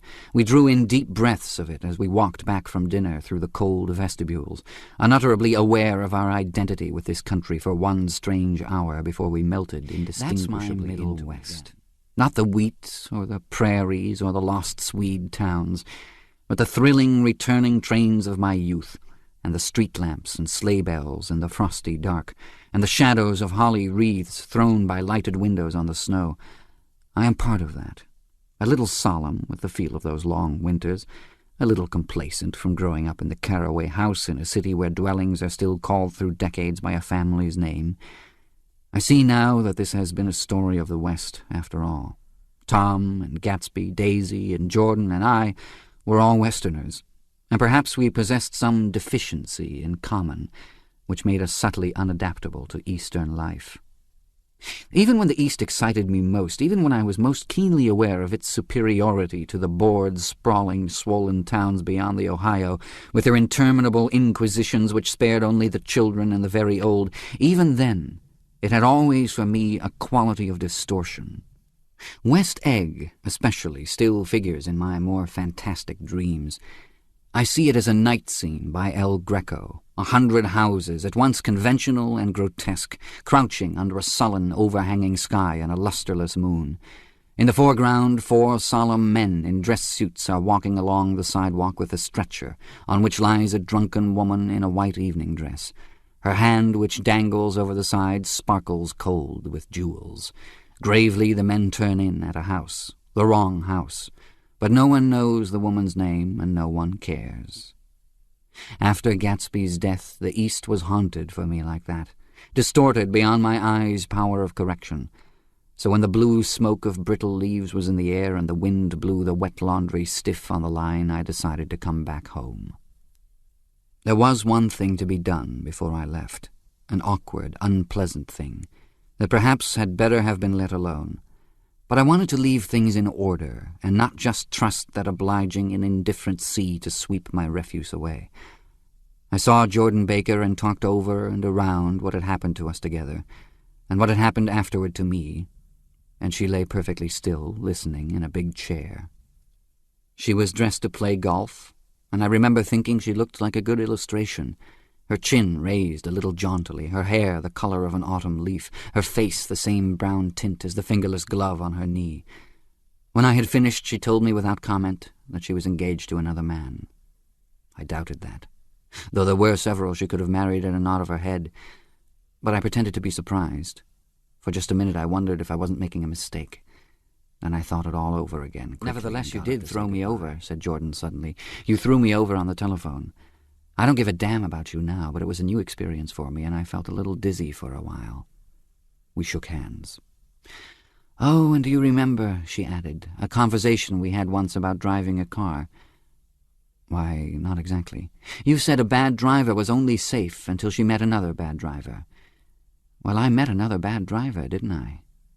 I mean, it was careless of me to make such a wrong guess. I thought you were rather an honest, straightforward person. I thought it was your secret pride." "I'm 30, I said. "I'm 5 years too old to lie to myself and call it honor." She didn't answer. Angry and half in love with her and tremendously sorry, I turned away.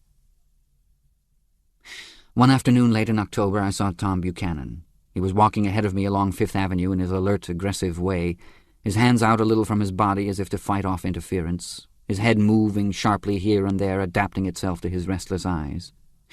Just as I slowed up to avoid overtaking him, he stopped and began frowning into the windows of a jewelry store. Suddenly he saw me and walked back, holding out his hand.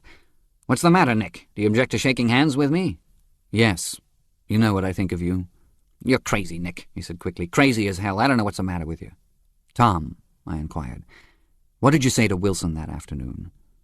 He stared at me without a word, and I knew I had guessed right about those missing hours. I started to turn away, but he took a step after me and grabbed my arm. "I told him the truth," he said. "He came to the door while we were getting ready to leave, and when I sent down word that we weren't in, he tried to force his way upstairs.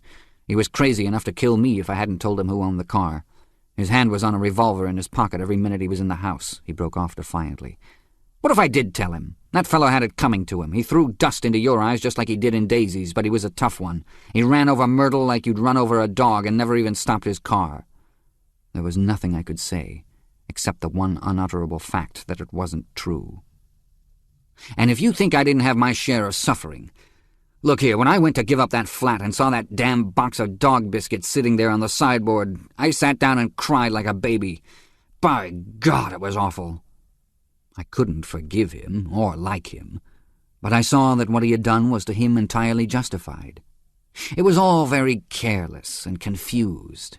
They were careless people, Tom and Daisy. They smashed up things and creatures and then retreated back into their money or their vast carelessness, or whatever it was that kept them together, and let other people clean up the mess they had made.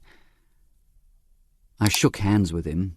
It seemed silly not to, for I felt suddenly as though I were talking to a child. Then he went into the jewelry store to buy a pearl necklace, or perhaps only a pair of cuff buttons, rid of my provincial squeamishness forever. Gatsby's house was still empty when I left. The grass on his lawn had grown as long as mine. One of the taxi drivers in the village never took a fare past the entrance gate without stopping for a minute and pointing inside. Perhaps it was he who drove Daisy and Gatsby over to East Egg the night of the accident, and perhaps he had made a story about it all his own.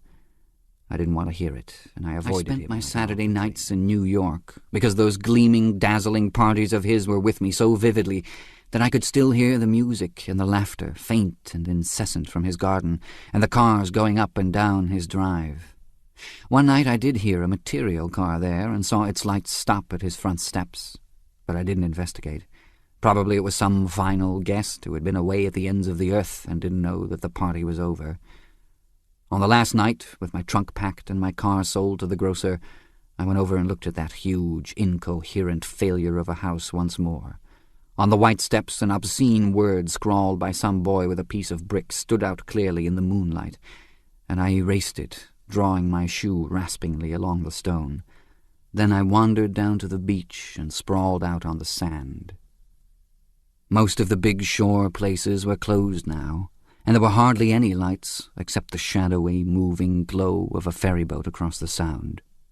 And as the moon rose higher, the inessential houses began to melt away, until gradually I became aware of the old island here that flowered once for Dutch sailors' eyes, a fresh green breast of the New World. Its vanished trees, the trees that had made way for Gatsby's house, had once pandered in whispers to the last and greatest of all human dreams. For a transitory, enchanted moment, man must have held his breath in the presence of this continent, compelled into an aesthetic contemplation he neither understood nor desired, face to face for the last time in history with something commensurate to his capacity for wonder. And as I sat there, brooding on the old unknown world, I thought of Gatsby's wonder when he first picked out the green light at the end of Daisy's dock. He had come a long way to this blue lawn, and his dream must have seemed so close that he could hardly fail to grasp it. He did not know that it was already behind him, somewhere back in that vast obscurity beyond the city, where the dark fields of the Republic rolled on under the night. Gatsby believed in the green light, the orgiastic future that year by year recedes before us. It eluded us then, but that's no matter. Tomorrow we will run faster, stretch out our arms farther, and one fine morning... So we beat on, boats against the current, borne back ceaselessly into the past. The end. You've been listening to The Great Gatsby by F. Scott Fitzgerald, narrated by Frank Muller. This work is copyrighted 1925 by Charles Scribner's and Sons. This recording is copyrighted 1997 by Recorded Books. You'll find a wide selection of titles in the Recorded Books catalog, including bestsellers, mysteries, classics, histories, and more. So to order another recorded book, or for a copy of our latest listing, please call us using the toll-free number found on the back of the book. You can order by phone with any major credit card, or by writing to us, or by faxing us. Don't forget to ask about easy 30-day rentals by mail. On our website, you can browse the catalog, hear about the latest releases, place orders, or tune into narrator profiles and author interviews. So visit us there at www.recordedbooks.com. And thank you for being a Recorded Books reader.